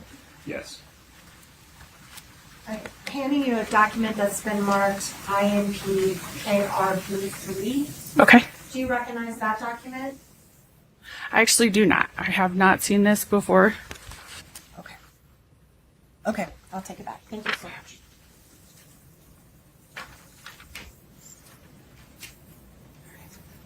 Did you pay other experts in connection with this investigation? I did. Who were the other experts you hired? Um, Was Brooke Carrington one of them? Your Honor, objection, point of clarification. When she says this investigation, the Yeah. criminal investigation or the civil investigation? Provide a little more foundation, please. Yes, Your Honor, I'm happy to. Did the trust hire a woman named Brooke Carrington to do a financial investigation on Kouri Richins? It's really tricky.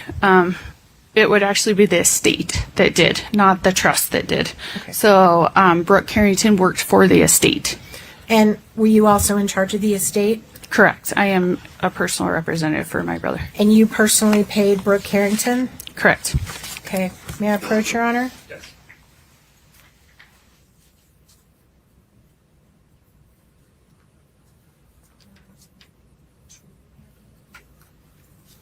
All right, I'm handing you another document asking if you've seen this before. Yes. KRB2. KRB2. What is that document? So Brooke was a financial forensic accountant for us, looking into any claims that the estate would potentially have. So I paid her for her work on that. And what is that amount that you paid Brooke Carrington? $14,625. And is that your signature on that check? Yes. Your Honor, I move to admit that as Exhibit 3003, Defense 3003. No objection, Your Honor. Defense 3003 is admitted. Can we publish that to the jury, please? Ready to go. Okay. One moment. There you go. Okay. What's the date on that check? 6/21 of 23. All right. And are you aware if that was after Kouri had been charged with this crime? Let me think of dates really quick. Yes, it was after, because once Kouri had been charged, Brooke quit working for us, so she sent a bill and I paid the bill once. And why she quit working for you? She started working for the state and we hired a different forensic accountant to work for the estate. And who provided her name to the state as a potential expert? I'm not sure. That wasn't you? I actually never even talked to any of the prosecution or anything before that, so no, it was not me. I did not even know who they were. I'm sorry, you said you hadn't talked to the prosecution prior to June of 2023? Prior to her being arrested.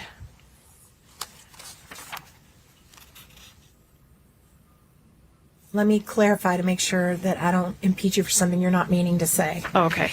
When you say the prosecution, you mean the actual people sitting at the table, not Yeah. their investigators. Oh, yeah. Yeah, them. Because you had talked a lot to the investigators prior to Kouri being arrested. I had talked to investigators. I had never talked to these guys. Totally fair. I just didn't want to come after Sorry, you. I did. Nope. The difference. Thank you. I want it to be right. So to go back to that, you had talked a lot to the investigators that were investigating this case on the criminal side prior to Kouri being arrested. I had talked to them. And as a matter of fact, on March 21st of 2022, so before there was an official finding of Eric's cause of death, isn't it fair that you sent an email to the chief detective, the same one you talked to in the driveway or outside the house, with the timeline of everything suspicious that Kouri had done in the last multiple years? I can't remember the exact dates. Okay, let me approach. Maybe you're just better off agreeing to what she did than pushing back May I on it. approach, Your Honor? Oh, I'm sorry. Yes. Counsel. I trust you folks. You can have leave to approach the witness as needed. Thank you, Your Honor. So they don't have to ask each time. I like it when they ask it. I like the formality. I'm sorry he's so loosey-goosey about that.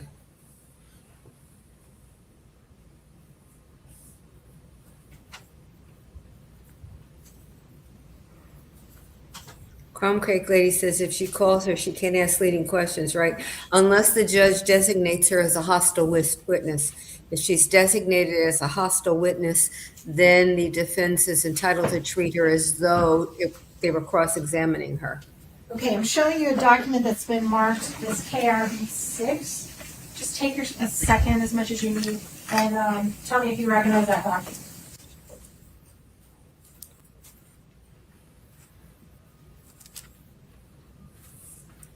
So liquidman.com says I'm totally old school. That's true. I like formality, among other things.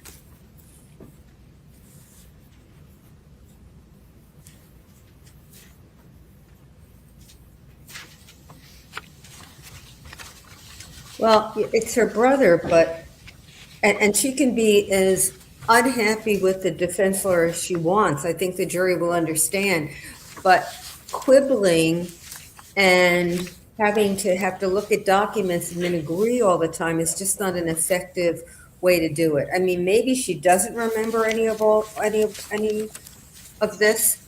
I'm a little doubtful that she doesn't. I don't think 4 years ago is 4 years ago is not 4 centuries ago.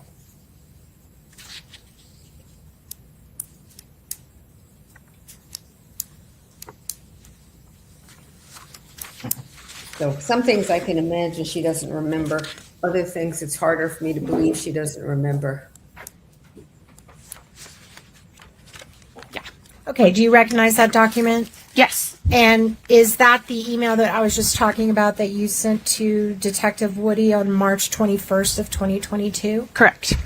And attached to that email is what you called a timeline, is that right? Correct. How many pages is that timeline you provided to Detective Woody?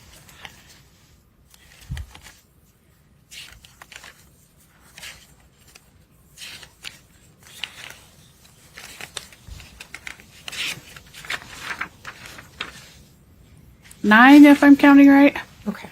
And what was your purpose for sending that timeline to Detective Woody? Because I'm not a detective. Eric's death was suspicious, so I wanted to get it to the professionals. And everything in there is about Kouri, right? No, not everything.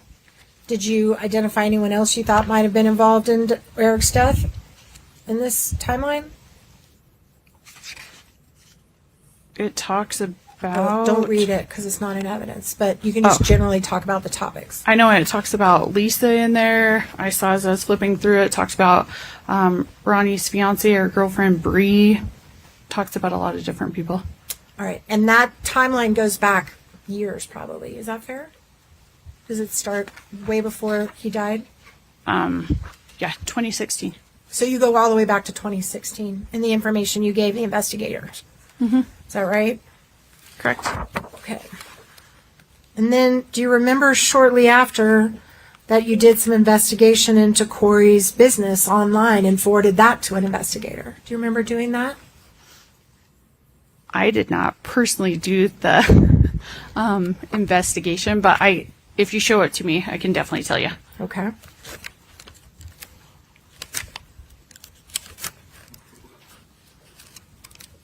All right. May I approach her? I forgot. Sorry. It's habit. That's federal court.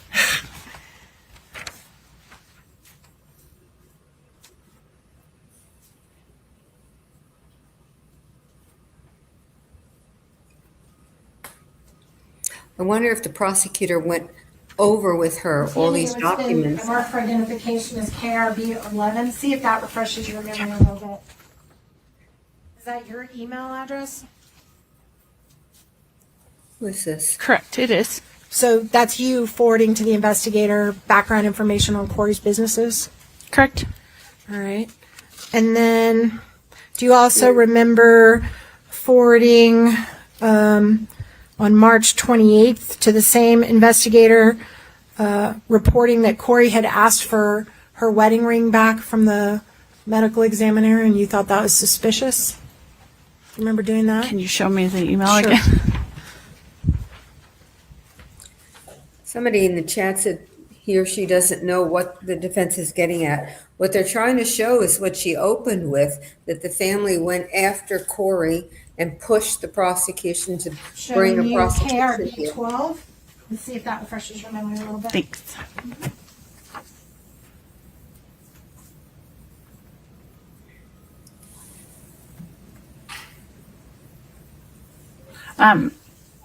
Not her wedding ring, my brother's.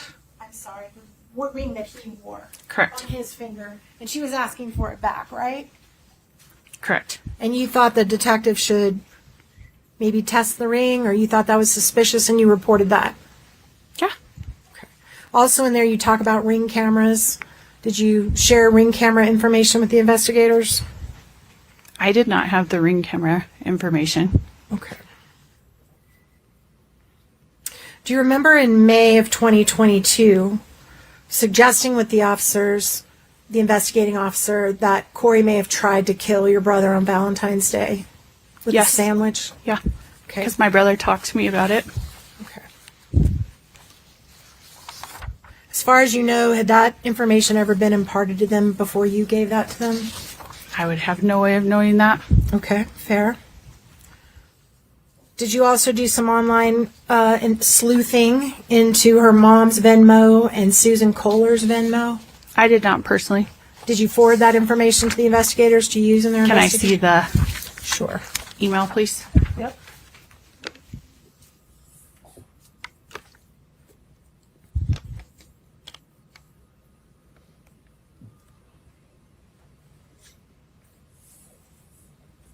Showing you KRB 14 with an email dated April 25th. Does that look like your email address? Correct. Okay. So the answer is yes, you did that? Yeah. All right. Your Honor, objection. In this case, the email. There was no sleuthing into Susan Kohler's Venmo. It was just into Lisa Darden's. I'm sorry, it does mention Susan. You want to see it again? Do you want to just show the jury what it says instead of just talking about it? Sure. I move to admit the exhibit. And Katie, can you pull that up? Any objection, Mr. Bloodworth? No objection. Okay. Give me the number one more time, Ms. Nestor. It would be 3004. Okay. So this will be D3004. This is, for the record, an April 25, 2022 email from an email address in bold print indicated as Richins Benson. We'll publish it now. Can you blow that up, please, so Jerry can see it? You see that there you were looking into two different people's Venmo accounts, Susan Kohler and Lisa Darden? Yeah, those are the two people that are on there. And you also investigated the background of Susan Kohler and shared that with the prosecutor? I did not personally. But you forwarded it? Correct. Okay. At some point, didn't you also get access to Kouri's banking records? Not for a long time down the road. Okay. May I approach, Your Honor? Oh, gosh, I'm going to quit doing that. I swear. That's all right. My brain is wired that way.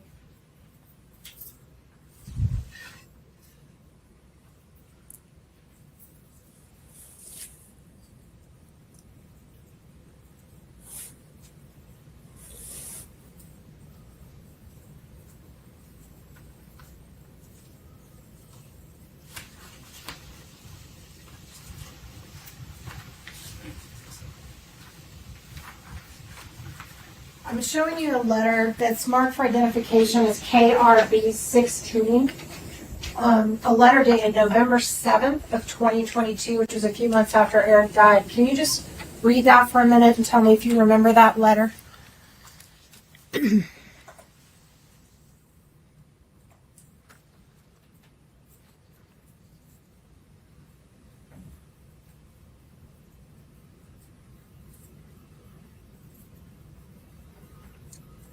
Honestly, I've never seen this before. Okay, totally fair. Do you want me to keep reading the whole thing? If you can't identify it. Okay. I thought you might have read it. Uh-uh. Do you remember being asked how you obtained Kouri's private bank records without her permission? Did anyone ever confront you about that? I think we're talking about two different things. The only bank records or banking that we have received is through the litigation for the civil lawsuit when the trust was granted a constructive trust. And so that's the only thing.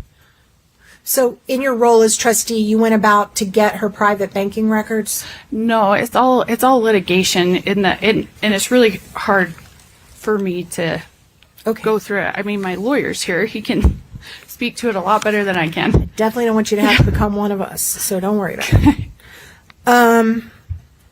You also had multiple interviews with the Summit County investigators. They came to your house once and interviewed you, is that right? Correct. And you also interviewed with Detective Woody, I think, here or in this area, in this complex somewhere. Correct. And you also had multiple phone conversations with the prosecution, all this before Kouri was arrested. Is that right? I mean, we just looked at a bunch of emails. We have to be more precise. Decision matters needs to be. Is it fair to, I'll withdraw. Is different. The prosecution may be in different things. I'll rephrase it, Your Honor. I'm happy to. Thank you. It was a little confusing, so let me try that again. Is it fair to say you had regular communication with the investigators in the criminal case almost immediately after your brother's death, even before they got into the house and after? I did talk to the detectives, yes. Okay.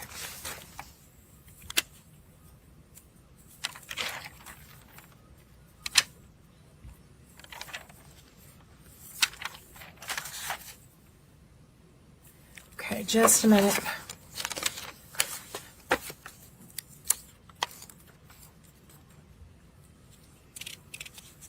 Were there occasions where you sent potential witness names and contact information to the investigators on the criminal side?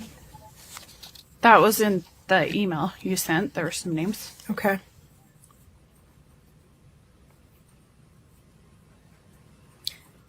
Do you remember, oh, strike that.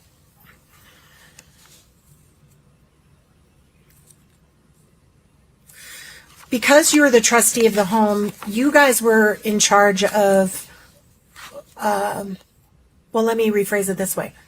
How long did Kouri stay in the house after her husband died?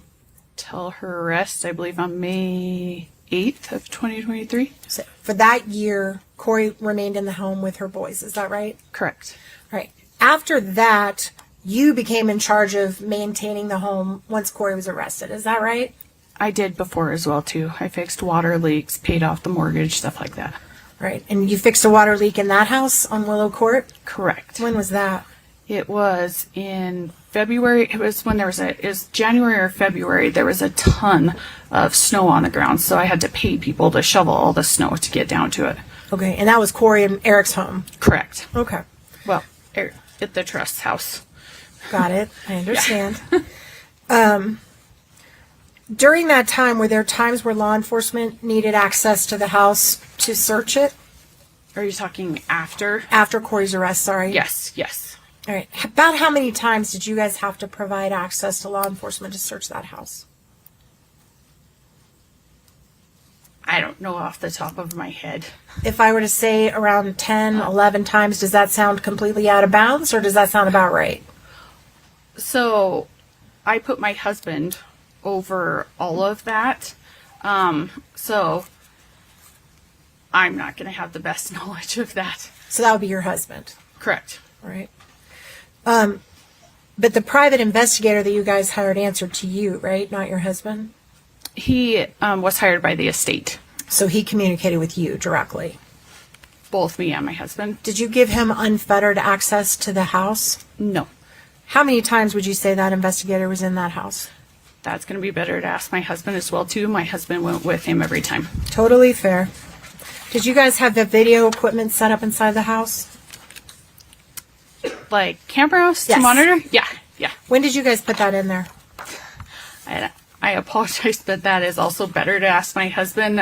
He was over all of that. All right.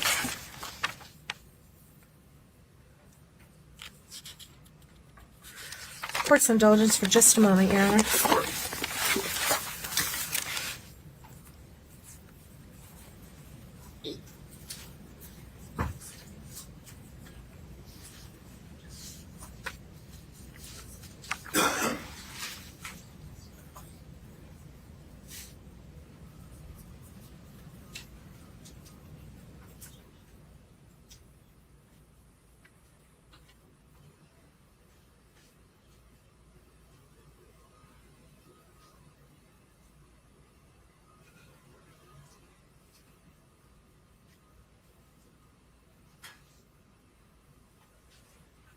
Just a moment, Your Honor. I'm so sorry. Just one more moment.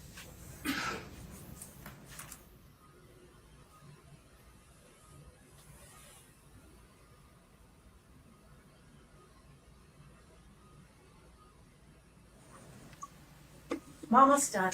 You're almost there. You've done a good job. So do you remember when you retained Todd Gabler to investigate Kouri Richins? The exact date, I can't remember. I think it was at the beginning of April of 2022. Could have been in March. I don't have the exact date with me. I'm sorry, I didn't mean to interrupt you. Oh, sorry. No, yeah. Within a couple of weeks of Eric's death. Yeah. Okay. Correct. At some point, did you guys plan a celebration of life for Eric beyond the funeral, like a celebration of life? No. Did I? No. Yes. No. You weren't involved in that? No. We had the funeral. Okay. And just one moment, I need to check one date.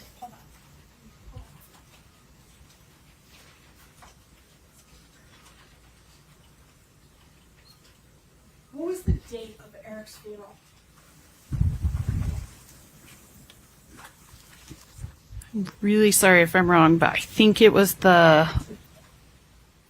Let's see. I have to see a calendar. I think it's March 11th. So I think within a week or so of his death, probably, give or take. Yeah, it was quick after.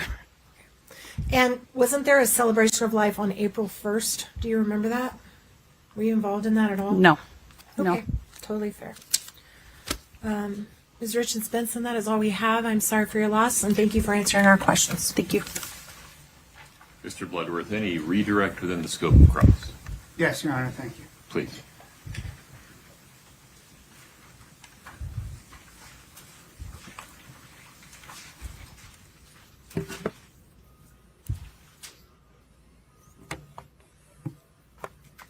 Ms. Richins Benson, you just discussed with.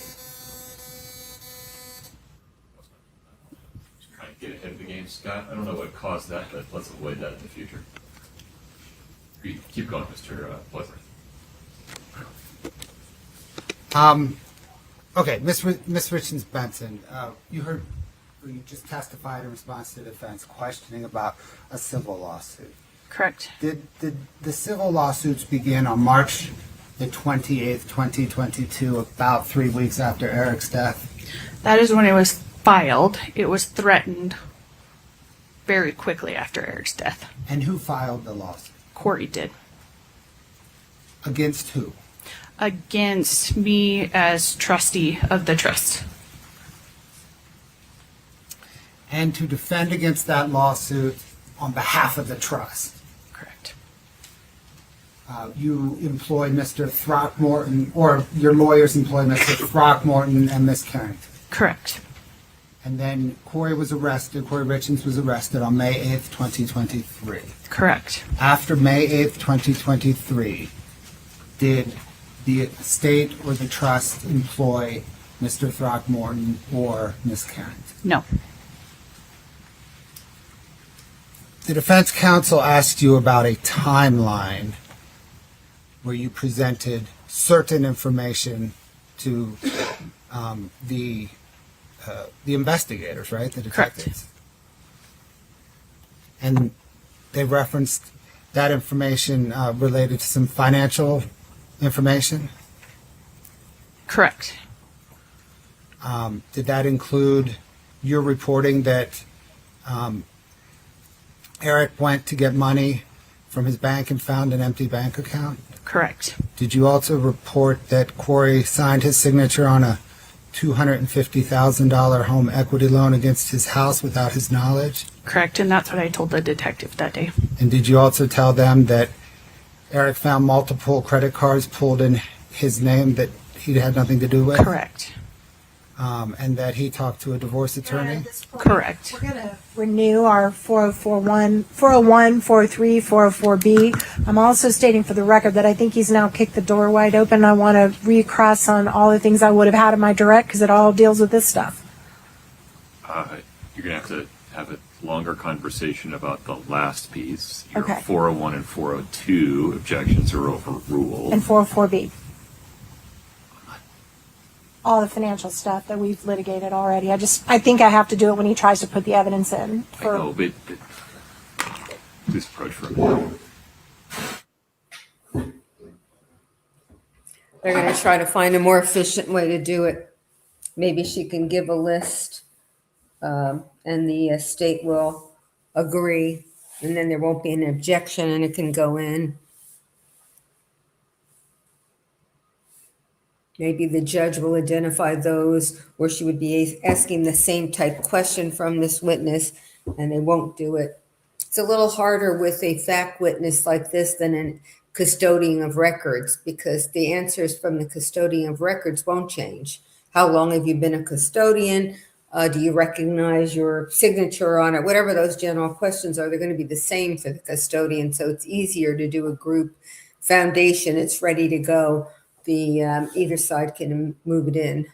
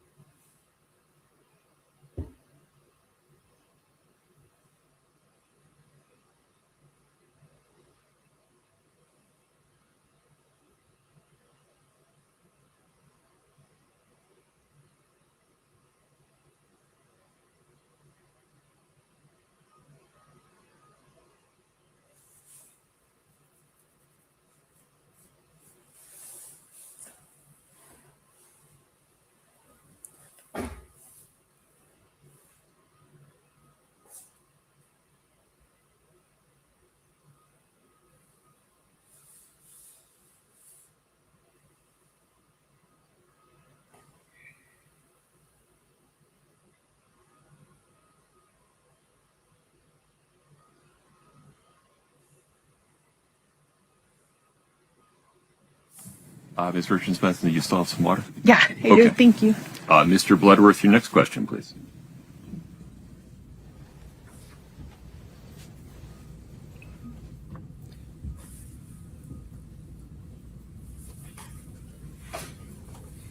Did you also provide the police with information on Eric meeting with a divorce attorney, Christina Miller, Yes, correct. and Eric meeting with a trust and estates attorney, Crystal Bowman Carter? Yes, I did.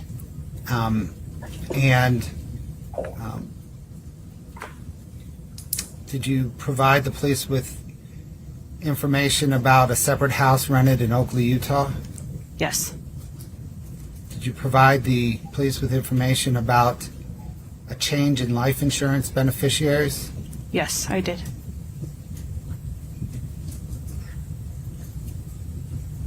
And so now he's countering with what she could say about what Eric was doing to protect the assets against Kouri.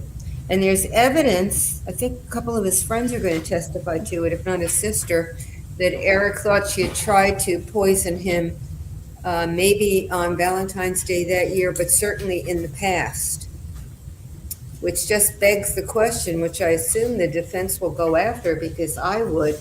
If he really believed she was trying to kill him, why in the world would he have stayed with her?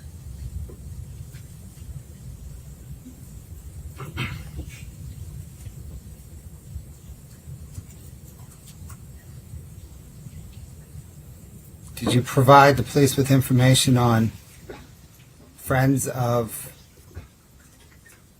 the defendants and Eric's that they should potentially interview? Correct. Did you provide the police with information about a discussion involving the trust and control of the house 2 days after Eric died? Correct. So now the You're state referring is to the altercation embracing on that, right? I am. Okay. Yeah. the notion that she did everything she could to help the police bring a prosecution against Kouri, which is the smart way to do it, rather And than. did you provide some information to the police regarding, I think you mentioned earlier, like a demand notice as it relates to the civil lawsuit? Yes. Thank you. Nothing further, Your Honor. Okay. And that she would have been more effective had she owned up to it. Ms. Nestor, why don't you perform any recross that you think is within the scope of that redirect? We'll take a break, have an additional conversation. Thank you, Your Honor. I'll be happy to. I need to grab Redirect. No problem. The judge is going to, that coming from the judge is a suggestion that the state now. Okay, so just to put in perspective, which has happened, all those things Mr. Bloodworth talked about that you told the police about, we're talking about March 21st, before y'all even know how Eric died, right? Correct. And he talked to you about a HELOC, is that right? Correct. And what's a HELOC? Tell us what that is, what it stands for. Do you know what it stands for? I do not know what it stands for. That's I'm okay. sorry. What do you know it to be? Like a home equity loan. That's what it stands for. Okay. Home equity line of credit. Does that sound familiar? Okay. So tell me as far as the HELOC goes, it's your belief that Kouri got one of those on the house without Eric's knowing about it, right? Correct. Eric told me. Okay. And one of the documents that you executed as trustee, when you became trustee of the trust, was something called a durable power of attorney. Do you remember that? That I executed? I'm using fancy lawyer words. I'm sorry. A document you had to sign. Where the trust gives you power of attorney over all of Eric's assets. Does that sound familiar? Yeah, I was his power of attorney. Right. Yeah. I And don't that think it was- was durable. I think it was power of attorney. Just leave that word out. It doesn't even matter. All right. So you had a power of attorney, and that was before Eric died, right? That I had a power of attorney before Eric died? To be trustee, if he ever did die. Do you remember? I would have to ask my lawyer that too. No I am worries. sorry because I know all of it's very different, and I. No worries. He didn't ask the question right. Lawyer up there. Okay. This is actually really important. Okay. So there was a time where you had to revoke all prior power of attorneys that were granted by Eric in order for you to have the final power of attorney, right? Do you remember that? Is that on like the letter's testimony, or? You'd have to show it to me. I'm will. sorry. Let me pull it up. Katie, do you have the revocation?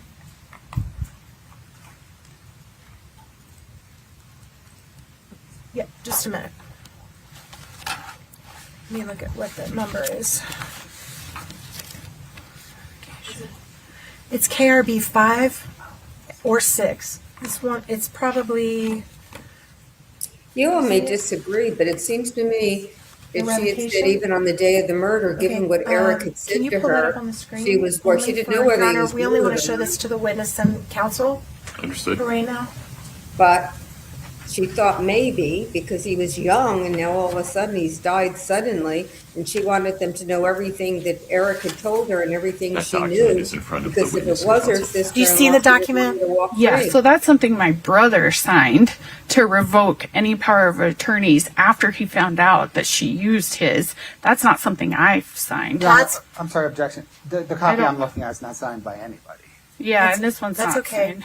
Well, Yeah. I can follow up on what you just said because it sounds like you know what I'm talking about. Do you have an objection? I just want to make sure we're looking at the same document. She said signed, and I'm not seeing. Oh, You okay. two are looking at the same document. Yeah, Whether it's the same document. it's not signed, Pause Brad. That for- was my bad. Pause for one moment for me, Katie. Whether Ms. Nestor's referring to a different document, I don't know. Understood. I think I can clear all this up, and I don't really care too much about the document itself. I'm trying to refresh your memory. It sounds like it's refreshed. So you remember that Eric had to revoke power of attorneys that Kouri had previously had. Yes, Eric did revoke it. And you remember what that means is she had a previous power of attorney from Eric. Is that right? She did have a previous power of attorney, but he did not know that she used it and Okay. took out the money. But the power of attorney she had, and he was upset about it and wanted to revoke it so she couldn't do it again. Is that fair? No, to be fair, he said he never signed that one. So there's a lot of litigation on if that's actually proper or not, because he said he did not sign that one. But she did have the signature Your Honor, on hold it. on just a minute. Yeah. Your Honor, we did not ask her to say what Eric said specifically. I would ask that we strike that, or at least tell the jury it's for purposes of why she did what she did and not to take it for truth of the matter.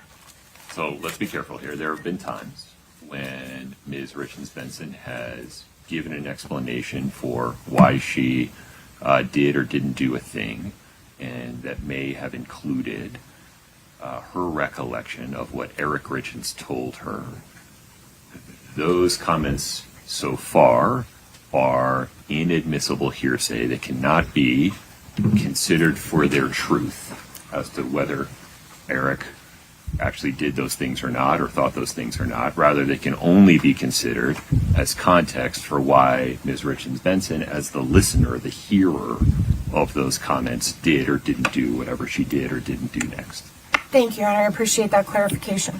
So to go back, it's your understanding, I just want to I'm not going to beat a dead horse here, but I'm hearing you say that you knew that there was a previous power of attorney that had been given to Kouri, whether Eric signed it, didn't sign it, that there was a dispute about that, and at some point before he died, he said, I'm going to revoke all previous power of attorneys, including that one. Yes. That's what I needed. Thank you very much. Also, Mr. Bloodworth just asked you about Eric seeing a divorce attorney. Do you remember when that was? The dates and everything, it was in 2020. So it was before he did his will. About 2 years before he passed, he saw a divorce attorney, right? A year and a half. And is it true that you or your husband are the person who set that meeting up with the divorce attorney? Correct. Which one of you? My husband.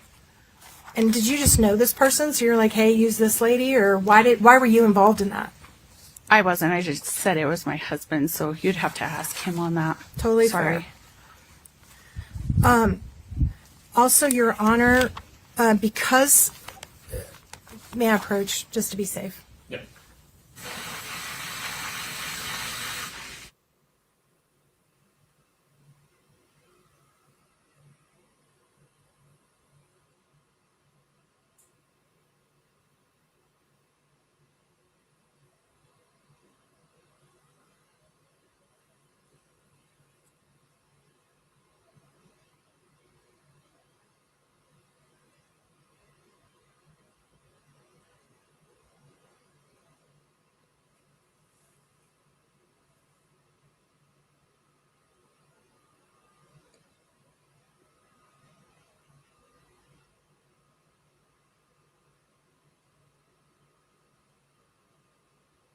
And then they left hanging whether her authority under When you were previously being questioned by me, I asked you a question and we decided we weren't going to go into that, but we are going to go into it now, so I'm going to ask it very specific, okay? Did Kouri ever ask the trust to pay her any money in the year after Eric's death, separate from the litigation? Did she ask you to make any disbursements to her or the boys in the year after Eric died as trustee?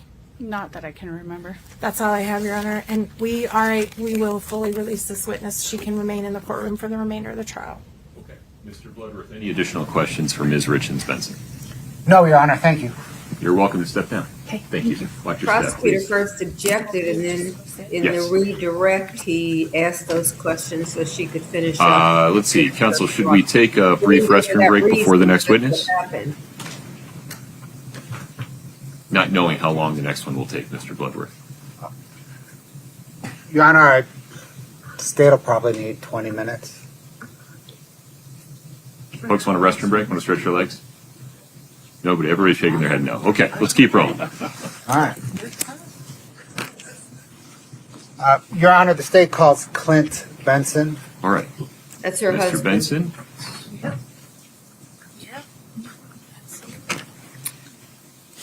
J.M. Dickerson wants to know why Kouri isn't listening in on sidebar. I have no idea. She might have waved. They might have said that she didn't need to be there. Maybe, I don't know if Utah could have a different rule, because I think the general rule is, since she's the defendant, she has the right to know what's going on. I suppose in theory, since they're arguing legal issues and she's got to be there for factual questions, that's what her Sixth Amendment right goes to, that she would not have an absolute right. Good stuff in front of Brittany. We'll get you sworn in, sir. I really Thank you. don't know. Please raise your right. Do you solemnly swear the testimony you're about to give in the matter before the court to be the truth, the whole truth, and nothing but the truth, subject to the claims and penalties of perjury? Thank you. Please. What? 849. This is it. This is your note. Thank you. You can track it around, whatever's comfortable. Sounds good. There we go. Mr. Burmester, please proceed. Thank you, Your Honor. Can you please state your full name and spell your last name for the record? Yes, Clinton Benson, Benson. Sir, are you employed? I am. How are you employed? I'm employed by Salt Lake County. I'm their real estate operations and asset manager. I manage their portfolio of 1,700 parcels and about a $5 billion portfolio. Do you have any other licenses or, licenses? Let's go with that. I do, yes. I'm a licensed realtor as well as licensed appraiser. I see. You are married to Katie Richins Benson. Yes, And did you know Eric I did. and Kouri? Yes. Okay. Are you familiar with the address of 282 Willow Court Road? I am. How are you familiar with that? That is one of our prior homes and Eric Richins' home. Okay. So you lived in it beforehand? Yes, we did. And then what happened? We sold the home to Eric Richins. I see.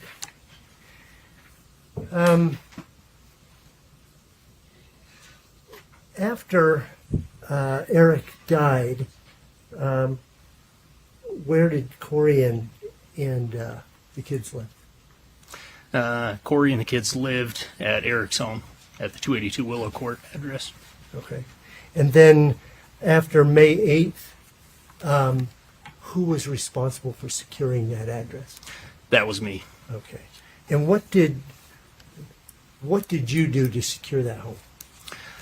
So on May 8th, I arranged for a locksmith to come and change all the locks. I also arranged for a private security company to come out and watch the home until we could get internet service provided, as well as install cameras around the property.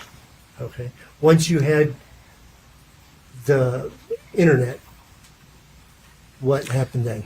That was when we could install the cameras. The cameras require an internet access in order to record. I see. And how long did that take before you got the cameras installed?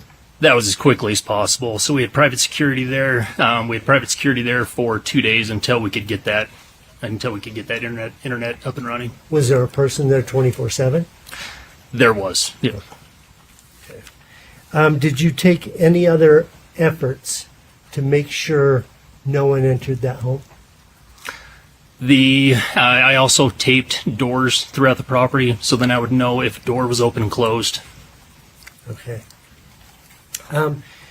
Now, did you have any real-time notice if there was some disturbance or something?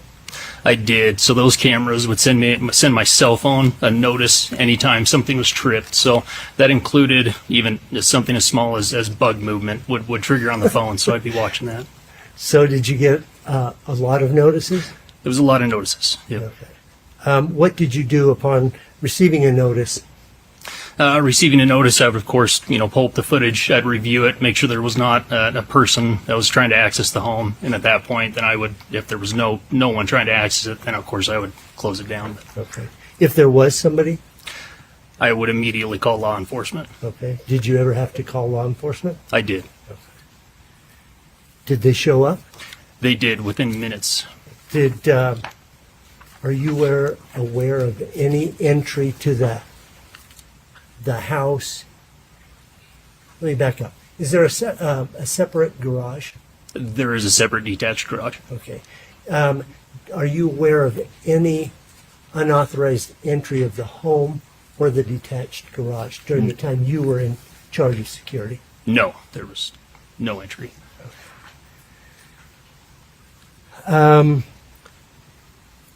Were there occasions when authorized personnel needed or wanted to make entry? There was. Who would that have been? It would be the sheriff's personnel, and they would arrange through me if they needed to access the home. I see. Were there occasions when you yourself went in? There was. Tell me about that. So I would go in the home if the kids, meaning Carter, Ashton, or Weston, if they had requested a specific item, so they still did have clothing in the home as well as some sentimental items, trophies, things like that they wanted in the home. And so, how did that work? Just you did it, and no one else, or? It was primarily me. Occasionally, there was one instance where there was a live animal in the home. Carter did have a lizard, so I had to have help to carry that out of the home. So I had a family member help me do that. Okay. But always you were there? Yes. Okay. And were there occasions when, I think there's been mention about Todd Gabler. Do you know him? Yes. Was there times when he asked to have entry? Yes. Were you with him? I was. Okay. How about defense attorneys or investigators? Did they have access? Yes, we would. If they did request access, we would go with them to go through the home. Okay.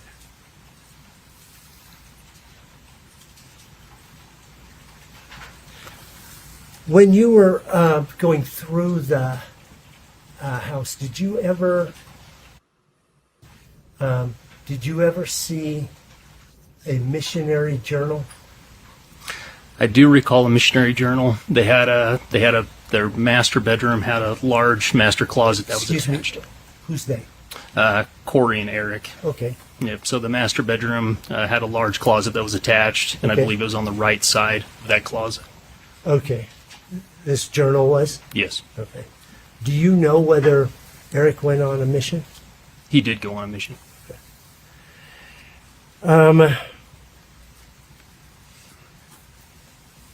During your time in the home, either during this period or other occasions, did you see some written coupons?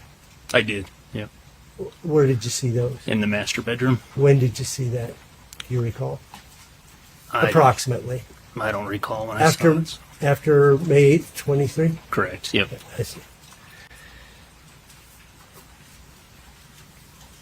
I'd like to turn your attention to October, November of 2020.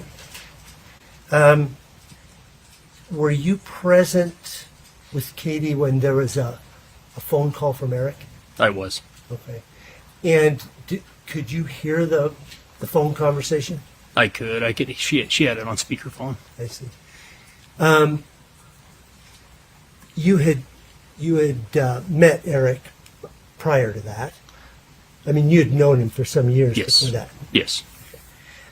So could you tell what his demeanor was like? I could. He was extremely distressed. I mean, he was really upset. Angry upset or sad upset or a little bit of both? I mean, It was a combination of both. I see. Did he explain to you why he was upset? I'm not asking you what he said. I'm asking, did he explain why he was upset? Yes. Okay. Having heard that, did you do something to assist with the situation? I did. Yeah, What did you do? I knew he was on his way over to our home after overhearing the conversation with Katie. In the amount of time it took him to get from where he was to our house, I was able to pull up the Summit County website, the recorder's website, where I could pull up the property address as well as the parcel ID and be able to view all of the recorded documents against the home. I see. And when you looked at that, did you find something that concerned you about the 282 Willow Court? I did. And what was that? I found a $250,000 home equity line of credit that was taken out against Eric's house. Did you pass that information on to Eric? Yes. After that conversation, that passing of that information, can you relate to us Eric's demeanor from that point? Yeah, his demeanor was still very upset and very sad in general. So, do you know what he did following that? What he did following that, so we had a discussion about divorce attorneys while he was there as a result of finding out about that line of credit. So, how did you suggest a name? I did. Okay. Was that on request, or were you encouraging? It was on request, and so I mean, obviously Eric was extremely upset about what was happening, and it was just that conversation we were having where it was the next step would be to get a divorce attorney involved. And so, did you suggest a name? I did. Who was that? Christina Miller. Did you work out a system of communication between Christina Miller and Eric? I did. And what was that? Could you just describe it? So I was an intermediary, so I would handle phone calls as well as emails back and forth. So Eric, they had requested certain amounts of information from Eric, and I would handle that passage of information. Okay.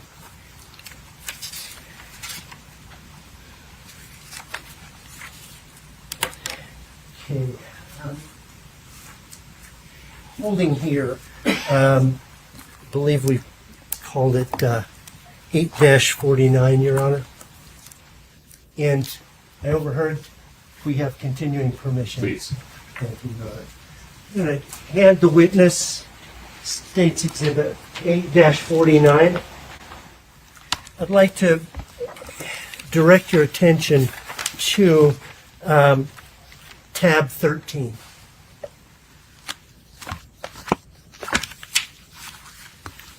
Do you recognize what's there at tab 13? I do. Could you describe what it is? It's a customer cash payment authorization form. It's a Ford paperwork. Okay. Do you know where it came from? Yes, it came from the Heber Ford dealership. Do you know, did you get it? I did. I picked this up. Okay. And once you picked that paperwork up, what did you do with it? I gave it to Katie. Okay. Does it have Eric's signature on it? It does. Okay. All right. I'd like you to direct your attention to tab 15.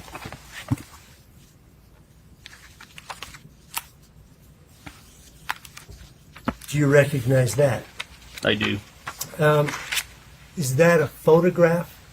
This is a photograph. Yeah, of the journal you spoke about earlier? Yep. That's that same one that you'd seen in the house. Correct. I saw the front cover of it. It's a much smaller book. But. Okay. All right, let's turn to tab 16, please.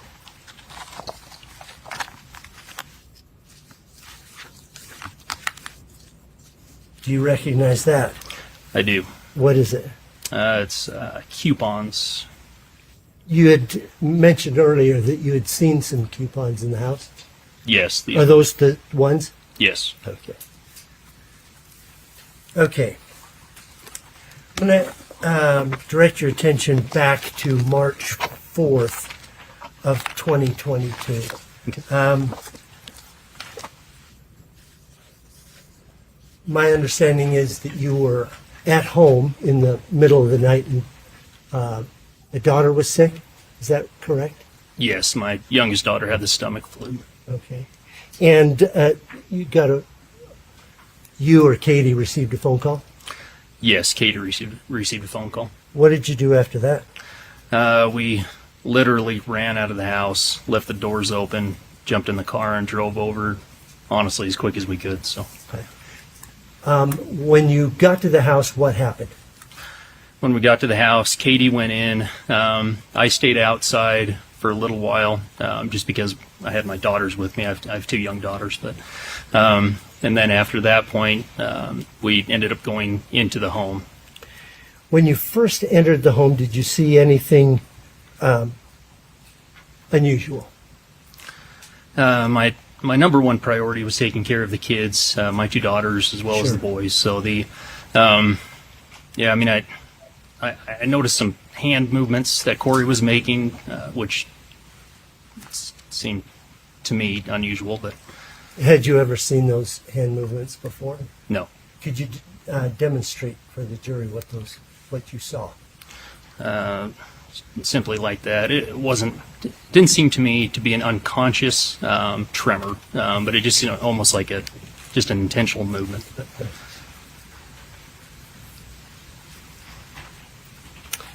Once you were in the house, where did you go next? I went up the steps up to the bonus room that Eric had. Okay. Who was up there? It was Carter, Ashton, Weston, and then my two daughters. Okay. Did other adults come in and go out during the course of the morning? They did.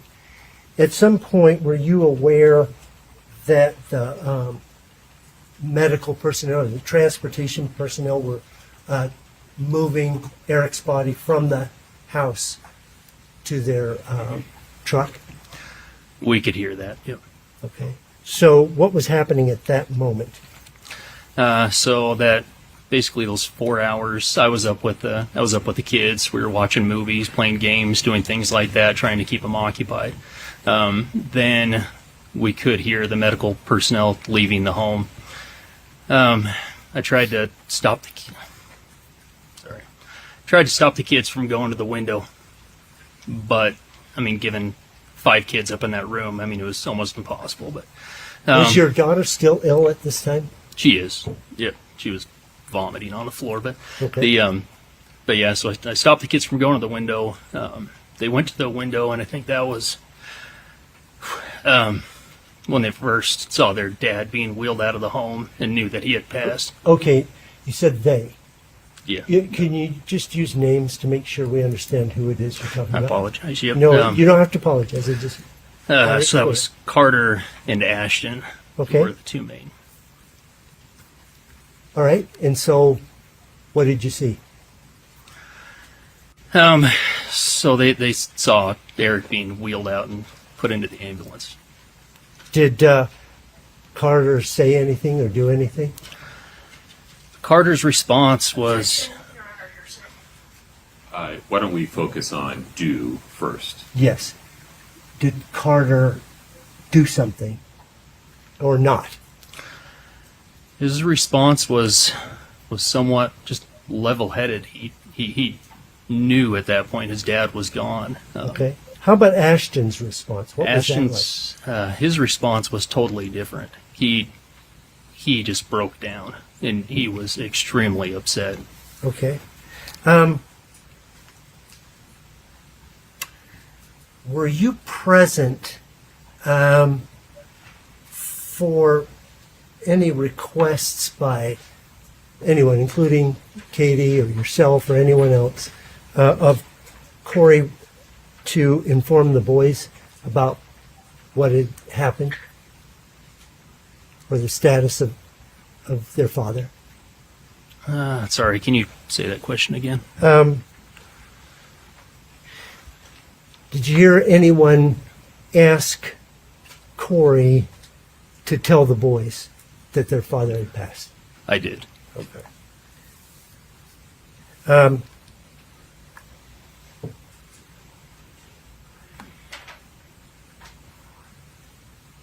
That morning, after that, did you hear Kouri Kouri Richins talk about her plans with C&E?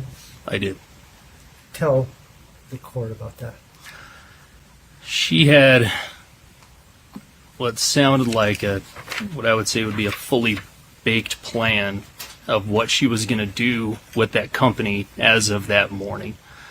She was going to have, his name's TJ Pellegrino, I believe is his name, but she was going to have him take over running Eric's company alongside with Cody Wright. I see.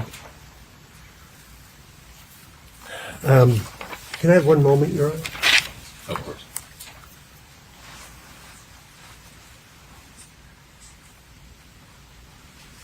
I have nothing further for this witness, Your Honor.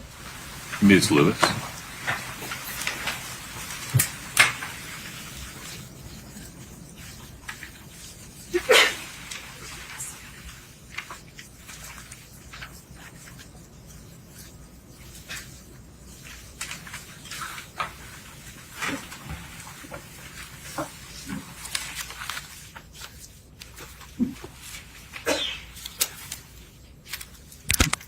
Good afternoon, Mr. Benson. Good afternoon. I believe we've met, but I'm Wendy Lewis, one of Kouri's attorneys. Let's go back to 2012 for a moment. You said that that was when you sold the home, you and your wife sold the home to Eric, correct? Correct. And Eric and Kouri were living together at that time, correct? I believe so. I can't say for sure, but I Okay. believe so. Well, when Eric moved into the home, Kouri moved into the home with him, correct? I believe so. And they were married less than a year after moving into that home together. Yes, that sounds correct. All right. So that home was always lived in by both Eric and Kouri from the time Eric took possession of it, correct? From the time of possession, did they live in that home the entire time together? All right. Yes, did they live in that home as their primary home? Not talking about when maybe some of them stayed somewhere else, but was that their primary home together from 2012 until the time of his death? I am aware that Kouri had leased a home in Oakley where she was going to live separately for a period of time. So I can't answer that. I know for certain that they both lived in that home the entire time. Are you aware that Kouri never did live in another home during that period? No. All right. So you talked about then at that same, well, not that same time frame, you talked about then in 2020 that you helped Eric hire a divorce attorney. Yes. So 2 years before his death, you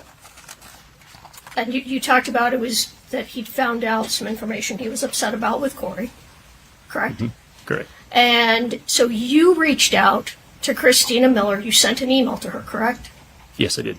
Asking if she would represent your brother-in-law, correct?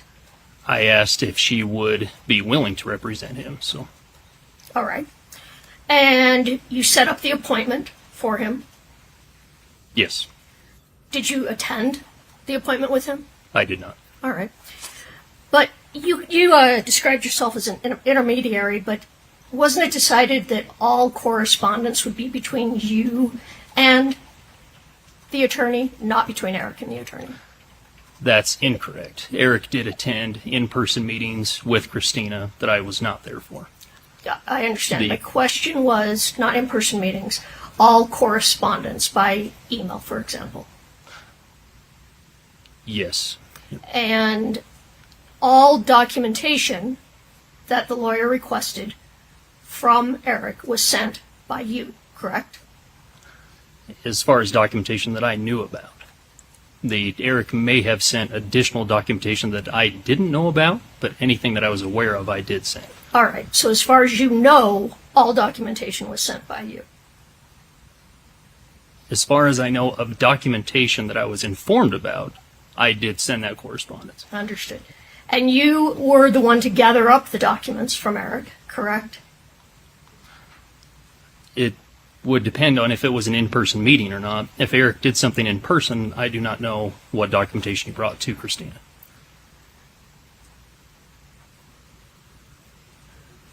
All right. Let's just take a step back.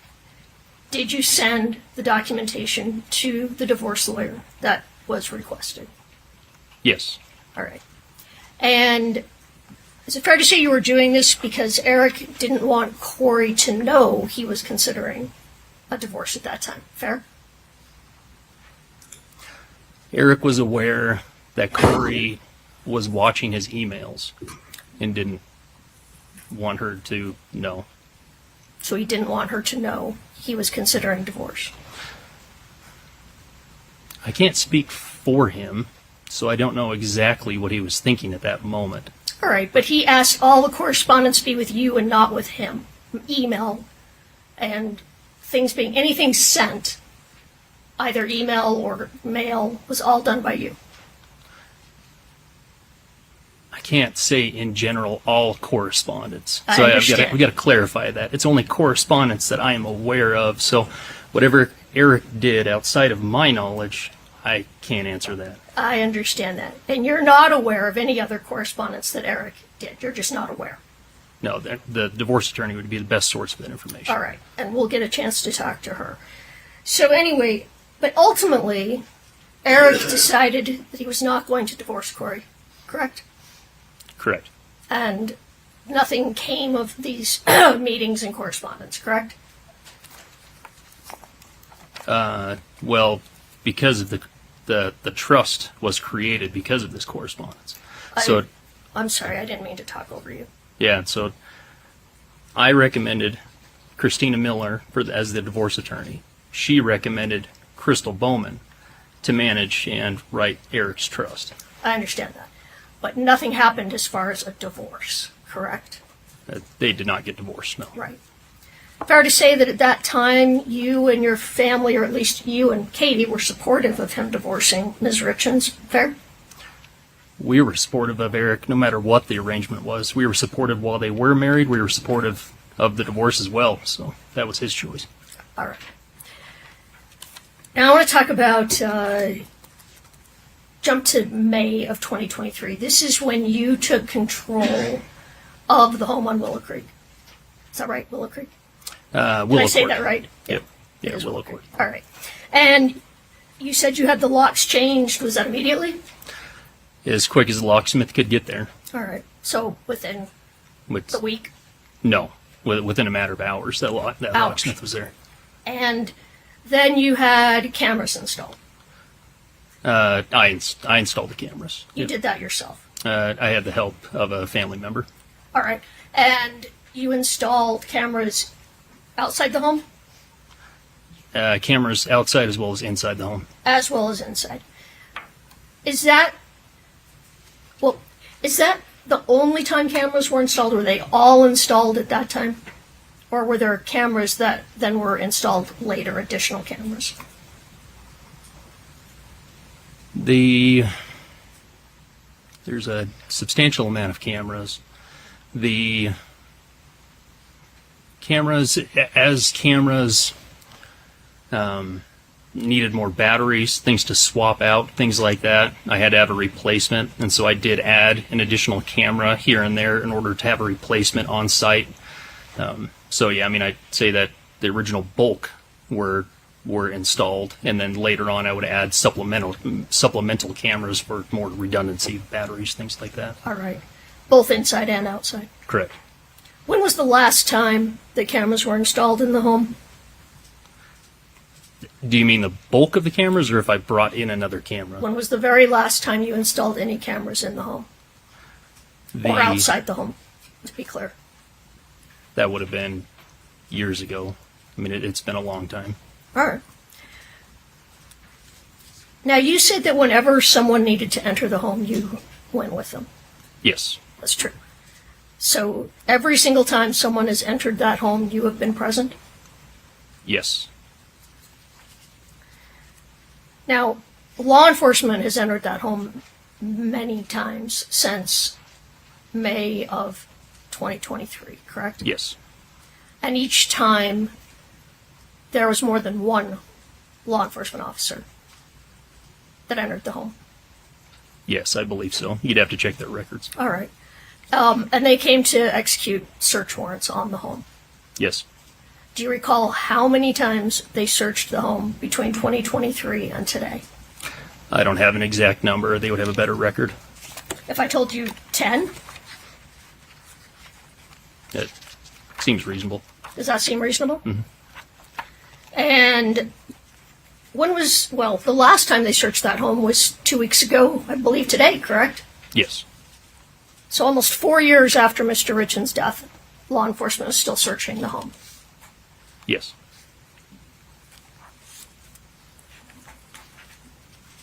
Are you aware if they removed things from the home every time they came into the home? I'm not aware. You'd have to check their records.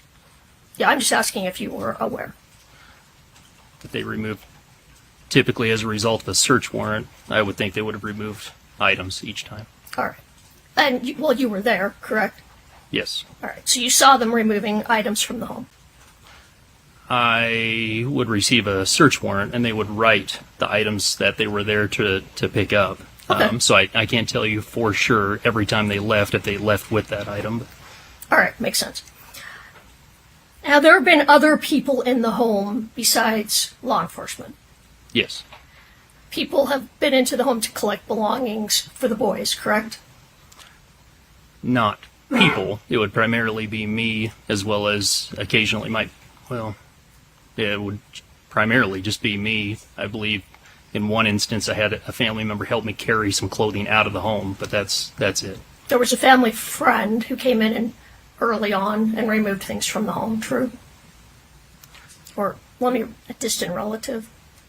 I wouldn't say removed things. So anything that was taken out of that home was all the children's belongings. So it would be their clothing, if they requested a trophy, if they wanted a fish out of the home that was a stuffed fish, for example.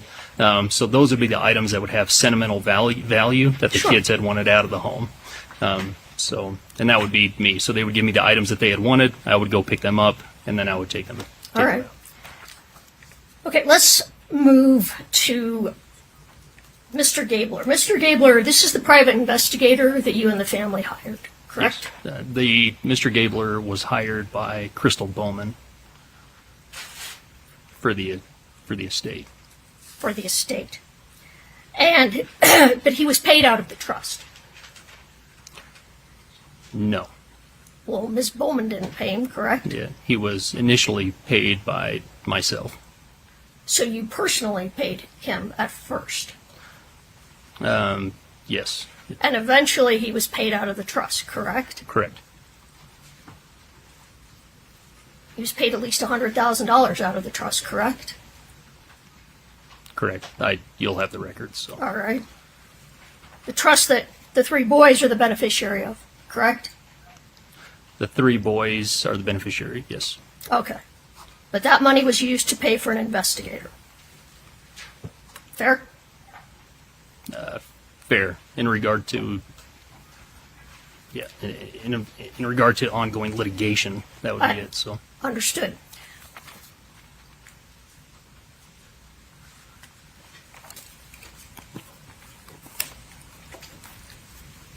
Do you recall when Mr. Gabler was hired? How shortly after Eric Richins' death? I believe it was maybe a little over a month after. Around All right. a month. And part of what he did as your private investigator was to look into Kouri Richins' background. True? True. And he looked into everything about her business, correct? Todd did not directly look into her business, but he in general looked into her background. Well, he interviewed people about her business, true? I believe so. I'm not aware. He did his own reporting. Well, you were very involved in what Mr. Gabler was investigating, fair to say? Yes. And you knew that he was investigating Kouri in order to try and come up with something that would result in criminal charges. Fair? No, that's not fair. That's not fair. No. Well, isn't it? Todd investigated for the truth. He made it clear that no matter what, we had to be comfortable with the truth, no matter what that answer is. And the truth that you were looking for was information to charge Kouri Richins. I'll let him answer that. Ask that, then. Excuse me. I'll let him answer that, and then we need to move on. Go ahead, sir. Oh, sorry. Can you ask the question? The truth you were looking for was evidence to charge Kouri Richins. That's false. All right. However, Mr. Gabler was supplying evidence to Summit County investigators at least as early as November of 2022, correct? I don't know the exact date. Well, when he would send information to investigators, would he copy you on those emails? I don't recall if I received all correspondence with that. I couldn't tell you exactly. Did you receive correspondence? I did.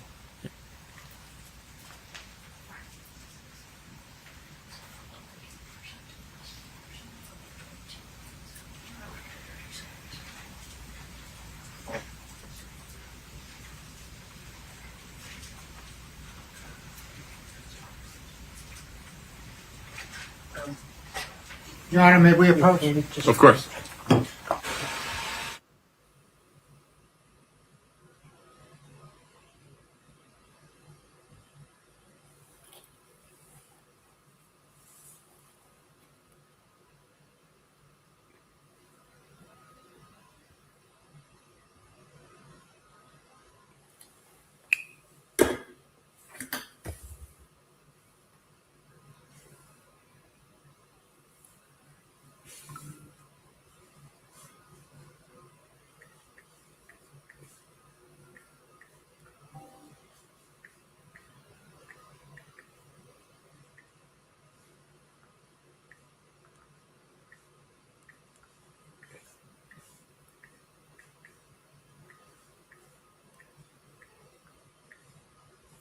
Let me say again, all this begs the question, if he was this worried about her and he thought she had tried to murder him, nice that he set up protection, nice that he had his brother-in-law getting the, emails that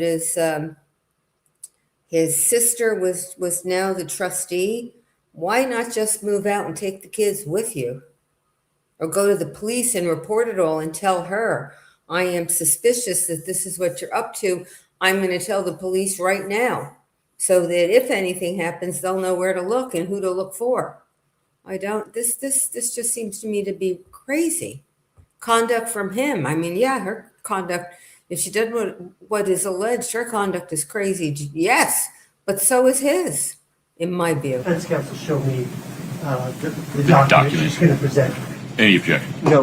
Okay. Mr. Benson, if you could just take a look at this. Don't Yeah. read it out loud. Just Okay. take a look at it. Okay.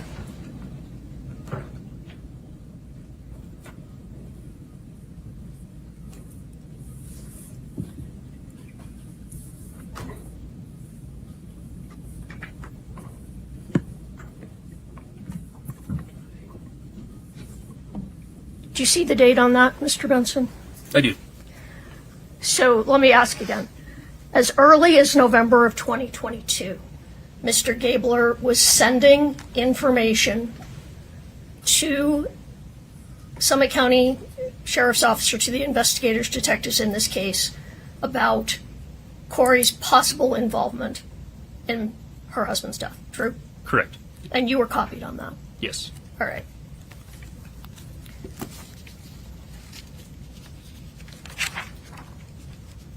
Would now be an appropriate time to take a short restroom break, Ms. Lewis. That would be fine. Okay, Yes. folks, let's stretch our legs. Please rise for the jury.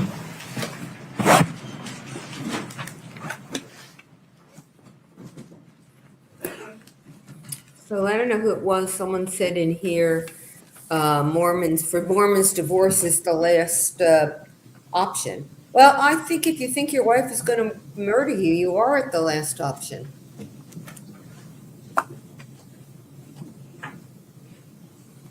All right, have a seat. Thank you. Mr. Benson, would you do me a favor? Yes. Would you stretch your legs, use the restroom if you want, but don't talk to anybody. Okay. Thank you, sir. Yep, thank you. We'll call you back in when it's your time. Okay, sounds good. Thank you. They're going to be talking about something and they don't want him there. Leave all that there. Yep.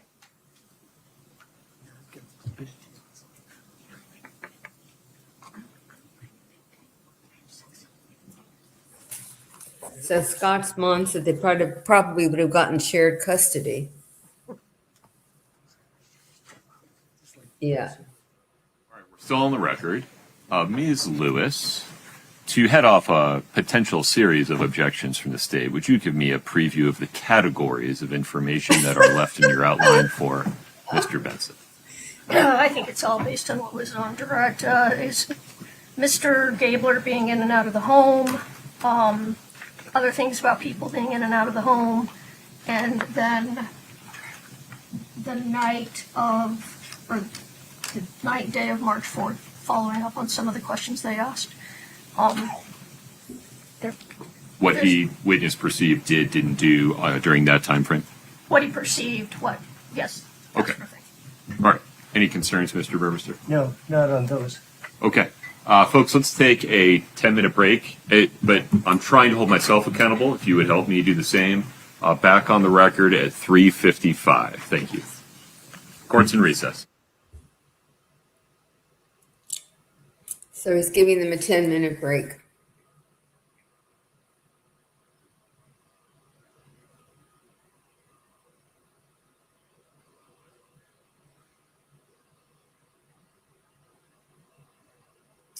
And Patter Building says the way you're raised affects how long you'll stay in the marriage. I agree with you, but I say again, if you think she's trying to kill you, if you think she's tried a couple of times already, if she's stealing money, if she's keeping things from you, I think you're at the point where, however you were raised, it's time to take a walk.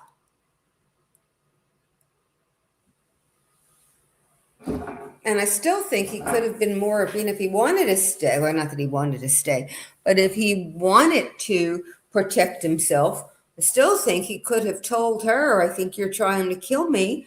You know, I'm going to tell the police in case something happens, it's you. I'm going to tell my family, it's you. Do everything you can to at least make her think she's going to be the number one suspect and maybe a very good suspect for the police. And so no matter what she wants, she better, thank you, Rhonda Hill, 1672. No matter what she wants, I appreciate it. She better think twice. So it's an interesting, thank you very much, Elizabeth King. I appreciate it. It's an interesting, and thank you, Annalie Finch. We've only had one day of this trial. And I really am trying to figure out why in the world he would have stayed. Well, he did stay, not would have stayed, did stay.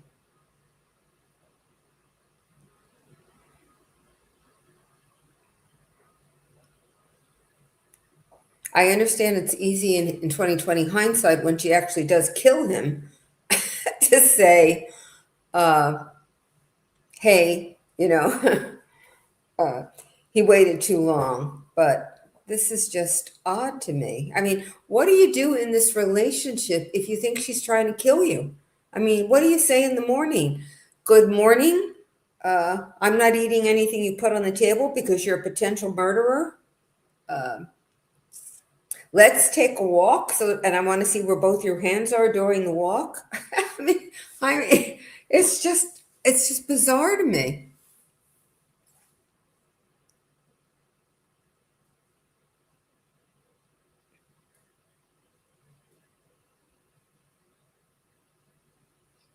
So Ella Ferrer says, Kouri obviously had skills that Eric obviously thought were worth risking death. I don't know what's worth risking death.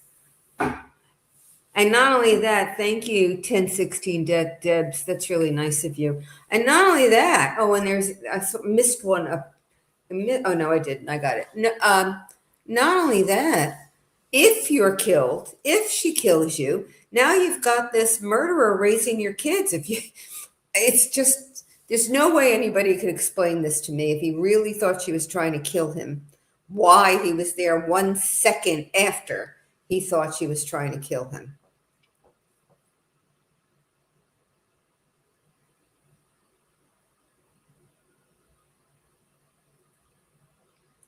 So Clove agrees with me. She said he wondered the same thing. Well, how could we not wonder? Oh, and here comes another one.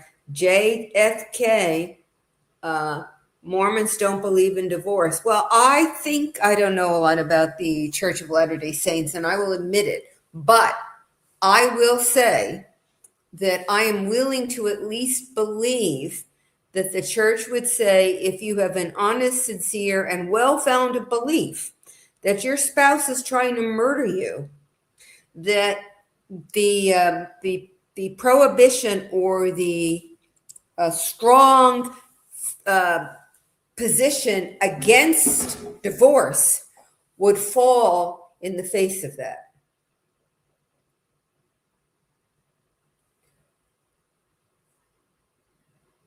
Oh, and now Cow says they're not Mormon, they're Catholic. Well, then even more so. I don't care whether it's the Roman Catholic Church, the Church of Latter-day Saints, you name it.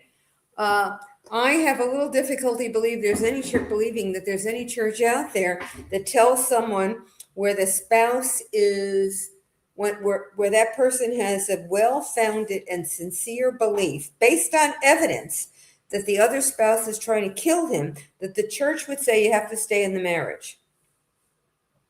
At the very least, the other person, because I'm sure none of these churches condone murder either, it would be saving the other soul, you would think, to let the potential victim walk.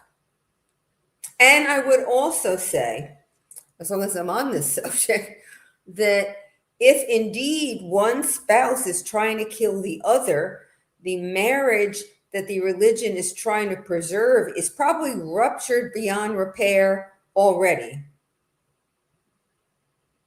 Now, that's my last word on this subject because I just think it's crazy.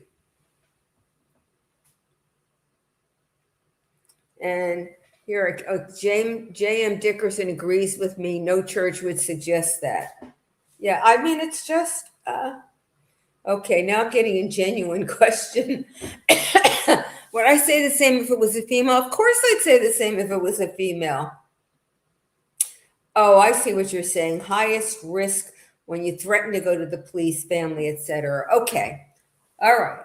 I would say the same thing even if it was a female. But I take your point that if you're in a situation like this, it may be just as risky to leave. However, here's the counter. This is not at least the profile to me is not the stalker like the Tepe case. But this is somebody who wants to do a premeditated murder to get out of the marriage so she can marry somebody else or have a fling with somebody else and get the money. So this is not someone who's the stalker profile that if he leaves, she's going to go after him. Now, some of you may disagree and think she has the stalker profile. And if so, put it in the chat. Okay. Clove, yes, he said back on the record at 3:55. And so far, he's good. He's keeping to the schedule. And is not letting 10 minutes drift into 20 or 30. I don't see any other questions here. So I hope the light in here is okay. I had to move lamps around and do things. And of course, there's only so much I can do because this is not set up for YouTube.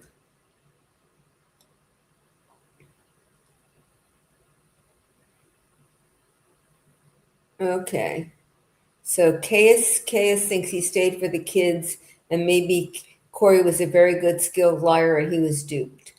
Well, he's either is or he isn't.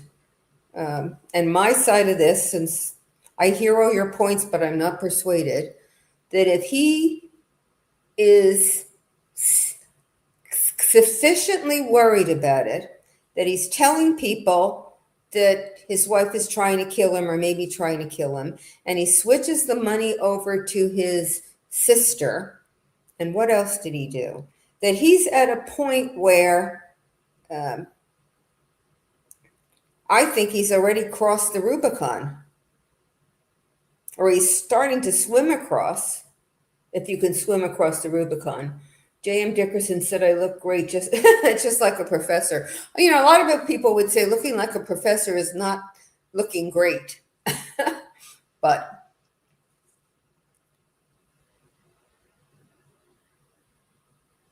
oh, and somebody doesn't think the brother-in-law is telling the truth. Okay.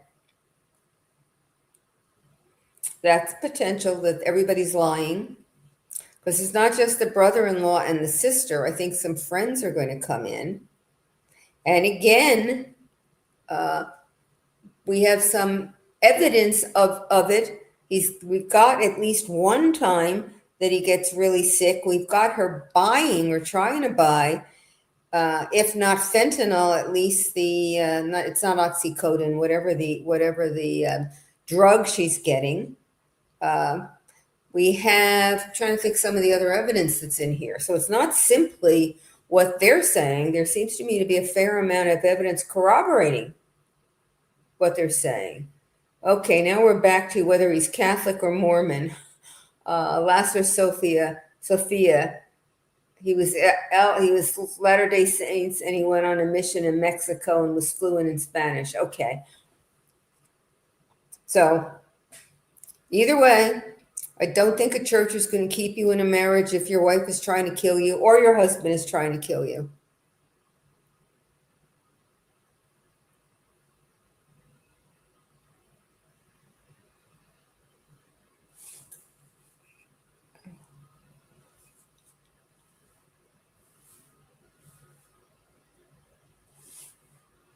Yeah, I was going to talk about the Anne Rapapopescu. Is it Andra Popescu? I was going to talk about the walking the dog letter, but you could argue with that now that she's arrested and there's evidence, she was trying to get her brother to lie in order to save her life or save herself from prison, even though she hadn't committed murder. I assume there's at least a potential argument that can be made. We'll hear a little more as we go forward. Mr. Burmester, may we invite Mr. Benson back in? Yes. Okay. Of course, this is only the first day, and the evidence we knew about before was some of it was sealed. So we really don't have a good picture of what the state's evidence is going to look like and what the defense's evidence is going to look like. But as of day one, I do not understand why he stayed.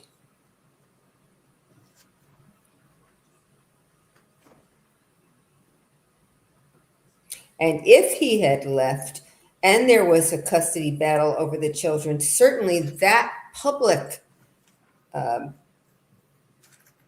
dispute would have made it much less likely that she would have gone ahead with her plan to kill him.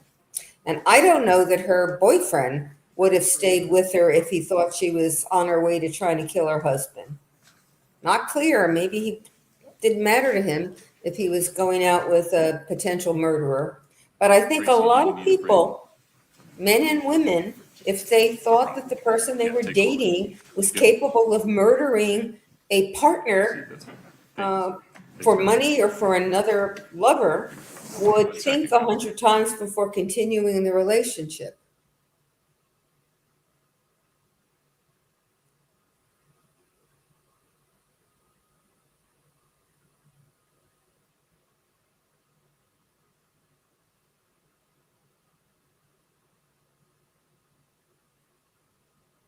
Emily Finch, $540,000 on the defense. It's a lot of money.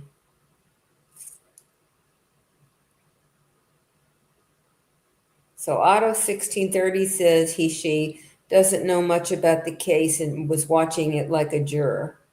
You just have the basic outline. Well, then you're in a better position to assess what it looks like right now.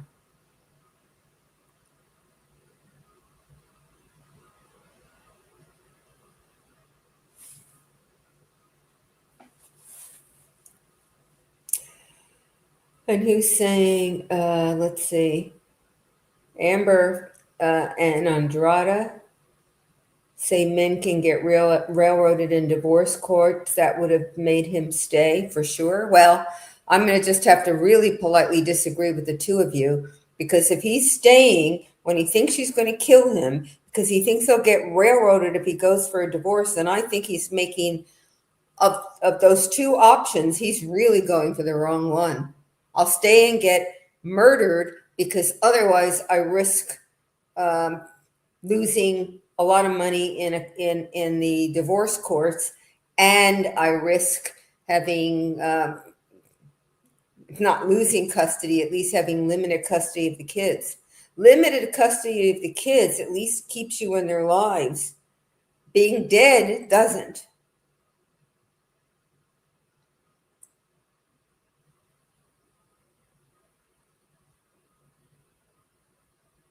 But we will see. Okay. Andrada Popescu, you think it's the wrong decision too. You think she looks like that all the time? You think I know it would be wrong for her to smile here. It would not be a good look. Have a seat. Thank you for your patience. I thought I could just sit here quietly for all evening. Excuse me, all evening. Ms. Lewis, please proceed. But I also knew if I said anything, I would be going for a while. That's why I was trying not to, actually. But here we go. So we were talking about Mr. Gabler. As part of Mr. Gabler's investigation, he was allowed into the Willow Court home a number of times, correct? Correct. And he would go into the home and look through things all through the house, correct? Correct. Were you with him? I think you said you were, but you were with him every single time he went into the home? Yes. And did you see him move things around the home when he would go in? Yes. All right. And this was, well, let me rephrase that. Do you know when the first time was that he went in the home? I don't know an exact date. You would probably know that date. He would know what you said? Or he would most likely know. I don't know it. So that's right. All right, yeah. Okay. All right, but we talked about there were approximately 10 searches between May of 2023, well, actually I think April of 2023, and 2 weeks ago. Mm-hmm. He was in the home in between those searches, right? Correct. And in between those searches, he would find things and put them in different places, correct? Todd documents everything that he does. He records it. I believe he records sound, does everything when he does his own investigation. So he records. I'm sorry. I believe he would record it if he was in the home. So sometime I believe it would be at least an audio. So yeah. I mean, he would audio record what he was doing while he was in the home? Yes. Todd's very specific about recording what he does. Would he ever video record what he was doing? I know that I believe he would audio record. I don't know specifically about a video, but you would have to consult Todd. There were blink cameras in the home, though, or yes. Cameras yes. recording what he was doing, right? Yes. Did you ever turn those cameras, those videos, or those recordings over to the prosecution? They overwrite every 60 days. I believe that you've subpoenaed to get the video recordings, which we've given. You have given those? Yes. To who did you give those to? You. If we were subpoenaed, we provided the video recordings. All right. We'll get back to that in just a minute. All right. So, did he ever take things out of the home with him, Mr. Gabler?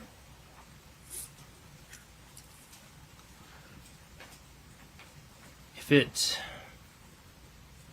don't have a specific record of what he would have taken out of the home. He would have a record of that. Okay, well, I don't need a record right now. I just a yes or no. Do you know if he took things out of the home with him?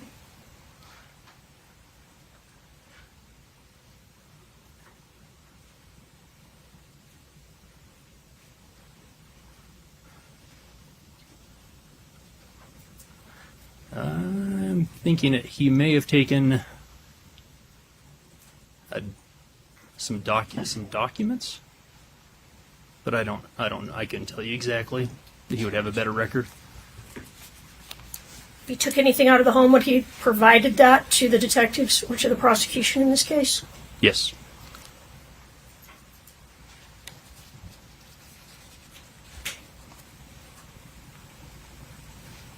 When you were in the home with Mr. Gabler, just the two of you, did you stay right with him throughout the house?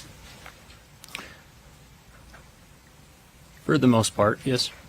All right. Was he ever allowed to just wander around while you sat down in the family room or something? Typically, I was with him. Okay. Typically, not always. I can't guarantee that he wasn't ahead of me walking into a room when I was in the living room, so I would think typically I would have been right there with him. So, fair to say that during all these times that Mr. Gabler was searching the home, moving things, he was looking for things to help the prosecution, fair? No, that's not fair. What was he looking for? Todd was doing his own analysis. Which he then provided all to the prosecution, correct? I believe he did provide it. You'd have to ask him. All right. Well, there's no question. Now, there were times that you were alone in the home. True? True. And what were you doing in the home when you were there by yourself? When I was in the home by myself, it would be property management type things. So it would be flushing toilets, making sure that water would still run, making sure water wasn't leaking, making sure water heaters were turning over so that way they didn't go moldy, things like that. So it was primarily home maintenance type things. Again, if I was requested to pick up an item by the children, then I would go and pick up those items. But that would be the only reason I was in the home. Okay. So you were in and out of the main bedroom, Eric and Kouri Richins' bedroom?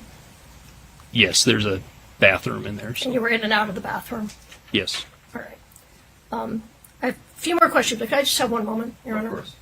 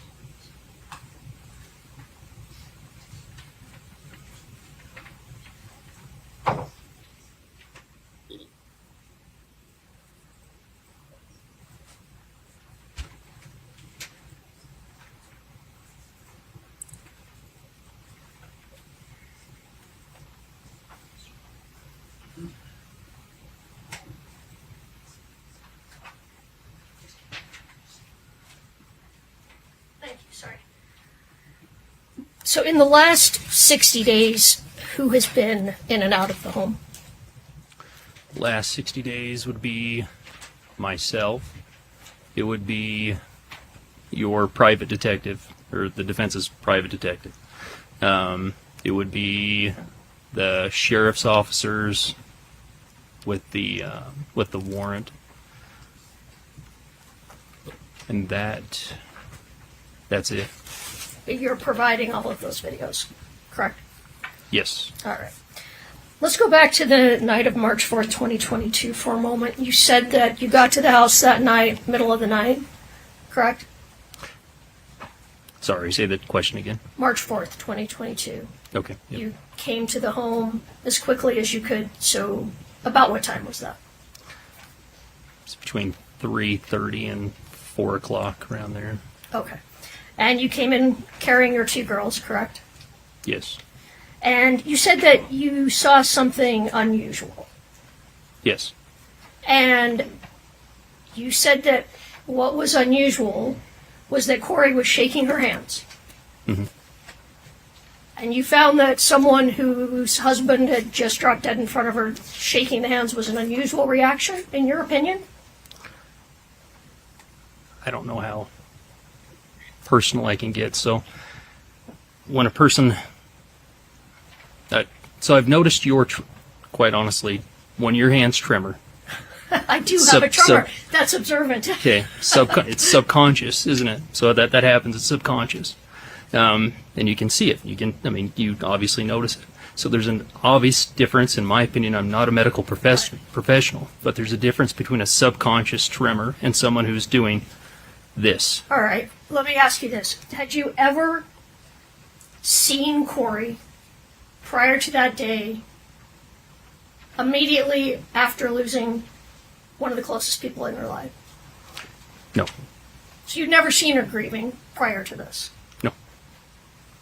So you don't know what was typical or not typical for Kouri Richins, right? No, that's correct. Okay. All right, you said you took the boys upstairs into the playroom. I guess it's called the playroom, that sort of loft area? Sure. Yes, correct. All right. And how's that room set up? How many windows are in that room? One. And aren't there toy shelves in front of that window? There are toy shelves in front of that window, yes. Okay. And the boys were 9 and 7, the 2 older boys? Yes. All right. So did they crawl up on the shelves to look out the window?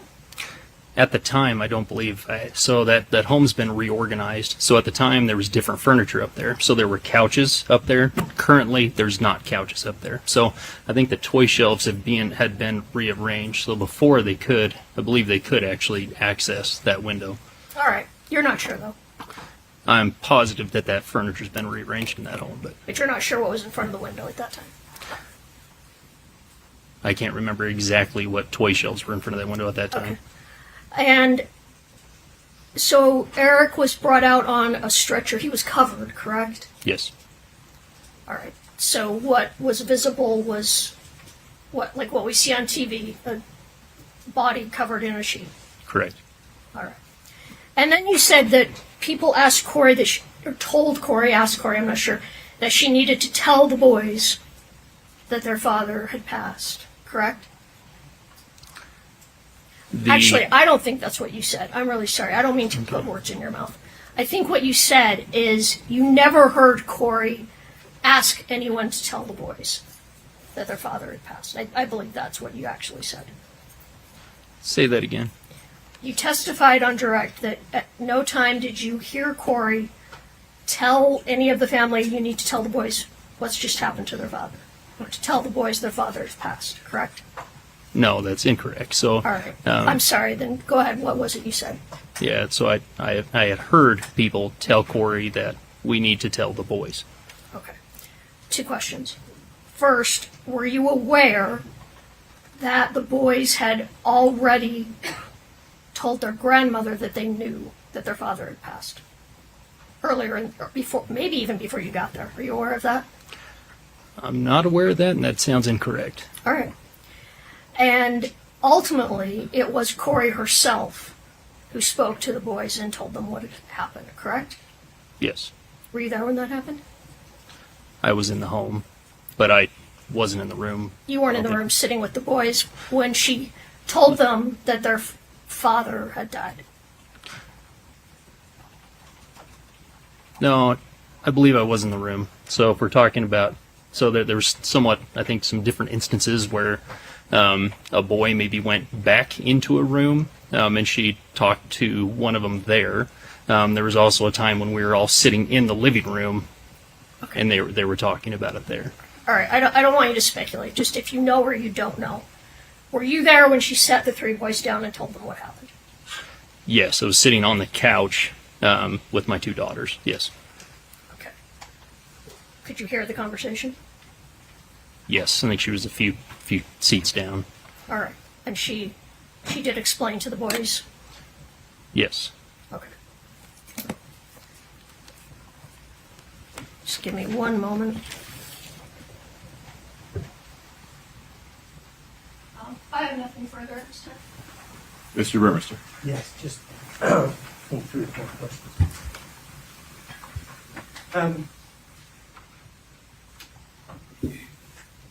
Regardless of how the furniture is today, do you have a distinct recollection of seeing the body being wheeled out that window?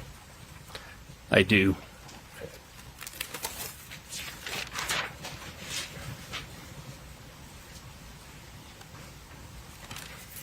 Was there any occasion when you were with Mr. Gabler after charges had been filed?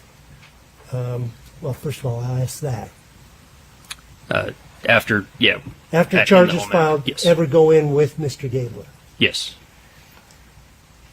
In those instances, did you ever see Mr. Gabler identify something and leave it and tell the police later? Absolutely. Yeah. Todd would not. If anything was of interest, he would immediately call the sheriff's office, and it would be documented. Did you ever see Mr. Gabler bring items in and leave them in the house? No. So I think you testified that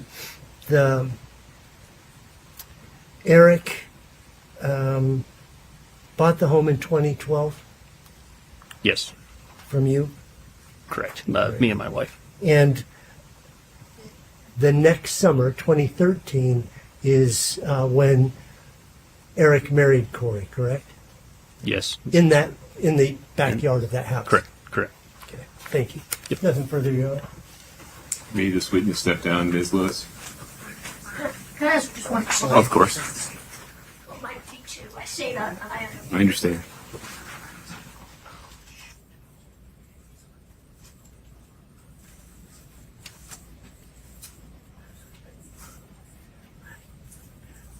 So you just said that anytime Mr. Gabler would find something of interest, he would call the Summit County Sheriff's Office?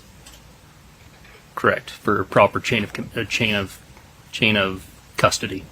So as he was looking for evidence against Kouri, he would call them and tell them to get a search warrant? I believe so. Yes. Nothing further.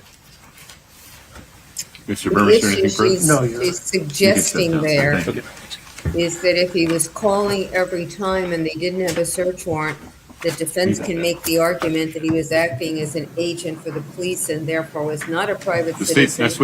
witness. And Deputy therefore, Wayne, please. there should have been Okay. a search warrant if he took anything or if he searched. I suspect that was what that question was about. I don't know that they'd have any way of showing it or making enough of a case for it, but if the police can't do something, then they can't get a private person to do it on their behalf without coming under the same legal umbrella. That would be an odd way for the law to be. Police officer can't do it, so all he has to do is call his neighbor and say, hey, I can't go in and look, I need a warrant. Would you do me a favor? Deputy, You if go in you'd step in instead. front of Brittany, we'll get you sworn in, please.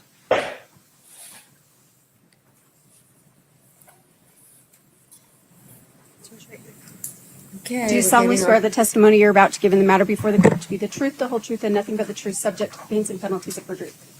Thank you. Have a seat. First law enforcement witness, come on in.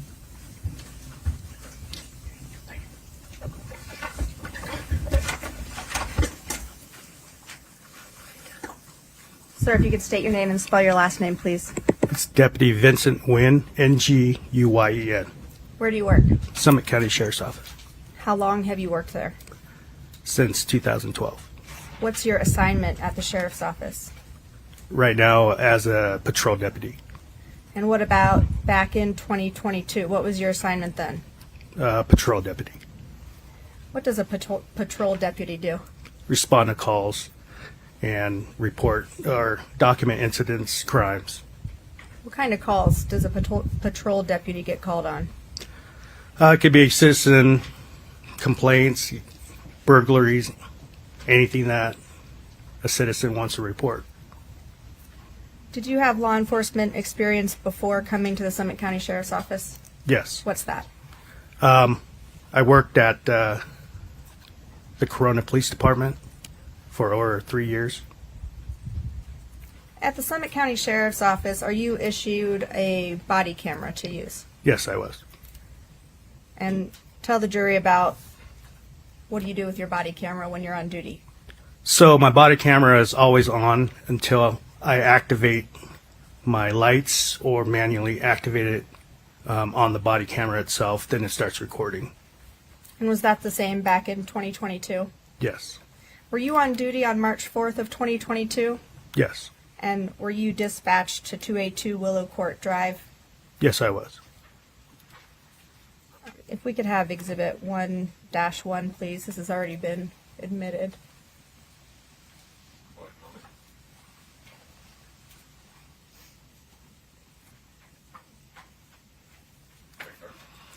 Do you recognize this? Yes, I do. And is this the home that you responded to that morning?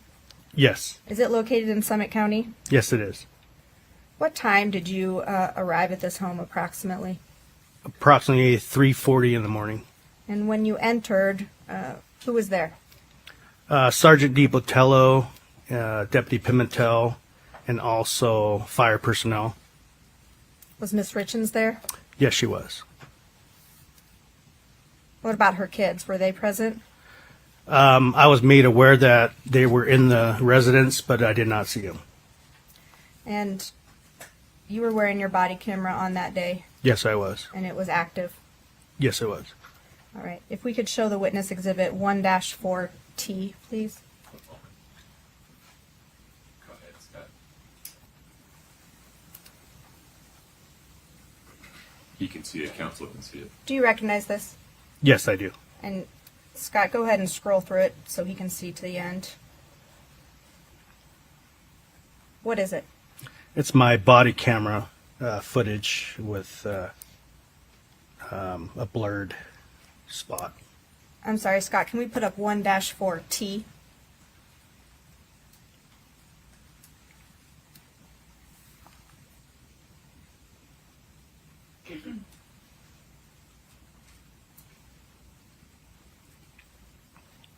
It's a transcript. Okay. Do you recognize yes, this? transcript And what is it a transcript of? of what was on my body camera. Fair and accurate representation of the words that were spoken on your body camera that night? Yes. Okay, I'll move to admit 1-4T.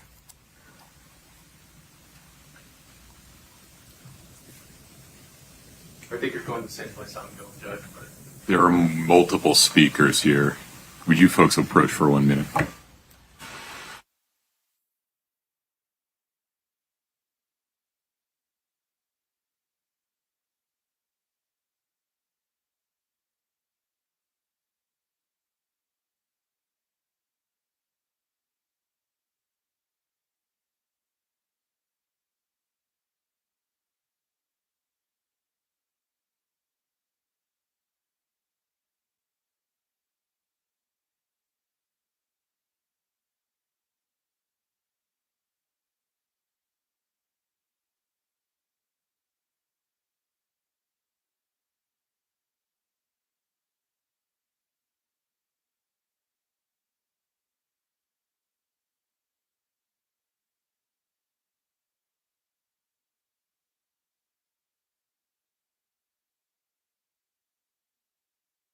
To see a video that has audio. The audio is also represented as part of a transcript on the bottom. There are multiple speakers in this video. There's the deputy, there's some other people, there is the defendant. You may take everything the defendant says as true and give it whatever weight you think it deserves, if any. You cannot take what the deputy or the other people say is true. You can only consider those statements for context regarding what the defendant was responding to, the effect on the listener. Anything further on that, Mr. Ramos? no, Judge, thank you. Okay. So let's see. Do you want to admit that number that you just mentioned? Yes, please. Would you give me the number one more time? 1-4 with the letter T for Okay. transcript. Exhibit 1-4T, as in Tesla, is admitted. Where do you want to go next? Now if we could show the witness 1-4D, like David.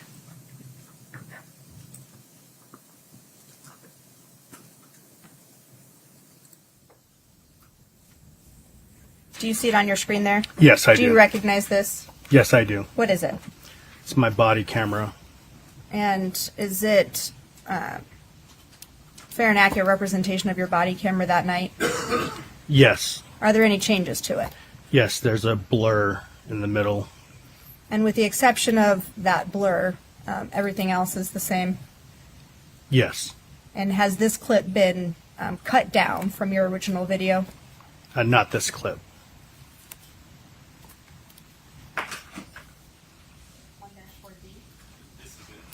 Okay. I'll move to admit 1-4D. No objection, Judge. Okay, 1-4D, as in David, is admitted. And publish to the jury, please. Scott, is this in a spot you want to start? I'll restart it, and it does have audio, Your Honor. Understood.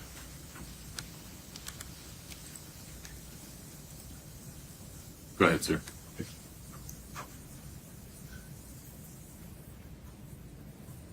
don't have the audio. Is the audio instantaneous or is it a delay? Okay. Should be right away. I think I know how to fix this. Give me just a moment. We'll need If to you restart it. pause, yeah. We practiced this earlier. Give me just a moment. Your Honor, most body cams, there's a 30-second. That's what I thought too, but it sounds like they've edited around that. One moment, folks. Scott, would you do me a favor? Would you disconnect from the HDMI and then reconnect?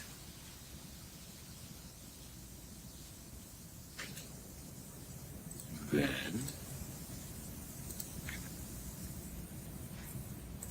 did you plug back in? Yes, yes. Okay, will you cue the video again for me? And no medical history other than his asthma. I mean, his Lyme disease, but I mean, it's painful sometimes. Medicine for it. What does he take? What medicine does he take? Can you find it and tell us?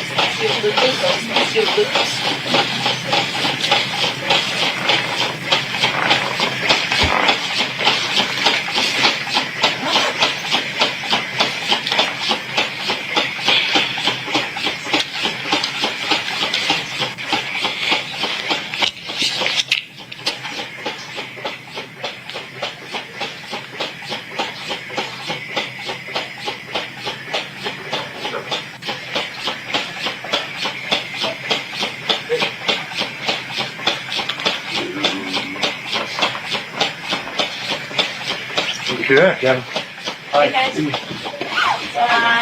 here on downtime, Denise, the closest we got here.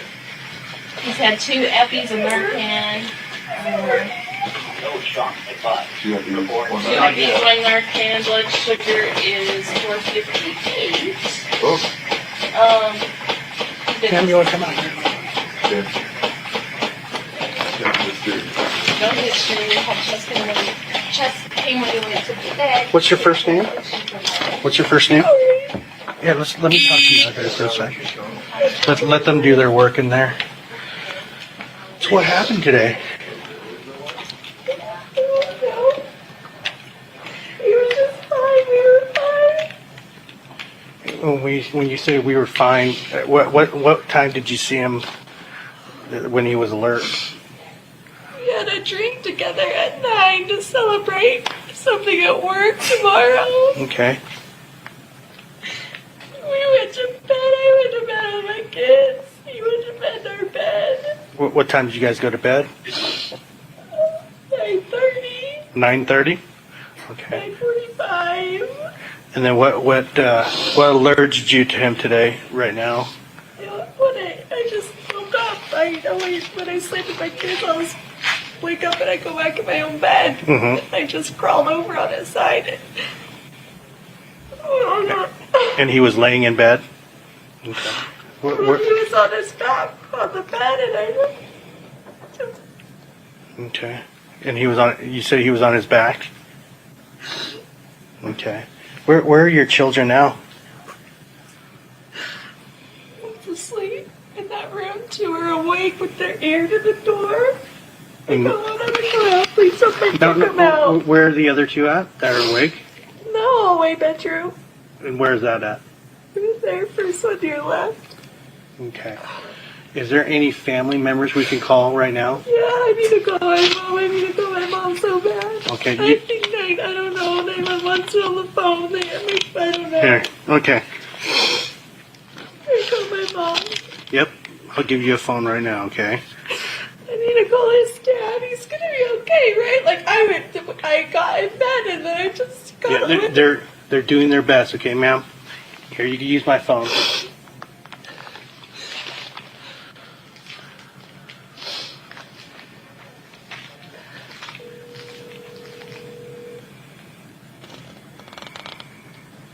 Mom. Mom. Mom. Yes. Go to my house. Go to my house. What's going on? I don't know. Something's wrong with Eric. The police and girls are here. It's like, I don't know what's happening. He wasn't breathing. I don't know. Who? Eric. Where's he at?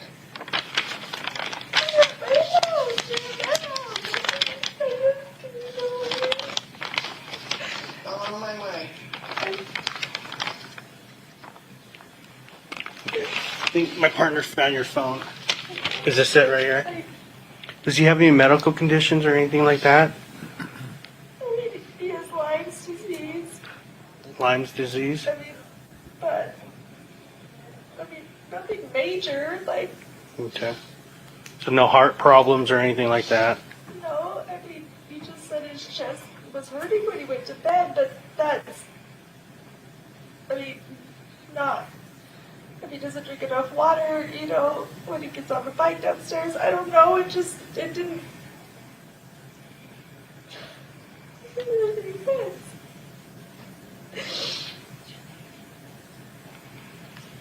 And then he just said he was really tired because he got his allergy shots yesterday morning Okay.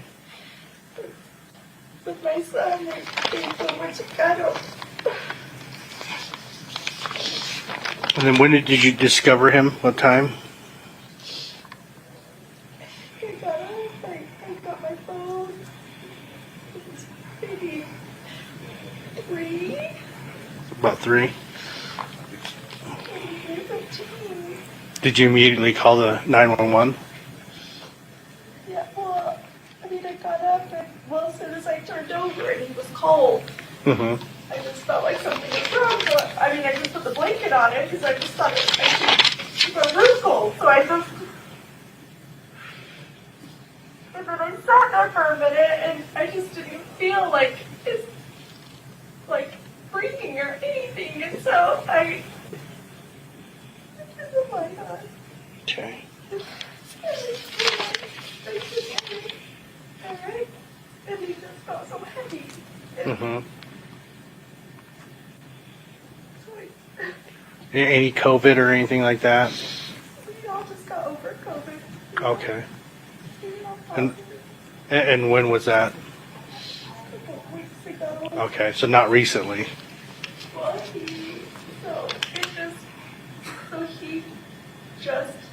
they had a negative test. So I was the last positive, and then he had it. So his last negative test was a week ago. Okay.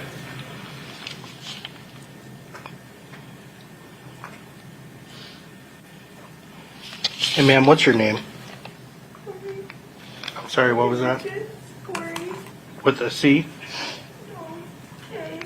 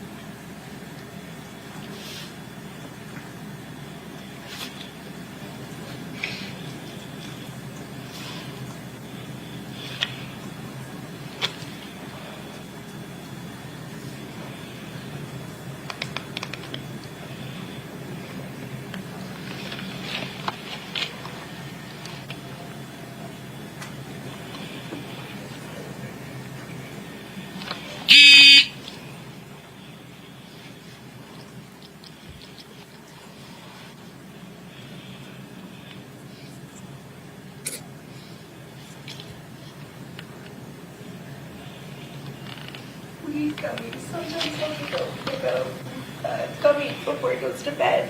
Mm-hmm. You didn't seem like you did, though. It's like a gummy, as in like a THC gummy? Okay.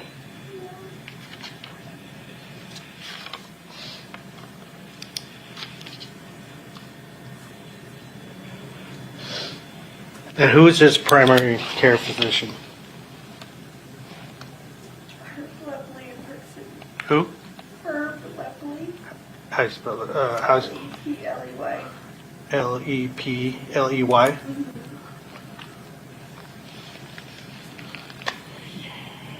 When was he last seen? Just a physical. Like, everything was fine. When was that? 6 months, maybe.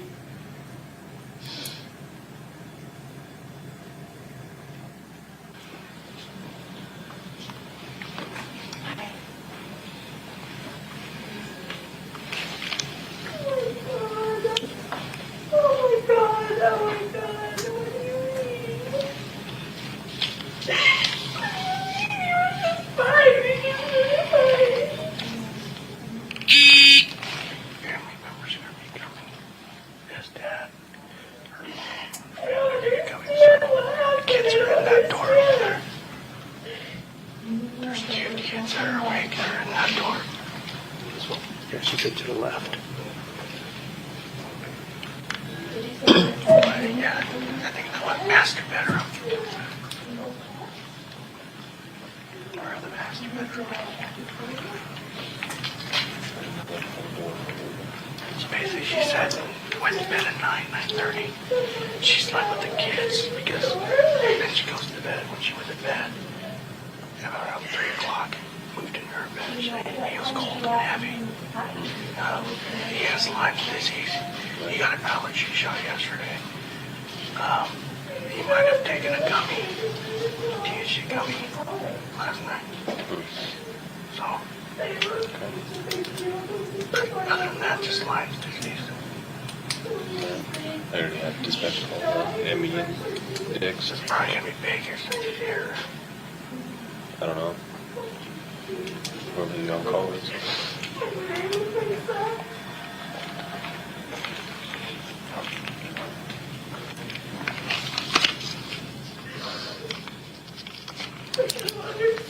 Like, he wasn't safe. Like, he.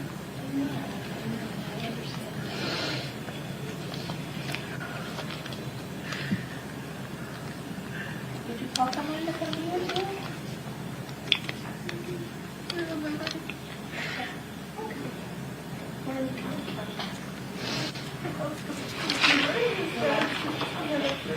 One K32. What's my case number?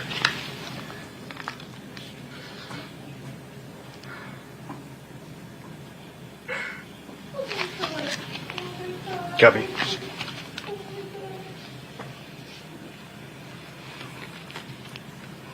Yeah, firm.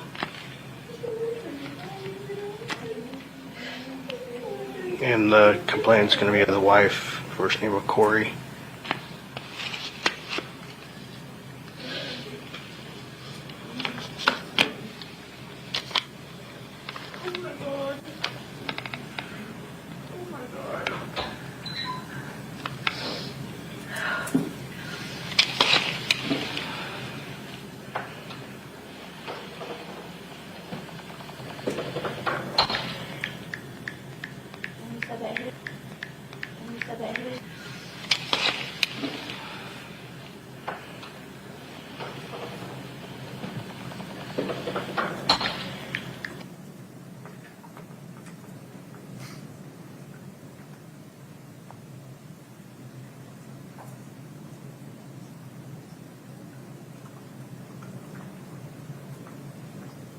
You just lost the sound. Scott, pause there for a minute. Thank you, sir. Scott, don't change anything for a minute, please. Sorry, one more time, Your Honor. Yeah, don't change anything for a moment. Let me see if I can fix this from my end.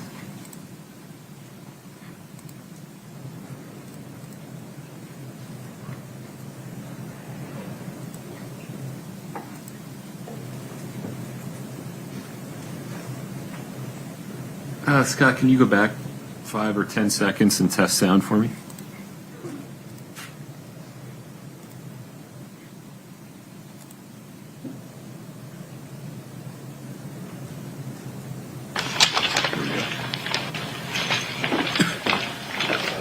We're good.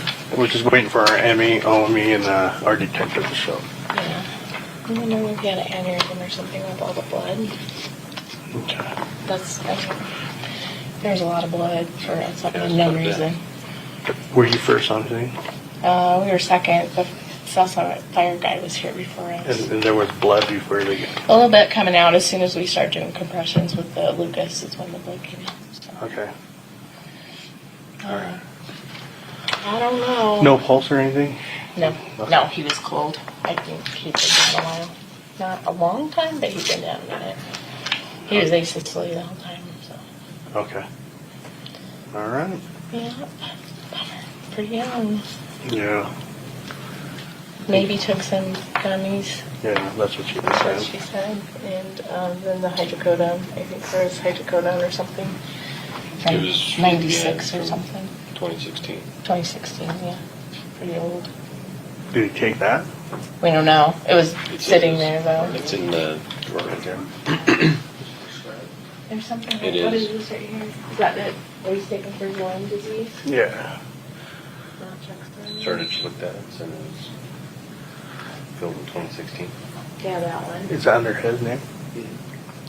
I think he sleeps on that side of it, though. With what? I don't know. That might be hers. Is it It's his his. name? Oh, it's his. Okay. But it's empty, right? There's nothing in Yeah. it? Maybe we gave him Narcan. That would have, if he would, search pipeline in there. And then you arrived, he was already on the floor, right? Yeah, she had pulled him down to the floor. Kouri?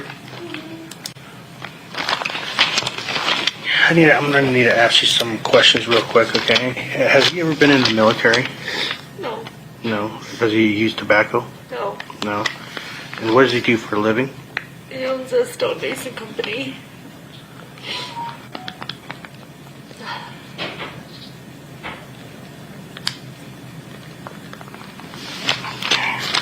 And then when you discovered him, was he on the bed? Yes. He's just laying on his side like normal. Okay. I just thought he was cold. It just was cold in there, so I put the blanket on him. Yeah. But his body just felt like heavy, and And which way was he facing? Was he facing towards, no, he was just up, just facing up. oh, so he's laying on his back? Facing on his Okay. back. And then did you pull him to the ground? Yeah, that's what the lady on the phone told me to do, Okay. was to take the sheet and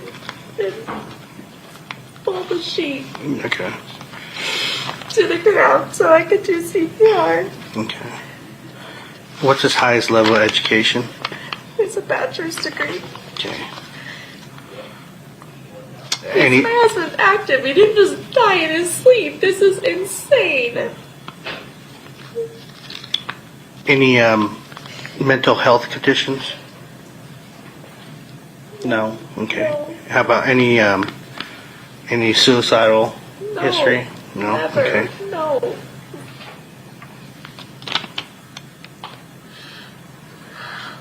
Has he been seen by a doctor in the last 30 days? No. Okay. Has any prescriptions been filled in the last 30 days? No.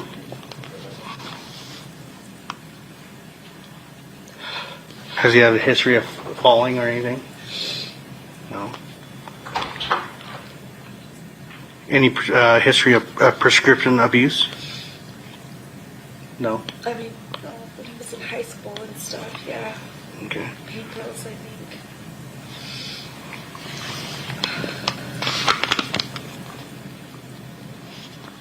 Or maybe a reaction to his shots yesterday.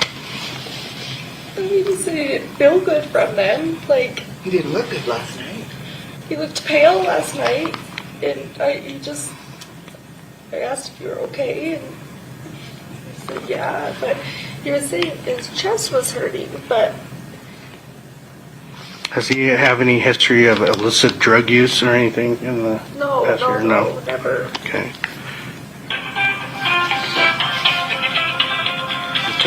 Do you have the phone number to Herb, his doctor? Okay.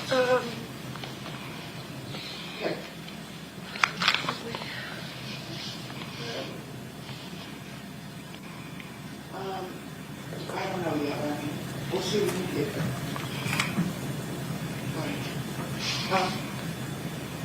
I don't. It's just at the Park City Family Clinic and Hospital.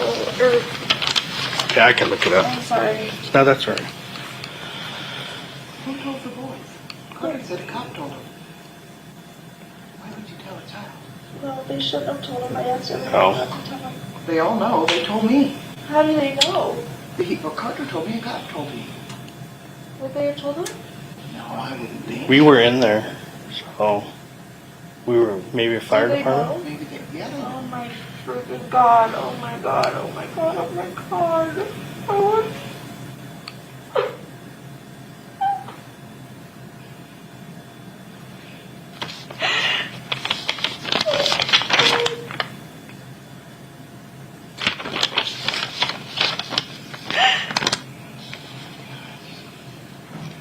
Oh my god! God, that number just kept ringing this morning, and I'm like, Yeah, because we couldn't find her phone. I thought somebody called from his cell phone, and then when you Google it, it says it's a spoof number. I'm like, what? I'm gonna go up here to these people. Mom, is the door closed? My room? Yeah. Yes, we- They won't let me. Is he still in here? So I'll explain to you what the process is right now. Because he was in good health and his age and everything like that. Okay, our medical examiner is going to come and do their investigation real quick, and then also our detective, just to make sure that everything's documented, correctly. And then from there, they'll explain to you what's going to happen. Most likely, what I'm thinking, because he has no serious health problems or anything like that. His age, most likely, they're going to take his body to the Oh my god. medical examiner's office just to make sure that there wasn't anything else. Okay. All right. Do you have any questions for me right now? No. He had allergy shots yesterday. Yeah, and that's what she was He wasn't feeling saying. good last night when I was here. What kind of allergy shots? Do you I know? think it's weekly shots. Him and his boy get weekly shots. So they're both just feeling good. Like seasonal allergies? Yeah. Okay. And where was that at? Park City. Park City. Family Medical? No. Jeremy Ranch, Granger Medical. Granger? Okay. Oh god.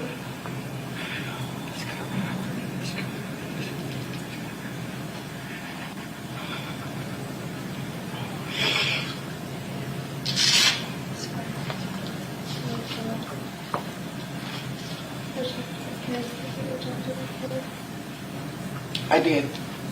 They're all watching TV. I said, you guys got to go back to sleep. It's 4 o'clock in the morning.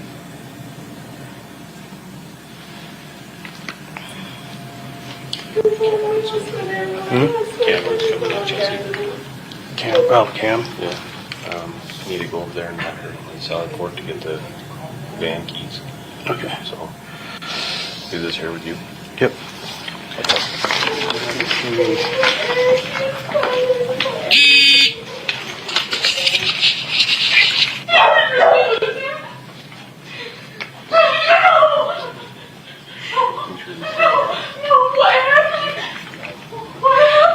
We don't know. We went to bed.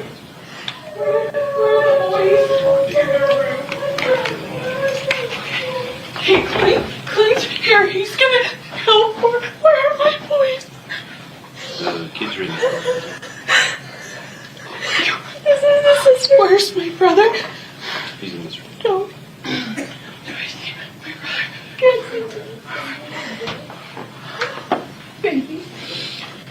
Kouri?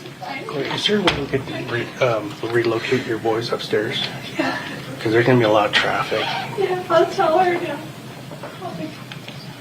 What? Wait, okay. Come on. Come on. Your cousin's over here. See you too. Mom, come on. Come on. Mom, they want all the kids upstairs. I love you so much. Come on, my sweetheart. Come on, sweetheart. Come on. We're good now.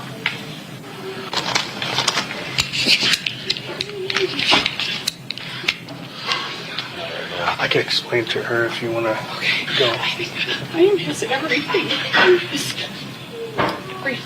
his will, everything. I miss power of attorney. I miss everything. We don't have to Go worry upstairs. about that kind of stuff right now. Upstairs with the boys. Go upstairs with the boys.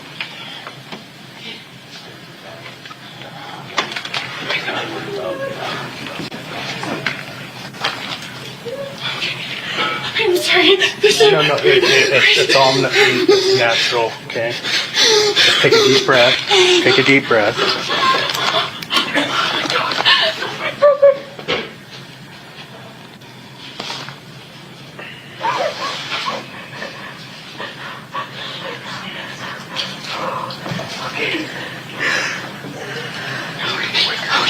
Okay, I gotta breathe. Oh my God, I gotta breathe. I just talked to him like a couple hours ago.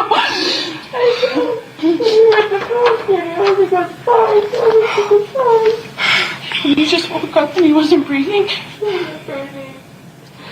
I went to bed. I went back to bed because I'm a nightmare. So I went back in our room about 3. And I just turned over to cuddle him, and his body was just so cold. I hadn't been gone a while. So the only information I know from what the medical staff that was here is he was cold to the touch, okay, and it seemed like he was down for a while. We went to bed. He was fine at 9:30. I mean, that's when I went to the bedroom with Ashton. I mean, so unless he went, like, I didn't hear anything. He didn't yell. He didn't say anything was wrong. Nothing happened. Like, nothing happened. Oh my God, this is not real. Nothing happened. Like, I didn't hear anything. And right across the room, like, if he was in pain, why didn't he yell? It sounds like he wasn't. I know, but I'm such a light sleeper, I could have heard anything.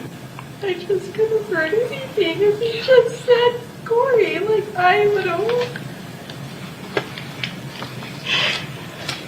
And he was so cold. He was so cold. I'm gonna have to get to I hope that's my brother.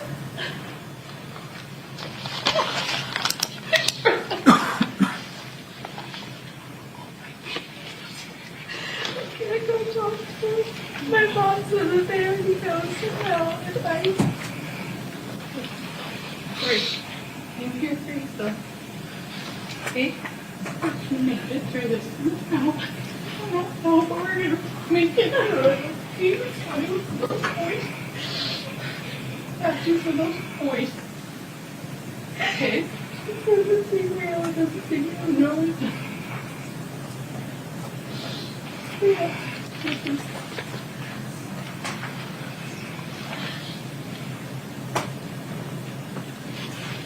This is real. I'm probably gonna go. I can't see your back. I can't talk to your dad.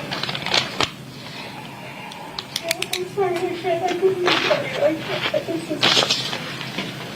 Okay, so what do we just have to... What do we have to do? What's that? Is there anything that we need to do?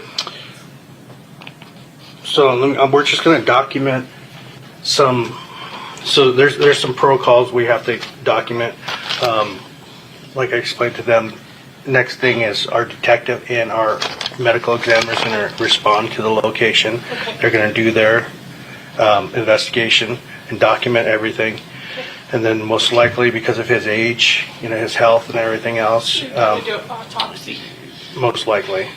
But that's their that's their field, not ours. So for us, our thing is now we have to just secure the scene until they get here, and then once it's released, it's up to them. And then most likely you guys will be able to, I told the guy that. I think we want him to go to the funeral home in Morgan. Okay. And that's something you get to talk to our medical examiner about.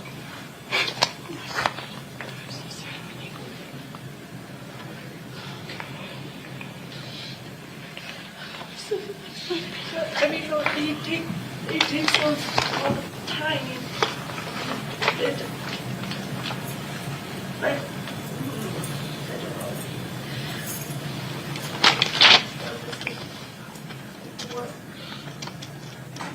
Seriously, we were just laughing and drinking it. I don't talk about tomorrow. We were celebrating. We were just celebrating you guys talking. For what?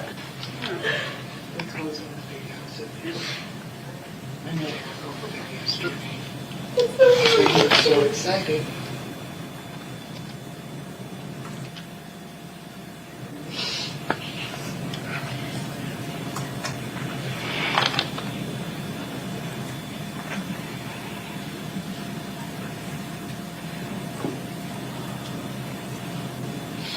Kouri, you have nothing that you can take it home?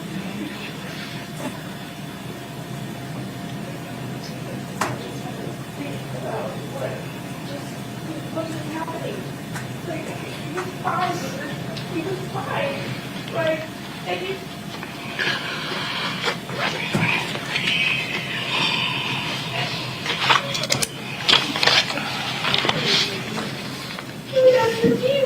We were 9:30, 9:45, like... I know! He said he's just hurt. I know, and then he's like, well, let's have a drink and then let's go to bed. And I was like, okay, so we did, and then that was it.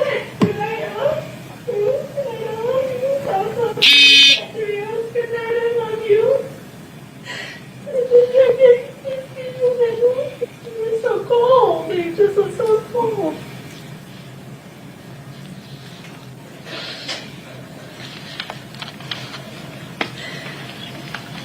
Is it hair?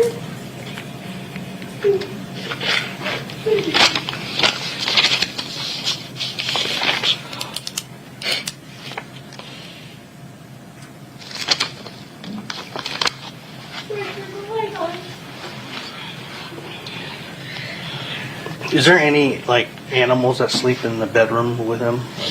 Yeah, my The dog. The dog on the bed with him? Most of the time. He's like a 10-pound little floofy.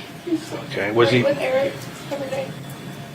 Was he on the bed when you came in? Was he on the bed? No, he wasn't in there when I came in.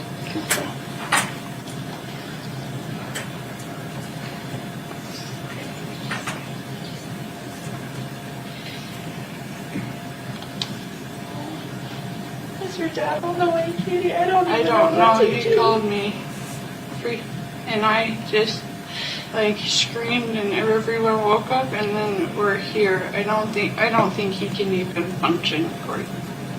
I'm trying to find someone to go with. Oh, my dad's almost here. Oh my god, I can't tell him, Katie. I can't even. I'll do it. I can't. I don't. It's fine. He was fine.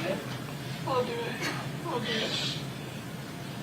My sister's almost here. Can you just please explain to them the process that they can't pass the threshold until it's really. What you're doing? Yeah. Okay. Yeah. Oh, is that what you're doing, standing there? Okay. Yeah, I thought you were seeing if I was gonna pass out or something. No, I my. And that too, Oh, I'm so shaky. I think I'm gonna stay sitting until. Oh, I will go. It's okay. Why do you have that stuff on his nose? It was like, what is that? So, like I said, I'm not a medical personnel person, but what the ambulance said was he did have blood I in his saw mouth. all the blood. So, everywhere. you know, they don't know. It might have been an aneurysm. They don't know. His dad has blood clots. I mean, he had blood in his stuff. It was like, looked like snot or something. Yeah, because when they do the CPR, it gets the blood flowing and it gets moving. And if it's not pumping, it'll. Oh my god. Well, when I was trying to just do the chest compressions, it just.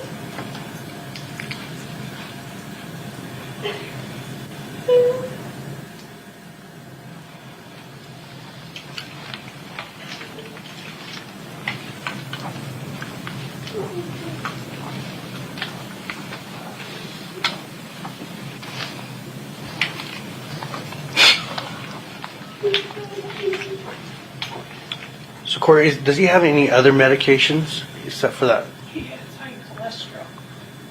Where would he keep his medication? Our house, not for that. Our house cleaner just cleaned. I can't find where she put anything. But he doesn't take his Lyme disease doctor just is weaning him off of his Lyme disease medication, so he's just taking vitamins for that.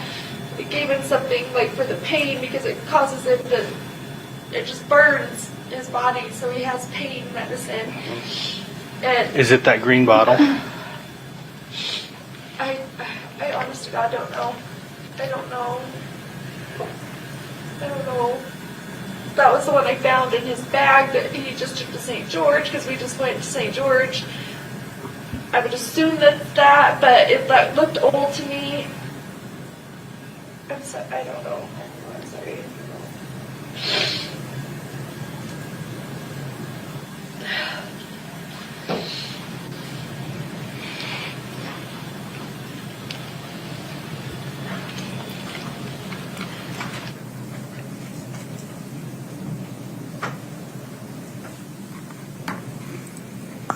All right, so Deputy Wynn, I want to show you a couple other exhibits. They'll pop up on your screen there, and we'll kind of move through them. So first we'll do Exhibit 1-4S1. And let's do 1-4S2. I'll ask you all the same questions about these. 1-4S3. 1-4S4. And 1-4S5. You recognize all of those photographs? Yes, I do.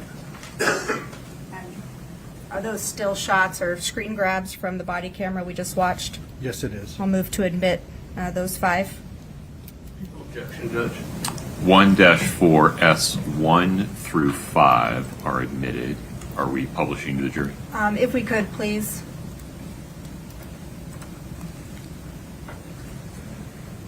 And Scott, if you could just move through each of these.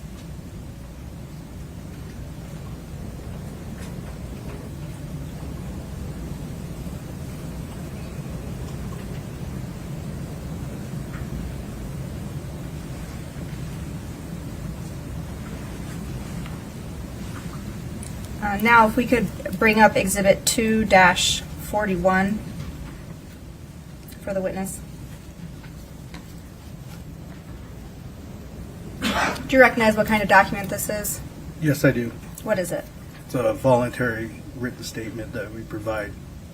And whose name and signature is at the bottom? Miss Kouri Richins. Okay, I'll move to admit Exhibit 2-41. No objection, Judge. 241 is admitted. And if you could publish that, please. And maybe zoom in on the text for a moment. It's a little small.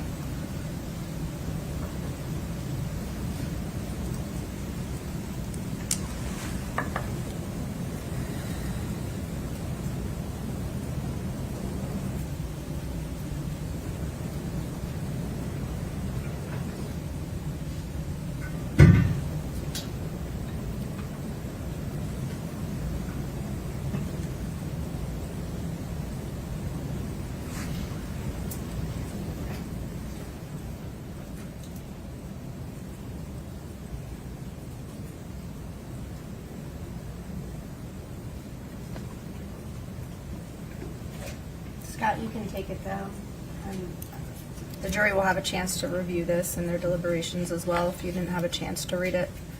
So Deputy Wynn, other than what we saw on that body camera footage, what were your other responsibilities that night at the home? Also a crime scene log, and a, I'm sorry, Your Honor, could you ask him to move the Just move the mic up. Yeah.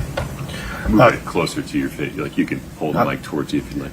so a crime scene log and also a death checklist. As part of that death checklist, are you looking for anything that might have explained Eric Richins' death? Yes, there's certain questions that we ask, and we just fill in the answers. So you mentioned on the video that you were securing the scene. Was that something else that you were doing? Yes, I was. So we also saw in the video that Kouri Richins volunteered THC gummies to you. Did Yes. you see any THC gummies in the home? No, I did not. What would you have done if you had seen them? I would document where they were at and advise the detectives and CSI upon their arrival of where it was at. As you're looking for things that might have explained Eric Richins' death, did you see any illicit drugs in the home? I did not. And what would you have done if you had? Again, document where they were at and relay that to investigations. And same question for drug paraphernalia. Did you see any drug paraphernalia in the home? I did not. And what would you have done if you had? Document where it was and relay it to investigations. Give me just a moment.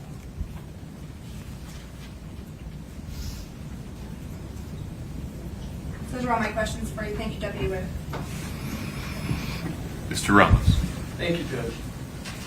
Judge, before I get started on the motion, as we were watching the video, I had what had previously been provided to defense of a transcript, and we've seen the transcript that was shown.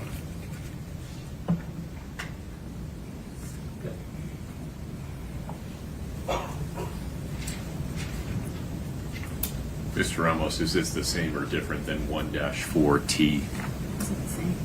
So, and I'll explain. Or is it a partial? So it appears to be sections, kind of clips.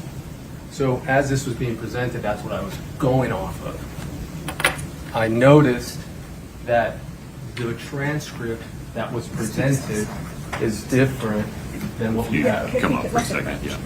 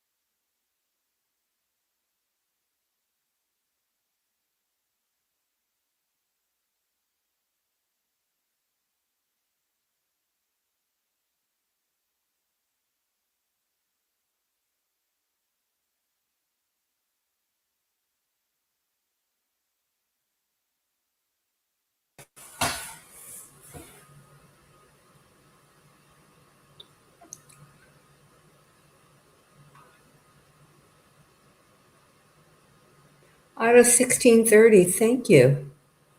It was very kind of you.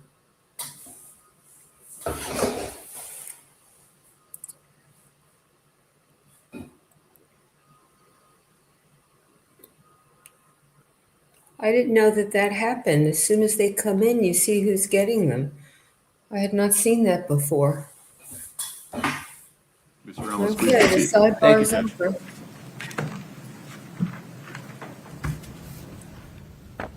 Mr. Nguyen, good afternoon. I don't even know what time it is. Good afternoon. Let's start off where we just left off. Ms. You're Sherbanak welcome, was Gia asking and questions TJ about Mom. what it is that you did or what you would have done had you found certain things. Fair?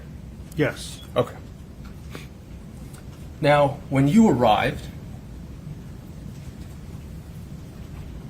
what we just saw, the videos we saw, that's from your body cam. Yes.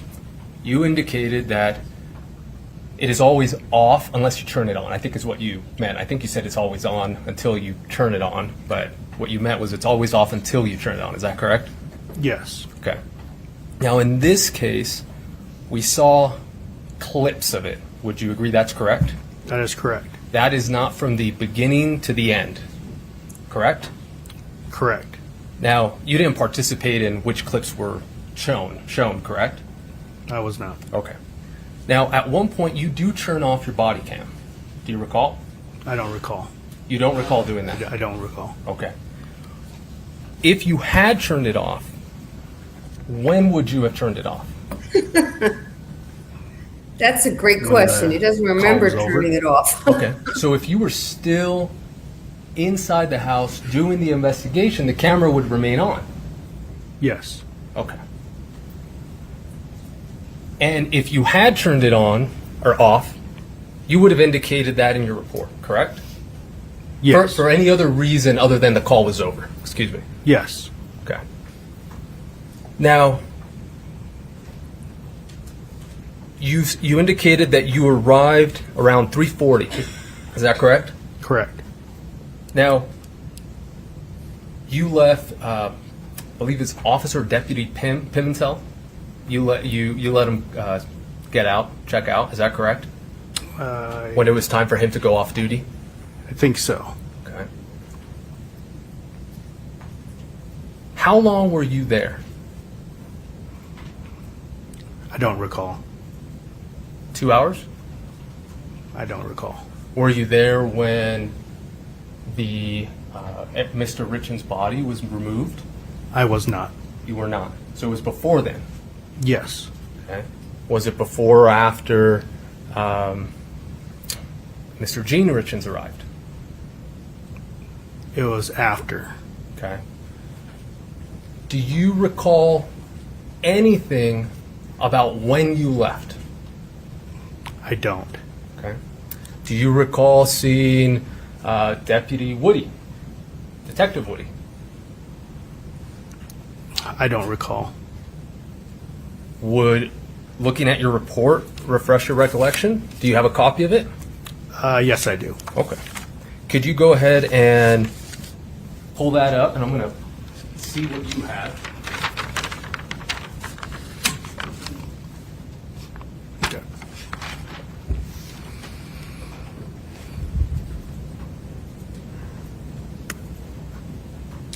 Give me 1 second. This is different from what I It's have. probably have it on the other side. Yes. Sorry.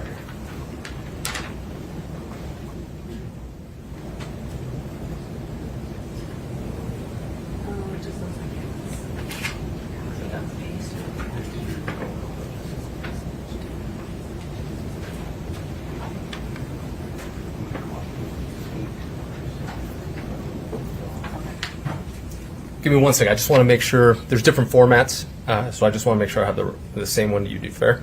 Fair.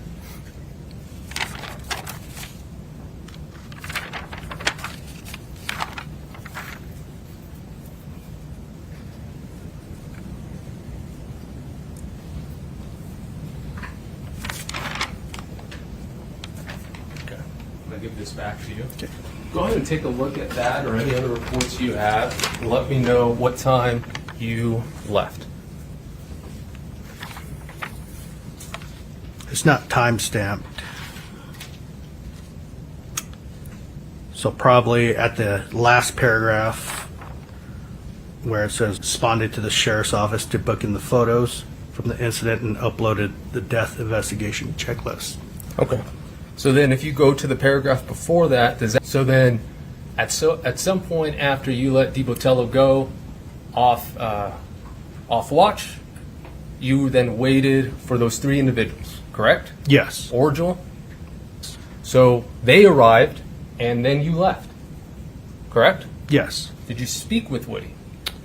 I think, no, I don't recall. I don't recall. Okay. I don't recall. Would you have put it in your notes? Yes. Okay. And it's not in your notes? No. And your body cam, based on what you just said earlier, would have still been on while Woody, while Oracle, while Sessions was there, right? Yes. Unless you would have shut it off. Yes. Which you didn't. Yes. Now, I'm going to put up just a still in just a minute of your body cam, okay? But before I do that, I want to ask you about your body cam.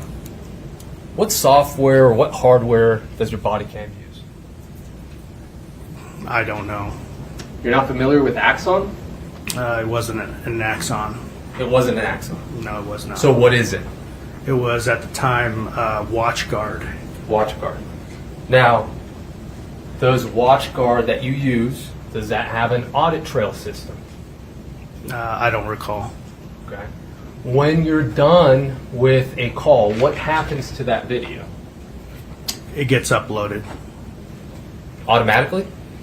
Upon, I think that system, when we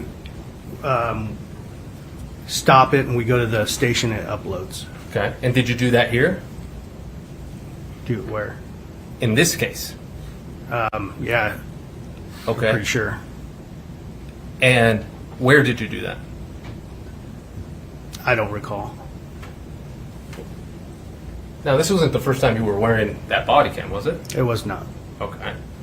How many times had you worn that body cam before March 4th?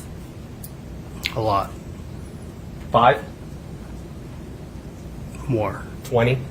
More. 100? More. Thousands? Possibly. And in those thousands, you've uploaded videos of your body cam, correct? Correct. You're familiar with the footage and how to upload it.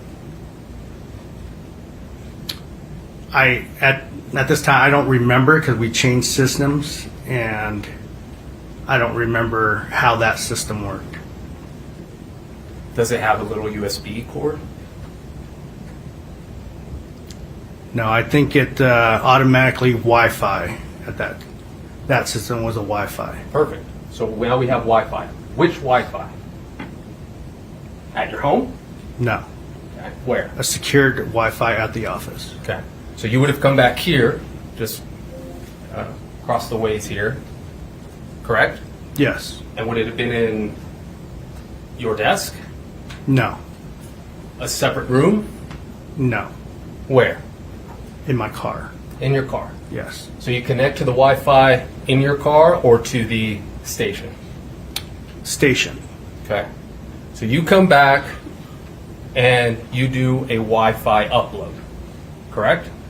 Correct. Now, at one point, you're told that it's been uploaded successfully.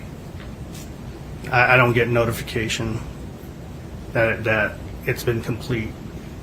So you just show up and it just automatically goes? Yes. You don't press a button saying upload? No. Okay, so now the software system it's an automatic Wi-Fi connection without you having to do anything to your body cam. Is that correct? Correct. Okay.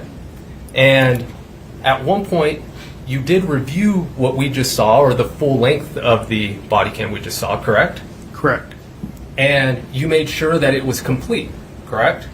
Correct. Okay. So if there's, actually, let me ask you this.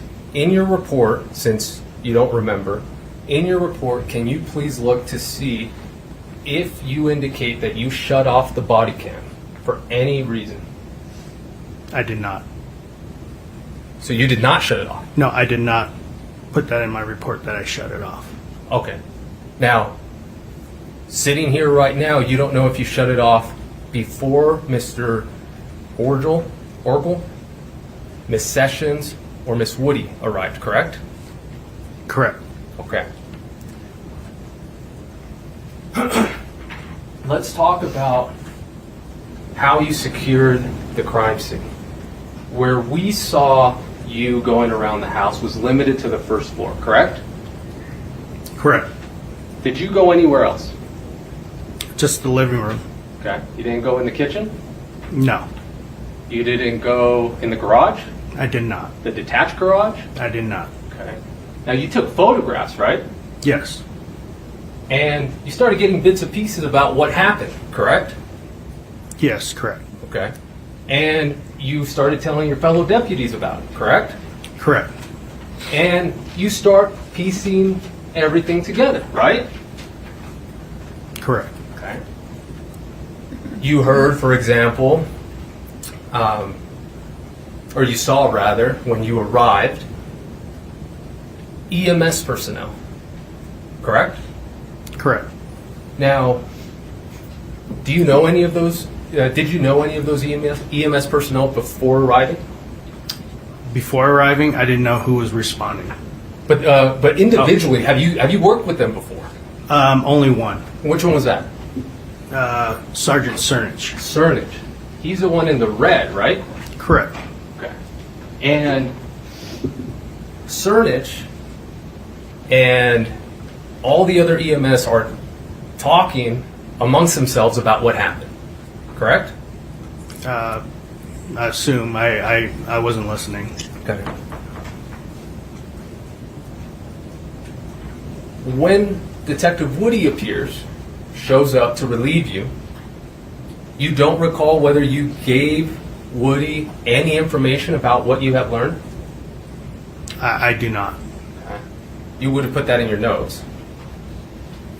That I would have passed on information? Correct. Possibly. If not, I would just tell her, explain her a brief of what I observed and to pass on information. Right, because this is a case where there is a dead body, right? Yes. And a detective is coming, right? Yes. You yourself told the family, told Kouri, hey, this is the protocol. This is what's going to happen, right? Correct. Because of his young age, right? Correct. Because he didn't have any mental health problems. Correct. Because he wasn't suicidal. Correct. All of these questions that you were asking Kouri were important, correct? Correct. And you were using it not only to fill out a form, right? It was to gather information. On the form. But for yourself. On the form, so that we're required to ask. Okay, so you weren't trying to get any information to pass it on to any other detective coming in to see what happened to Mr. Richins? Yeah. Yes. I was getting additional information. Of course. Because Yes. this is important. Yes. Right? Just like as counsel had indicated earlier, precision in this profession matters, and it matters even more in your profession, correct? Correct. So, you're there, you're gathering information for whatever's to come, correct? Correct. Because you don't know what's going to happen to this case that you were dispatched to, correct? Correct. You don't know if somebody's going to be charged, correct? Correct. You are a fact gatherer, correct? Correct. More importantly, you're a truth seeker, correct? Correct. Because you don't care, or shouldn't care, what this piece of evidence here means, correct? But I do care if it's evidence. But that's important. My point is this, is you are going to approach every single piece of evidence equally, Correct. Okay. And in order to do that, you need to know what it is that you're looking for. Correct? Not necessarily. Okay, let's take this example. You knew that they had taken a celebratory shot, correct? A drink? A drink. Yes. Okay. So, you know he's young, Mr. Richins, correct? Correct. You know that the protocol is to have a deputy and a medical examiner come in, correct? Correct. Because it's unusual that he died, correct? Correct. Okay. So maybe something is in this drink, correct? Possibly, but... Possibly. Possibly. Did you possibly go to the kitchen? I did not. You did not. Did you possibly look in the sink? I did not. You did not. Did you possibly tell another deputy he was there, go to the kitchen? I did not. Did you possibly tell somebody else, go look in the sink? I did not. You did not. That possibly is important. Right? Yes. Yes. When somebody loses their life, it's important. Right? Yes.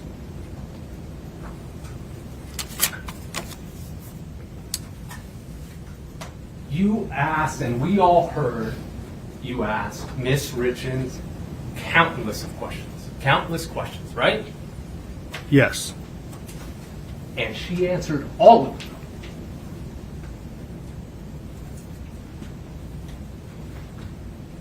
Yes. Yes. You asked her questions that were on your sheet, right? Yes. And then you asked her questions as things came up, right? I did, yes. Yes. Now, we saw you standing in the hall, and you were preventing people from going into her master bedroom, correct? Correct. To preserve the scene. Correct? Correct. Okay. Now, the reason you're doing that is because of all of these possiblies, correct? Correct.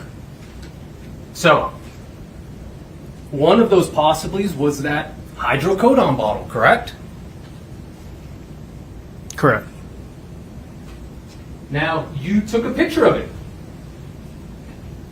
I don't recall taking a picture of it. Do you recall somebody taking a picture of it? Yes. Do you recall somebody opening it? I don't recall. Do you recall somebody taking a picture of the inside of it?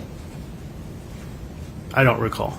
Do you recall getting that hydrocodone bottle and putting it in an evidence bag? I did not do that. You did not. Did anybody do that? I don't recall.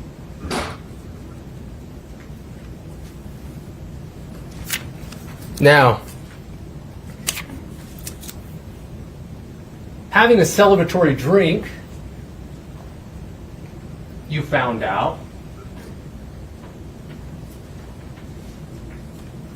happened in the house, correct? Yes. They didn't go out somewhere, correct? Correct. And you knew that Miss Richins' mother was also there, right? I didn't know. You didn't know? I didn't know she was there. Really? I'm going to have 1 second.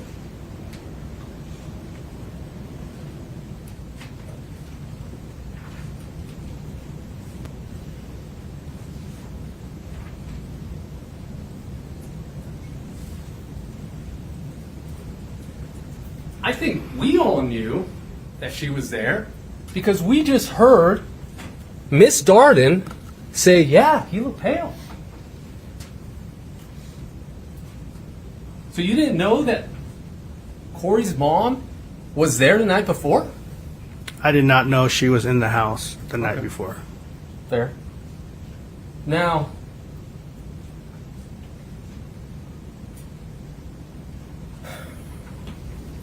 you were told, and you do know, that Kouri said maybe he took some gummies?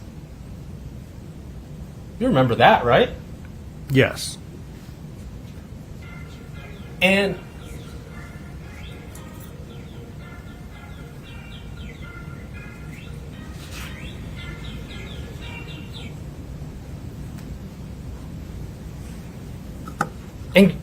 you have, I imagine, familiarity with gummies, right? Yes. Now, to be clear, I'm not saying you take them. I'm just saying you're familiar with them, correct? Yes. You know how big they are. They're not that big.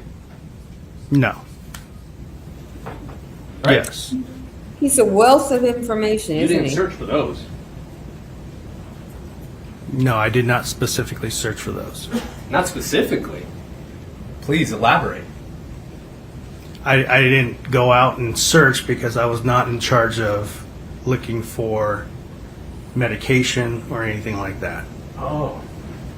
So you weren't in charge of it. Who was? Deputy Pimentel. Okay. So you told Deputy Pimentel to go do that. That was his job, to look for medications or anything like that. Right. But what I'm saying is, somebody would have to tell him, hey, go search for this. I passed that information to Sergeant DiBotello. Correct. You're passing along the information. Now, you were there for an unknown time, and you indicated Pimentel was the one who's in charge of looking for that, correct? Yes, he was assigned for that duty. Now, at one point, you relieve him. Correct? Deputy Pimentel? Correct. I don't recall. You just indicated a little bit ago that you relieved him so he can leave. Oh, when he left, yes. Yes. For him to leave. Correct. You relieved him, right? Yeah, not the medical checklist duty, but to relieve him to leave. Correct. Yes. On his way home. Correct? Correct. Okay. So who did you assign to take over his responsibility? I don't recall. Could you please look at your report?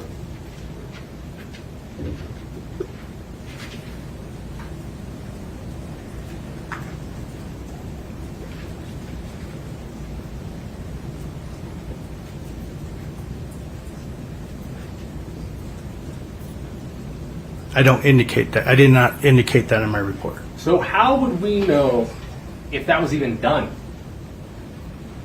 Because Deputy Pimentel will possibly write a supplemental report that cover what he did. Okay, so we'll ask when he's called. Let's say we'll ask him. Now, here's a thought. You don't search for gummies, and you would agree this whole environment's a traumatic environment. Yes, it is. Right? Yes, it is. For everybody, correct? Correct. Yourself included. Correct. I mean, there's such a thing as secondary trauma, correct? Correct. So, let's give everybody some grace. Now, you found out about the gummies from who? Found out what gummies? Who told you that he might have taken gummies? Oh, from Miss Kouri Richins. Correct. So who would know where the gummies are? Miss Kouri Richins. And did you ask her? I did not specifically ask her about the gummies. Not specifically about the gummies. Please elaborate. I asked her about his medical prescriptions. Nope. We're talking about the gummies. Did you ask her, Miss Richins, about the gummies that she told you about, that she volunteered? Did you ask her where they were? I did not. You did not. Did you tell Pimentel to ask her? I did not. You did not. So it's not like they were hidden somewhere. You knew where they could have been. Correct? I did not know where they... You couldn't have asked a question? You couldn't have asked them where they were? I could have. And you didn't, right? Correct. Now, you have been an officer since 2012. Correct? In Utah, yes, correct. What about before? 2003. 2003. In that time, you've learned quite a bit of things. Correct? Correct. How to investigate. Correct? Correct. How to document. Correct? Correct. How to interview. Correct? Correct. How important each case is. Correct? Correct. Because everybody counts or nobody counts. Correct? Correct.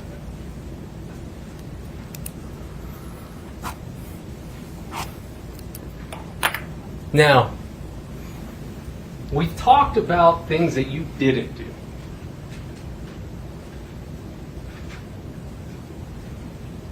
Let's talk about one thing you did do. Miss Richins told you how she got into bed and felt Eric's cold body. Right? Yes. And she starts trying to say, well, I mean, we keep the temperature up, right? Or down. Correct? Yes. And what do you do with that piece of information? What do you notice? That the temperature was set at 70 degrees. Cold body. And you check thermostat. Correct? Correct.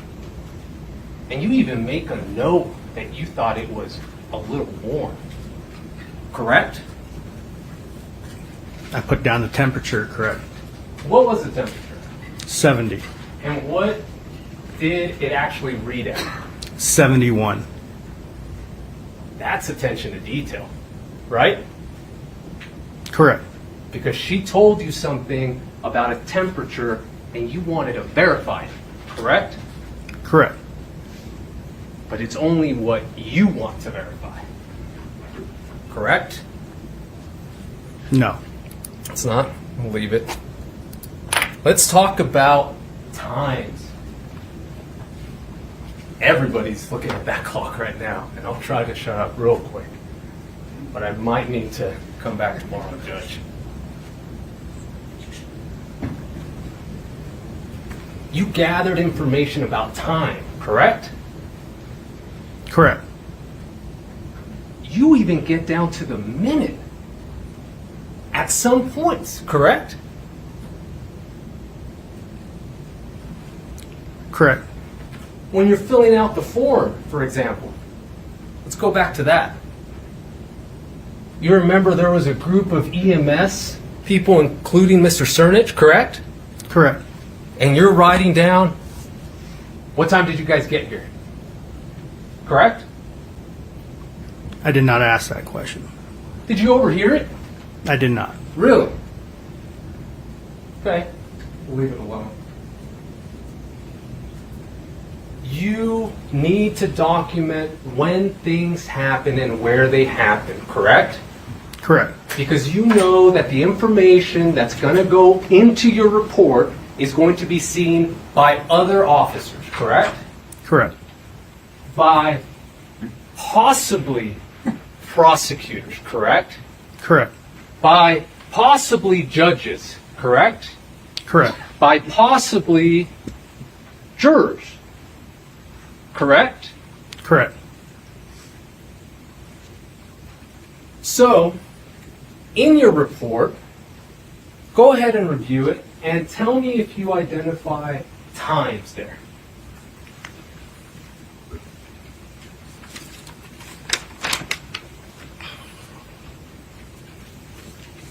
There's several. Let's start with the first. Are you on paragraph, let's see, 3? Yes. The narrative? Okay. And what is that time related to? The time they had a drink. Which was what? 9 o'clock. Now, is that exactly 9 o'clock?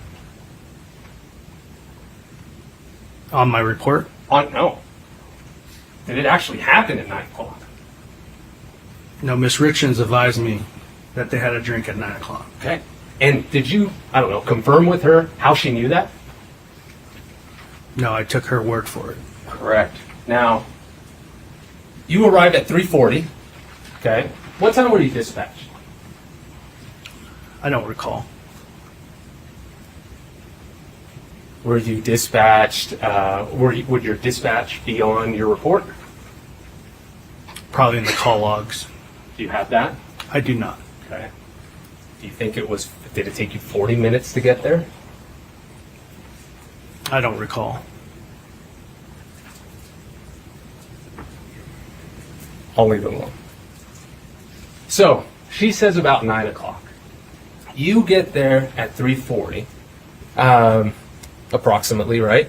Yes. Now, during this time, you had some conversations with EMS, I believe it was Offred that we saw in the video. Is that correct? Upon arrival? No. During your investigation, during the video we just saw at the end, she indicated, it's the lady who indicated, we think it's an aneurysm. Okay, yes. Yeah. And she had said he had been cold for a while, right? Correct. Okay. Now, the reason times are important, right, is because you need to try to figure out, hey, when did he die, right? Yes. Okay. So, when you say around 9, when you put around 9 in your report, or Ms. Richins says around 9, that's not exact. Correct? It's going off her statement. A generalization. Correct? Yes. Okay. Now, let's go to the next one. When's the next time you see a time arrival there? The time they went to bed. And when was that? 9:30.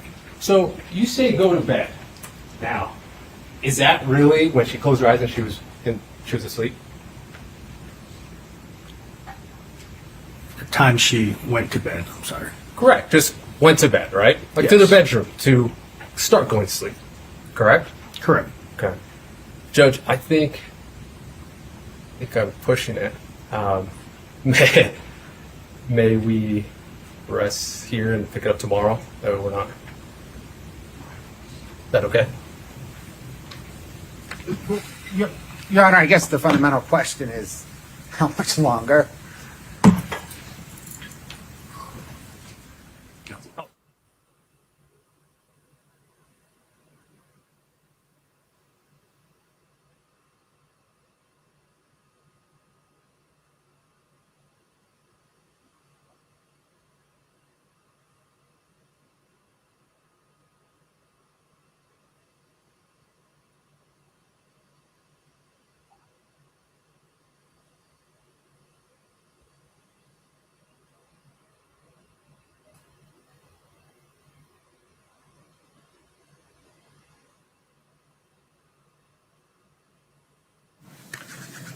Ladies and gentlemen, we've worked hard today. I appreciate your patience.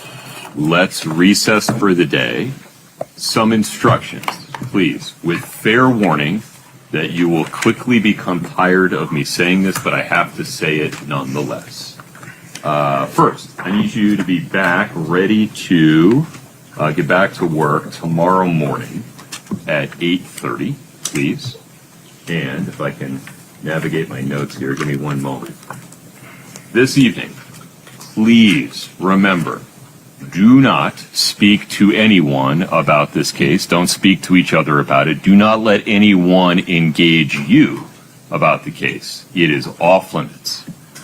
Please do not read, watch, or listen to anything about the case. You have to either actually or effectively change the channel. Move on if you see a headline, go to a different website, change the radio channel, go to another TV channel. Please do not read, listen, or watch anything about the case. Please don't post anything about the case. No research, no Google, no maps, no dictionary. Everything you learn about this case, you have to learn in the courtroom. I appreciate your patience. Please travel safely. Follow the deputy's instructions. We'll see you tomorrow morning at 8:30. Okay, we're off tonight. Let me see. And again, this is Prof. Joe Explains and Surviving the Survivor. Joel Waldman is in Iceland at the moment, but he should be back later in the week to join in to cover the trial. I hope the first day was, I don't know that I would say entertaining, but at least a good preview or a good start on what's going on here. Deputy, I need you to be back tomorrow morning at 8:30. Yeah. Make that happen? Yes.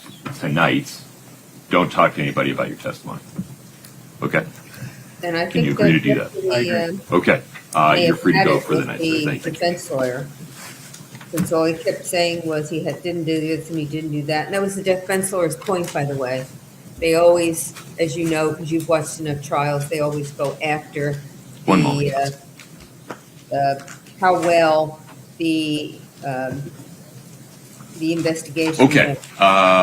Mr. Ramos, Ms. Nestor, Ms. Lewis, anything on the record today? Mr. Bloodworth, Ms. Sherbanak. Yes, Your Honor. Can we have a brief discussion as it relates to chain of custody, the Wainia case, and the state's Okay. need to bring I'm in going to certain cut chain of out custody where this this chain is of probably custody. beginning tomorrow. Okay. Doesn't This is strike me as something new that to me. would- I don't have much context for it. Help me out.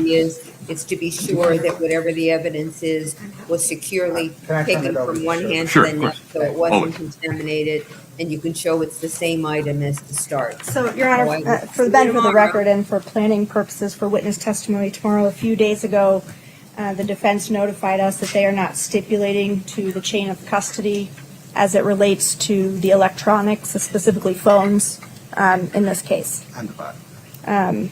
I thought they No, stipulated. they to the body. stick to the Yeah. body. Got it. So the state does not intend to call every law enforcement official who handled each phone. And the basis for this is State v. Wainia, 754 P. 2nd 667. Wainia essentially says, the conclusion there is that once the evidence is in the hands of the state, it is generally presumed that that item is handled with regularity, and absent an affirmative showing of bad faith or actual tampering, the chain of custody has been preserved. And so the state's position is that the defense has not, through either motion or proffer, made any affirmative showing of bad faith or actual tampering of these items. And absent that showing by the defense, it's the state's position we are not required to bring each of these witnesses in to testify in order to admit these items to evidence. Will you be laying foundation for, I'm inferring, a warrant was served, this device was seized, it was booked into evidence, it was tagged in this way, that's how we know this information was received from that device? Correct. So you'll be calling that witness or witnesses to get to that point? Certainly, how the item was found, and our crime scene technician, and being transparent, our crime scene technician, Ms. Gibson, is prepared to testify. This item was booked into evidence. It was packaged in this way. I secured it in an evidence locker. And after that point, it is released at times for different investigative purposes and always within the hands of the law enforcement system. And so that's the basis for our point today. In the ruling Are you asking for a ruling today, or just putting this on the court and opposing counsel's radar? Partially, the latter, because we want to be able to plan for these witnesses. Certainly, it adds quite a bit of people Sure. if we are asked to do that. And our position is that, and maybe that is our ask, is without that affirmative showing from the defense that would bad faith or actual tampering, then the state is not required to bring in every law enforcement official who handled those items. Can we get a clarification, Your Honor, just to make sure so that we can communicate and respond effectively? So she's talking about once they got the phone checked into evidence from then on. You're not talking about the people who located it and turned it into Ms. Gibson. You're talking about once Ms. Gibson checks it into the evidence locker or takes official control of the item, everyone who touched it after that, is that what you're referring to? Correct. Okay, thank you. That's the clarification I needed. Okay, so I think I understand the state's position. Does the defense need to put anything on the record about this today? Can we talk about it overnight and respond in the morning? Yeah, candidly, the first people you should respond to are the state. Yeah, we'll talk to Ms. Sperna. Okay. We can take this up first thing in the morning. Yeah. Give me a preview who you're calling tomorrow. We need to finish with Yeah, so we have Deputy Wynn. We intend to call the paramedic on scene. We have 2 other first responders who were there, Andy Cernich and Deputy Pimentel. And then after that, we are at Miss Gibson. So she is the one that we're seeking to admit these items through. Okay. It sounds like other than her, there wouldn't be testimony from investigating officers who executed the search warrant and bagged the evidence. Is that correct? Correct. Okay. I'm sorry, can you say that again? It sounds like other than crime scene tech Gibson, they're not planning to offer testimony of investigating officers who executed a warrant and bagged the evidence. That's what I was asking. That was my clarification. I think we now know. So, okay, so that's a This is part of different. the discussion I think you need to have with the state. Okay, so they don't want to call anybody except Miss Gibson? That's I'm not it? comfortable getting into this on generalizations because there's lots of evidence that was seized and it may be different depending on which piece of evidence we're talking about. I'm talking about cell phones. But there are a couple of those, if not Right. more. Yeah. There are. Your Honor, the That's state true. intends to call the officer that located the phone and then the crime scene tech, I think it's almost exclusively Chelsea. That's helpful. That bagged the phone. So, for example, without just for my helping me understand the argument here, Yeah. I recall the phone that was in the cup holder when Deputy Maynard stopped Ms. Richins when she was in her vehicle. For example. For example, who's getting called to say, I took that phone and put it in an evidence bag? So I think to use that example, the example is something like Deputy Maynard gets called and says, I walked over to Kouri Richins' car. She handed me the phone. I took it. I handed it to briefly to Deputy Woody. I sat there and saw her hold it for a few seconds while she handed it back to me. And then I took it with me to the home where I handed it to Chelsea Gibson, who bagged it. Okay, I appreciate that. Something similar for the other phones. Yes, there's phones. There's also, they're the ones that have multiple kind of chain links of custody after in the state's possession because they get brought out to be downloaded and put back and brought out to be analyzed. But the state's position is once we get it to Technician Gibson, correct, we, in the absence of an affirmative showing of bad faith or actual tampering under Wainea, we've satisfied our, my words, not the case's prima facie burden of showing chain of custody. We have satisfied, yes, everything after that will go to weight, not admissibility. Right. I understand. Except the extractor. We're not trying to be ridiculous. We don't want every single person whose finger ever touched the phone. We haven't asked for that with the evidence. We are not asking for that for anything, except for the body. But the person who extracted all the information from the phone is a key witness. I mean, that's a key part of the handling of the evidence. So are you saying you're not even going to call the extractor? You're just going to call Chelsea Gibson? No, for the Counsel, rather than doing this in real time, We will. in front of a room, have a discussion with each other. We will. Let me know if there's something specific you want me to get into. We Yes, can sir. readdress this tomorrow morning. Okay. Okay. Some additional discussions may be necessary. Understood. Okay. Anything else on the record today, Mr. Bloodworth? No, yeah. All right. May we check in tomorrow morning, say at 8:15, just to see where we are before we get rolling? Yes. Okay. Ladies and gentlemen, thank you for your patience today. The court is in recess.